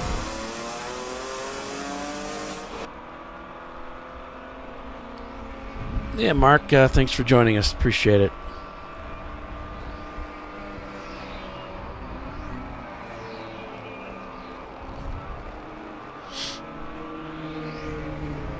We're back in the car with our leader. Not for long.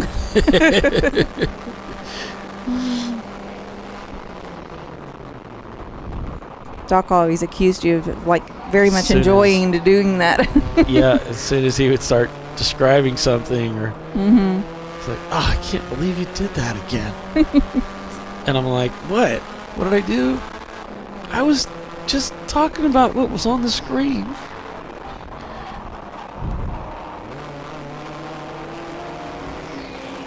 I'm in my own little world. And Doc would wake up in a new world every day like a chicken. Yep. I even put that on one of his stickers that I made for him. Yeah. So good. I think that one's on my drink bottle.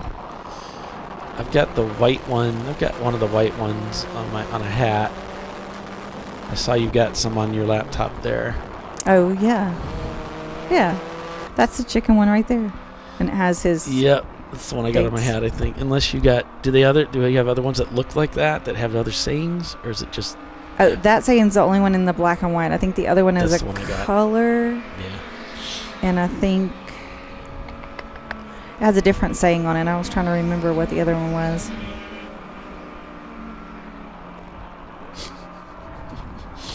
So funny. I liked that one of him. Yeah. It's one of my favorites. Yeah. It's a picture of Doc. It says, "We love Doc." It's got his picture, and it says, I'm like a chicken. I wake up in a new world every day." I got one on my car, too. And on my race cars. He is right on the tail here. This guy trying to get through.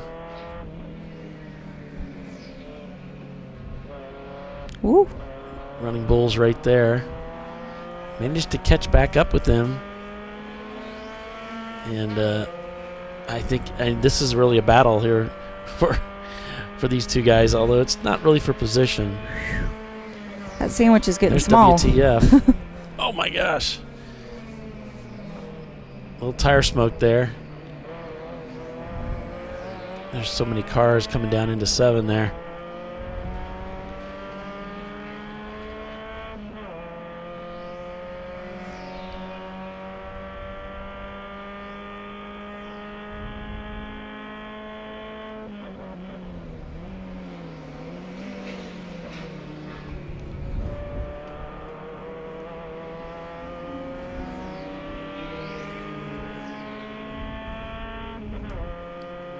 Right on the doorstep again of Running Bulls. Still showing them a lap separate, I think. Yeah. Yep. The battle for 8th and 9th place. Well, actually, that's actually 2 really up. Doesn't want to let this go. It's 6th and 7th. Actually straddled the whole rumble strips there, the Gators, to try and stay on the power there so that Running Bulls wouldn't have another run at them.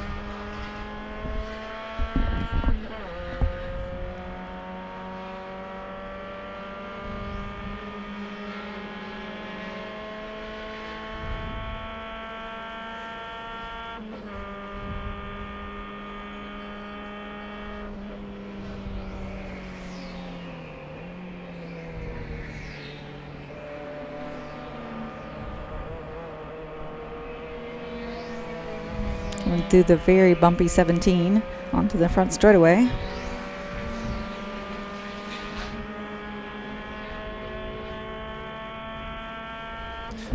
It's wild how you can see the vibration at different revs Mhm. in the car, where it cleans up and it gets vibration again, then it cleans up as he's going through the rev range. Very bumpy through there.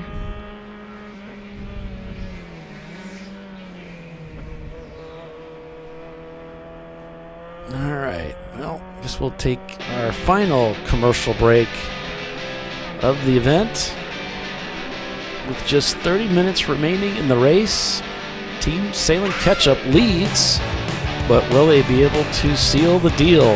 Stay with us to find out. We'll be right back.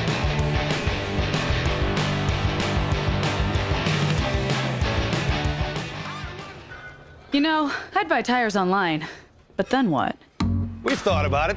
We're TireRack.com. They should let you ship directly to a mechanic. Actually, we call them independent recommended installers. They should have like 1,000 mechanics. Try over 7,000 installers. Then you just make an appointment. At a time that's convenient for you. This could change tire buying forever.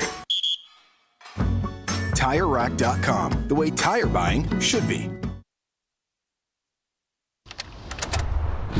Come on, Road. Do your worst. We'll be at our best. Engineered to meet or exceed original equipment performance, exclusively at AutoZone. Lifeline's continuous commitment to research and development ensures that we supply the most innovative and cutting-edge products available. Used by the majority of the world's motorsport championship-winning drivers, teams, and constructors, Lifeline has a stringent and proven history of success. Lifeline's continuous commitment to research and development ensures that we supply the most innovative and cutting-edge products available. Lifeline's 0360 systems are the result of over 7 years of intensive research and development using 3M's Novik 1230 environmentally safe gas extinguishant. Lifeline uses only the finest quality components. For more information regarding our fire safety equipment and fire safety systems, please contact us at info@lifeline-fire.com.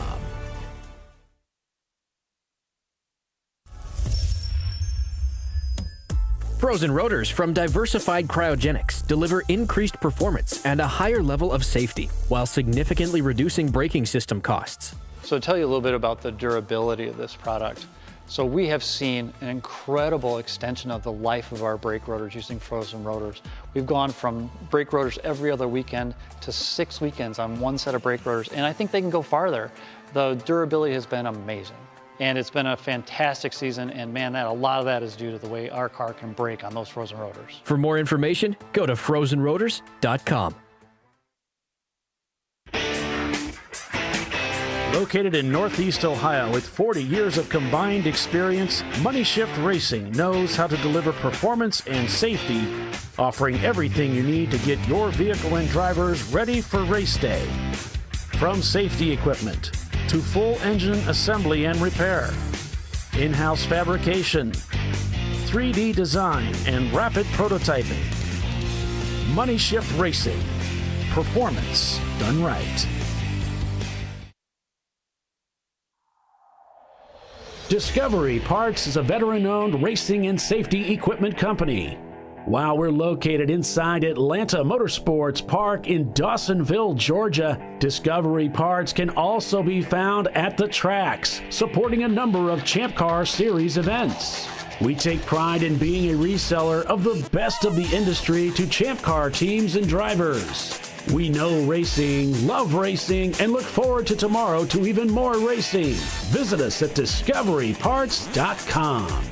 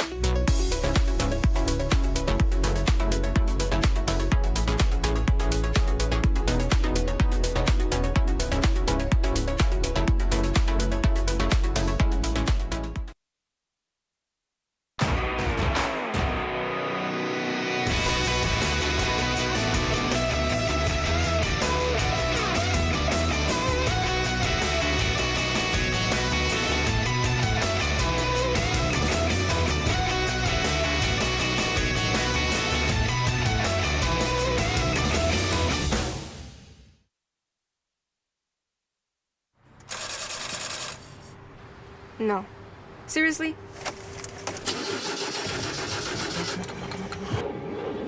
Come on. No. You for real? Dale. Really? Wow. So maybe just a cable? We can help you. Welcome to America's #1 battery destination, AutoZone, your battery solution.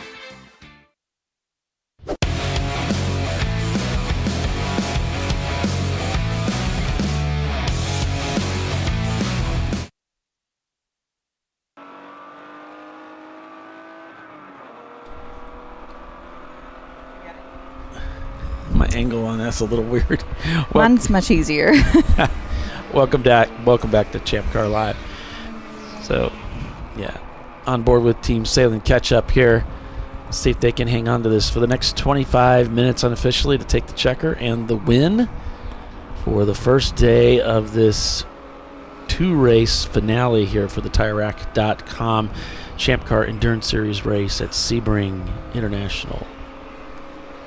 And Trophy Wife, my team, we are in desperate need of a welder. So we are paddocked right across from 40. It says 49 the pit through to get to the pits. We're right there in the paddock in the grass. If you want to send that to me, Tiff, maybe I can get it up on the screen for you real quick. But you can go ahead and. So they need a welder. They need someone who's can. Do they need a person, or do you think they just need the equipment? I don't know. Some of them. Oh, it didn't send the picture. It just sent the thing. Okay, hold on 1 second. It's going to be fairly easy to get to. They just got to take that rear tire off. But the pocket where the trailing arm mounts to the back of the car, that has been torn out, and so they just need some welding work done there to fix that. It looks like a pretty clean tear, so. I was trying to remember if anybody knows. I don't know how to weld. I can tell you that. That's the only guarantee I got. Let's see. I know. Let me send it to you because it sent just the text part. All right. Surely somebody over there. They're very useful guys. I mean, much more useful than me. How did you send that? Oh, Messenger. Oh, I still just got that. Oh, let's try it again. But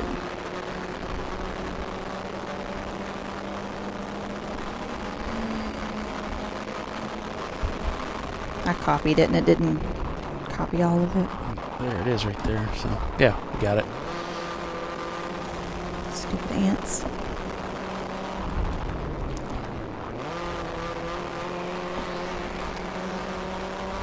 So I got a picture here. I'll show you what the issue is. There we go. So I don't know if you can see my arrow there. You can see the tear, how it pulled this boss out. And so, yeah. Had a little contact with another car and that just... So it needs to be put back together again. Like Humpty Dumpty. Maybe that's what we should name the car. All my other cars have It's names. a thought. It's a thought.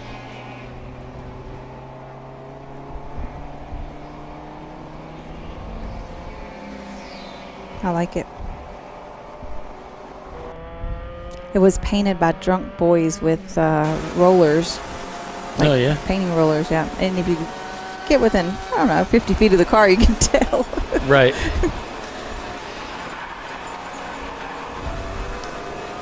Well, we got that done. So Whiskey Tango just off to the right there. Were y'all in my in-car when I did the tank slapper through there? I think, yes. I think we saw you doing the recovery part. Okay. Yeah, I had a little, just got on the throttle a little too aggressively and a little too quick. And then had to. Moment. I had a little moment. Had a moment. I was like, whoa, whoa, whoa, whoa, whoa, whoa. Oh, Humpty Dumpty did sit behind the wall. That is where it's at.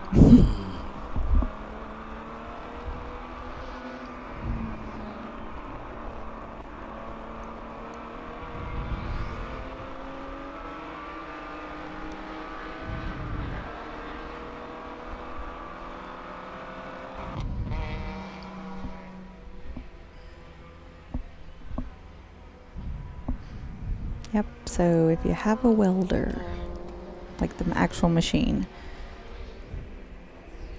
if you know how to use it, that's even better. But just let us know.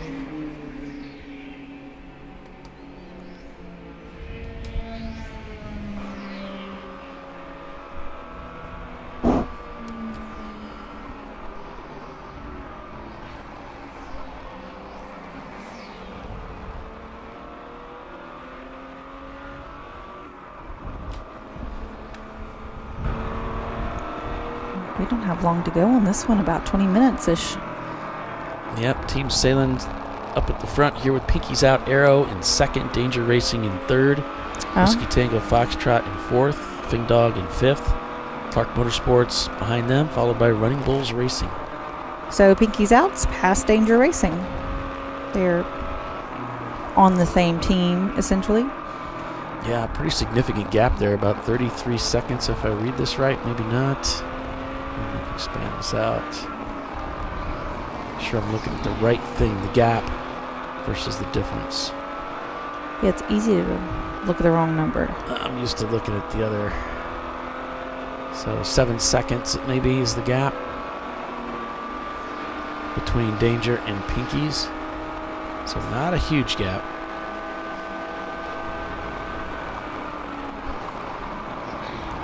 Fing Dog just setting their fastest time of the day with a 2:35.3.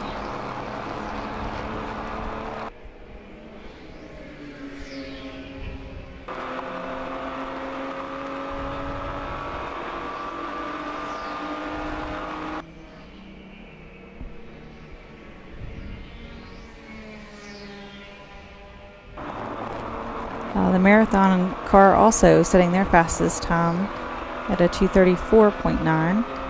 After that suspension trouble, I didn't know that they would be back, so. Either that or they're falling through the rankings with their fastest time, then they broke the car. Either one or the other.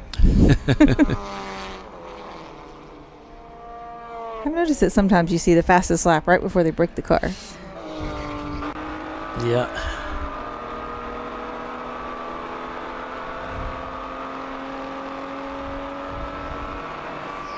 Checking the mirrors there as he comes down into 7. Hard braking here. That right-hander, the slowest part of the racetrack, also known as the hairpin.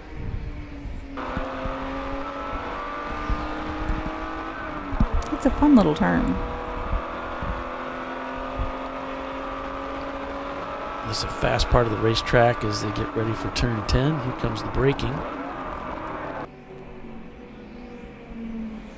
For turn 10. Starting to work his way through the field here. This cluster of cars.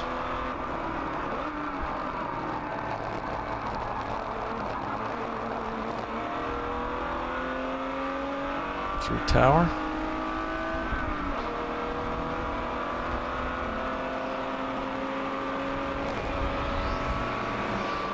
Bishops. Yep.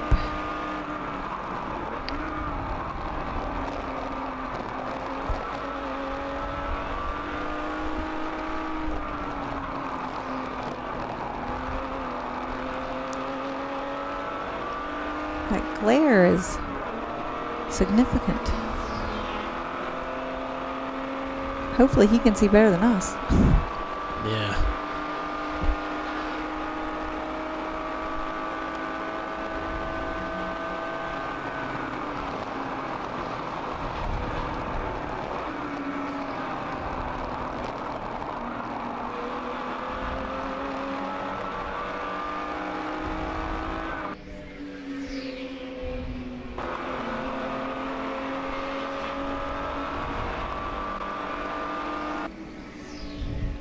Yeah, Trish said David broke the car. Oh, really? Yep. But did he pass everybody like he promised? Well, I mean, he turned his fastest time right before he broke the car, so he was definitely trying. That's great. I'm sure he's not too happy about breaking the car, but Probably not.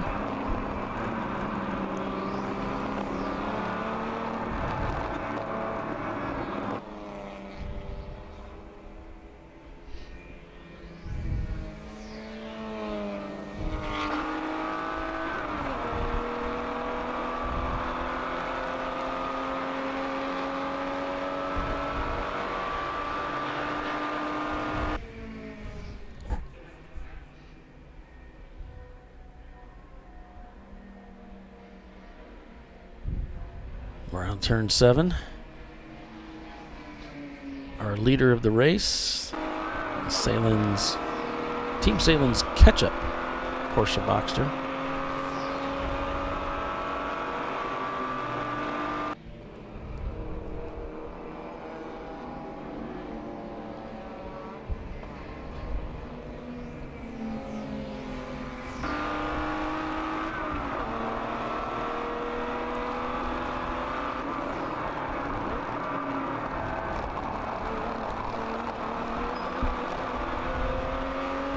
The one-handed bandit?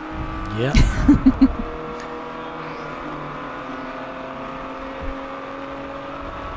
I call him the one-arm bandit because it's like a throwback from the westerns, the one-arm bandit, you know. I don't really know the story behind the one-arm bandit, But this guy likes to, as you see, set his left maybe he only has hand. one arm, so I don't know. But yes, he tends to drive with one hand. So Clark in the pits here after all that hard driving. And he brought that car in. Not sure what the story is there. Don't see anybody moving around the car. Well, actually, I see somebody in the rear. Oh, they're in the back. Okay. There's a driver in the car. So maybe they're fueling.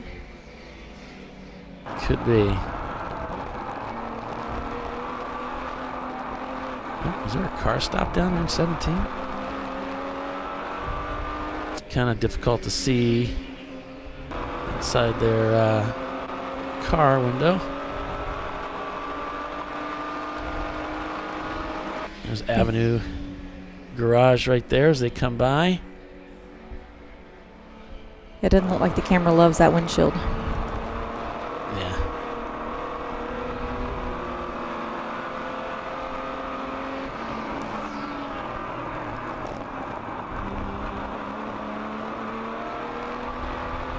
Setting up for turn 5 here.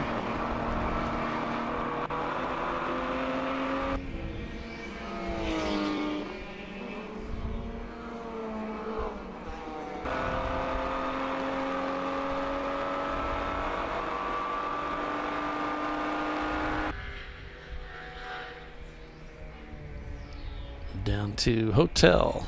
Just saw the JB bug go by. Cute little thing. Maybe we'll see him in turn 10 as they come through here.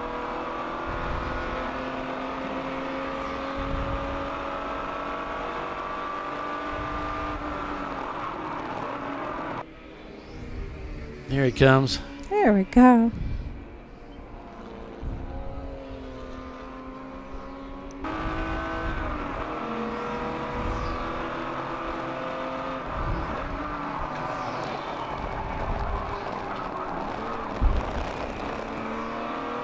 Okay, looks like they found a welder, a helmet, and maybe a generator. They're gonna pull the arm, clean it, and see if our youngin can weld.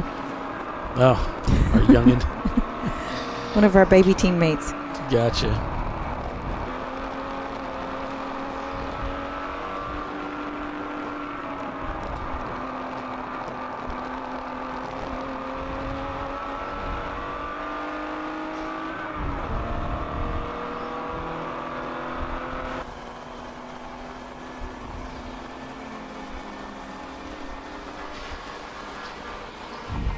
Oh, Hog Dog says slug bug. Remember that game? Yeah. My little brother, when he was little, loved that game. Couldn't hardly ride in the car with him. He just always wanted to punch you in the arm.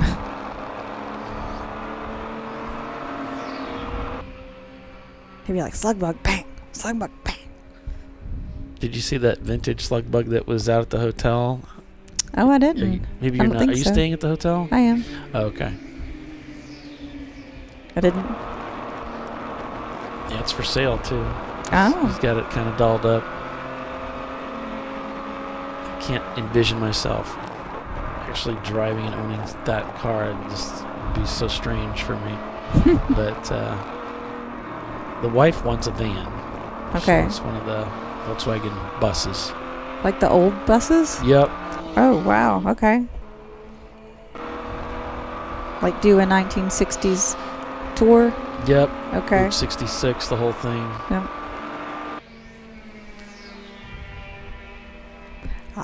Kimberly says in New England we called it punch buggy. Yep, because you get to punch somebody in the arm. I didn't play along very well because my brother would, the whole slug bug or punch buggy, punch you in the arm, and I'd be like jerk and punch him back. Retribution, reprisals. Yep.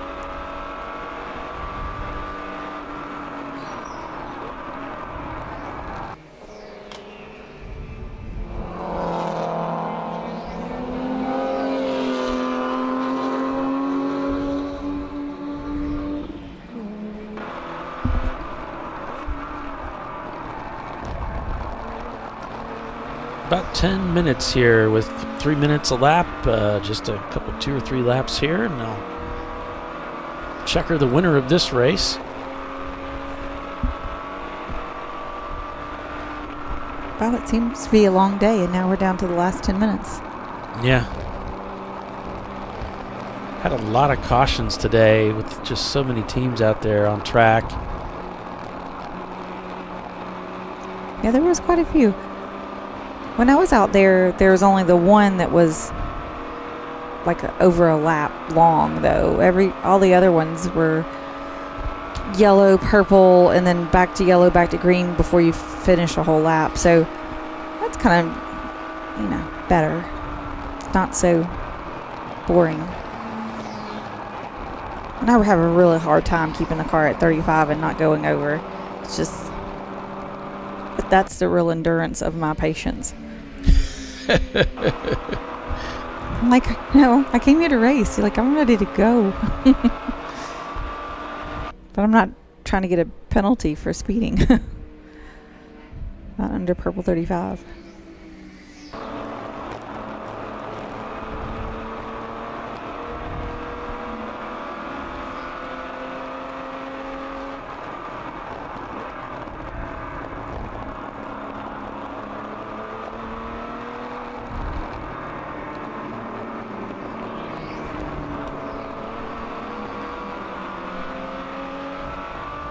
He's right on top of Floridian Motorsports here in their Porsche. And both these cars pretty quick.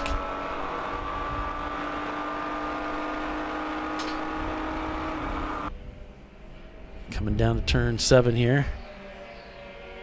Nice clean pass. Both drivers giving one another ample room to get through the corner there without any trouble. Nice. Nicely done.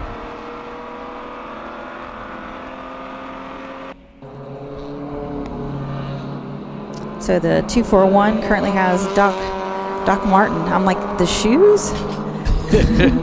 Behind the wheel. He says this will be their first top 10 in class. That's what they're. All right, I guess they're called- congratulations. Yeah. Way to go, guys. Nicely done. Yeah.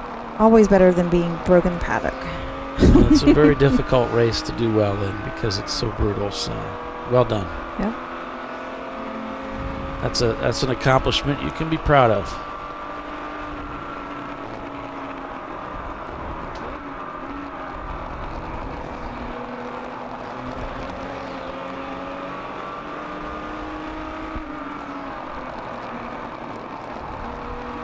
Thanks, Bernie. Appreciate you. We appreciate that.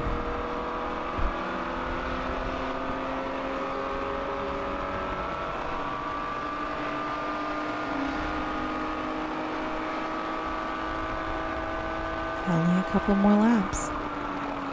Team Sailing Ketchup leads over Pinky's Out Arrow, followed by Danger Racing Group, Whiskey Tango Foxtrot, Fing Dog Racing, Running Bulls, Clark Motorsports, Team Infinity, Rosmar Racing, Sled Bull Racing, Madwag Motorsports, Gorilla Sticker, 3.5 men, the top 20 there.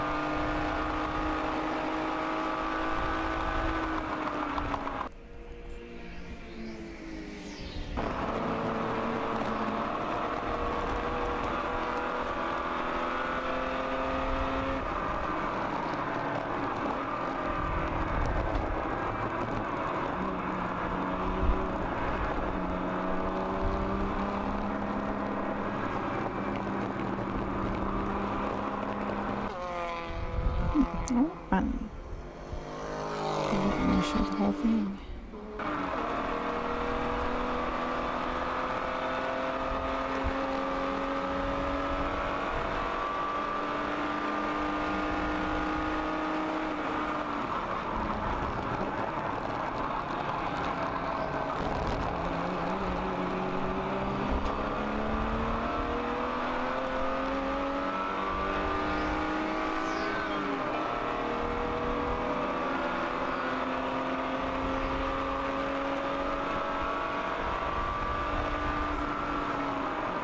Oh, Whiskey Tango Foxtrot just set their fastest time of the day at a 2:31.3.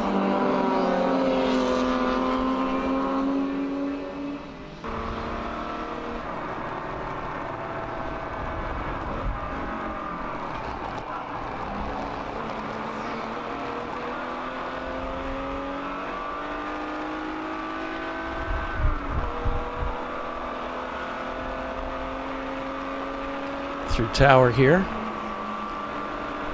Looking for turn 16 to set up for that fast run down the backstretch here.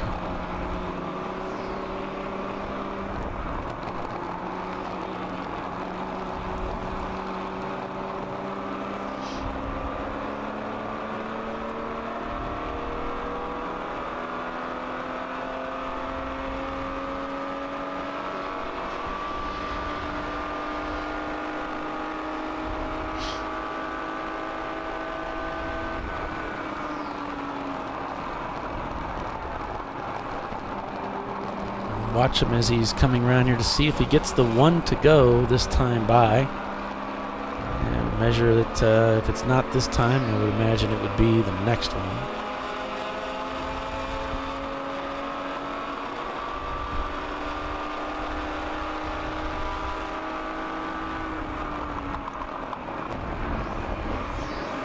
Might be holding up a one to go there. I don't see it coming out for the others. I just saw a thumbs up, so I'm not sure.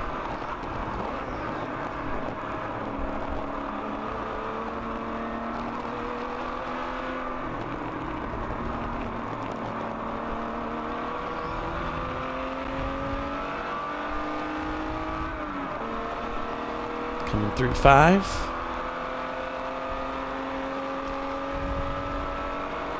Looking for turn 7 here for the leader of the race. Looks like that's Pinky's Out that just went by. There's a Salem's car, like right behind them, but on a different lap. There's just about a lap separating them.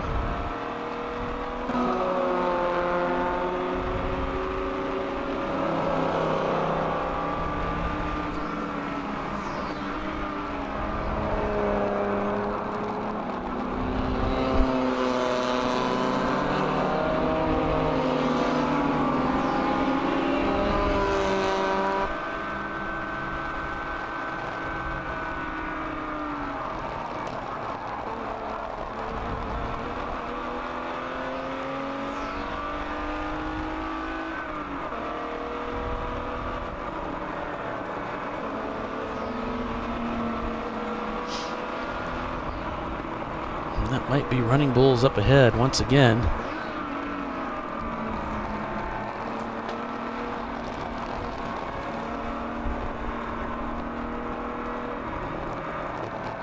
Okay, the lineup now really wide this time for that run through 16 down Altman Straight.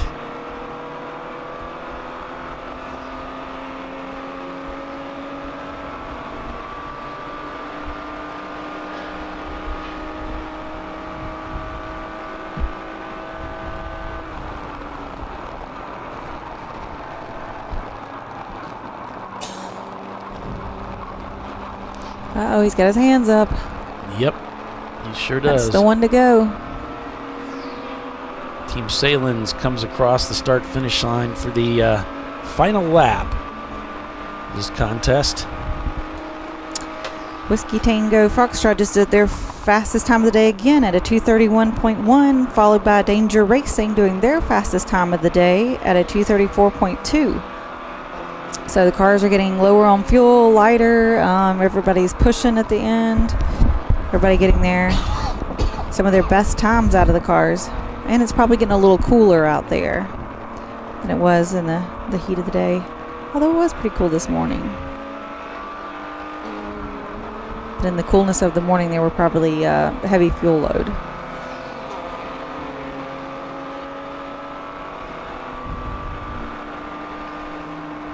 Team Salem, turn 7 for the final time. Rolling through 8 and 9 here, headed towards turn 10.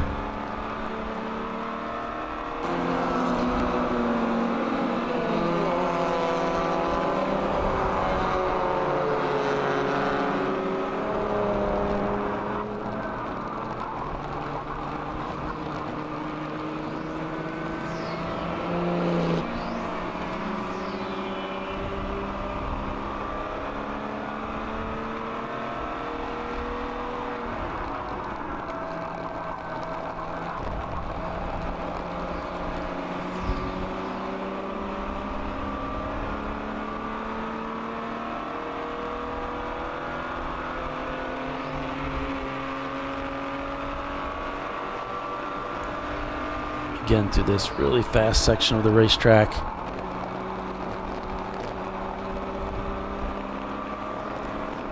We'll dip back here. Again, really wide. Setting up for this corner now down the Altman Straight for the final time.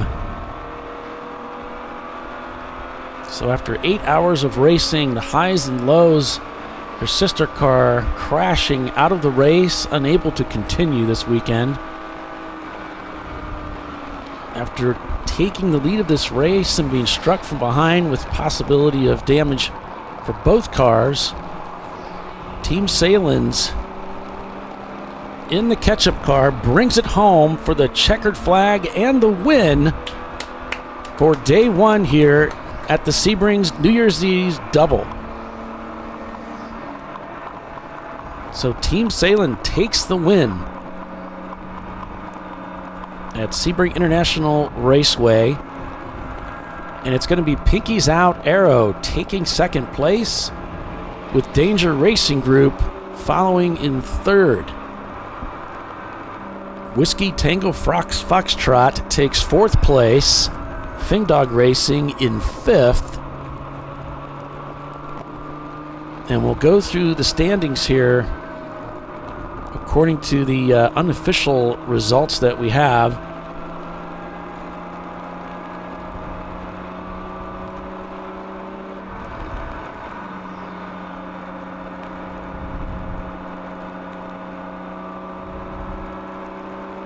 So looking at A class,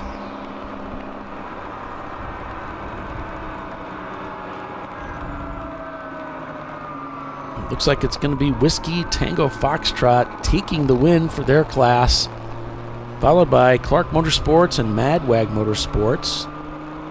To B class, it's Sled Bull Racing winning the class.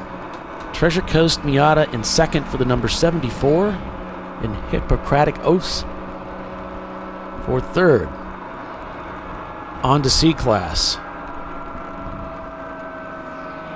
You've got Team Salem Ketchup winning, as well as Pinky Out in Arrow in second. And then we have Danger Racing Group finishing third. Your D-Class winner, Team Infinity. In second, it's RPM AutoWorks Racing. And then Floridian Motorsports in third. And for F-Class, for that battle between those two teams that really fought it out, Open Throttle Racing ends up winning F-Class, with, of course, Covey Racing finishing in second.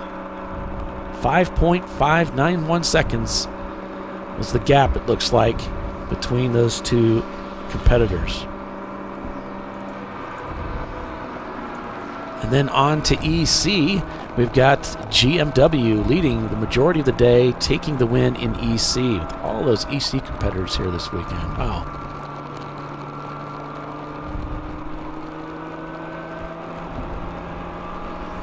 So there's your overall results unofficially, of course. And those will be posted up to Speed Hive later once the race is called official.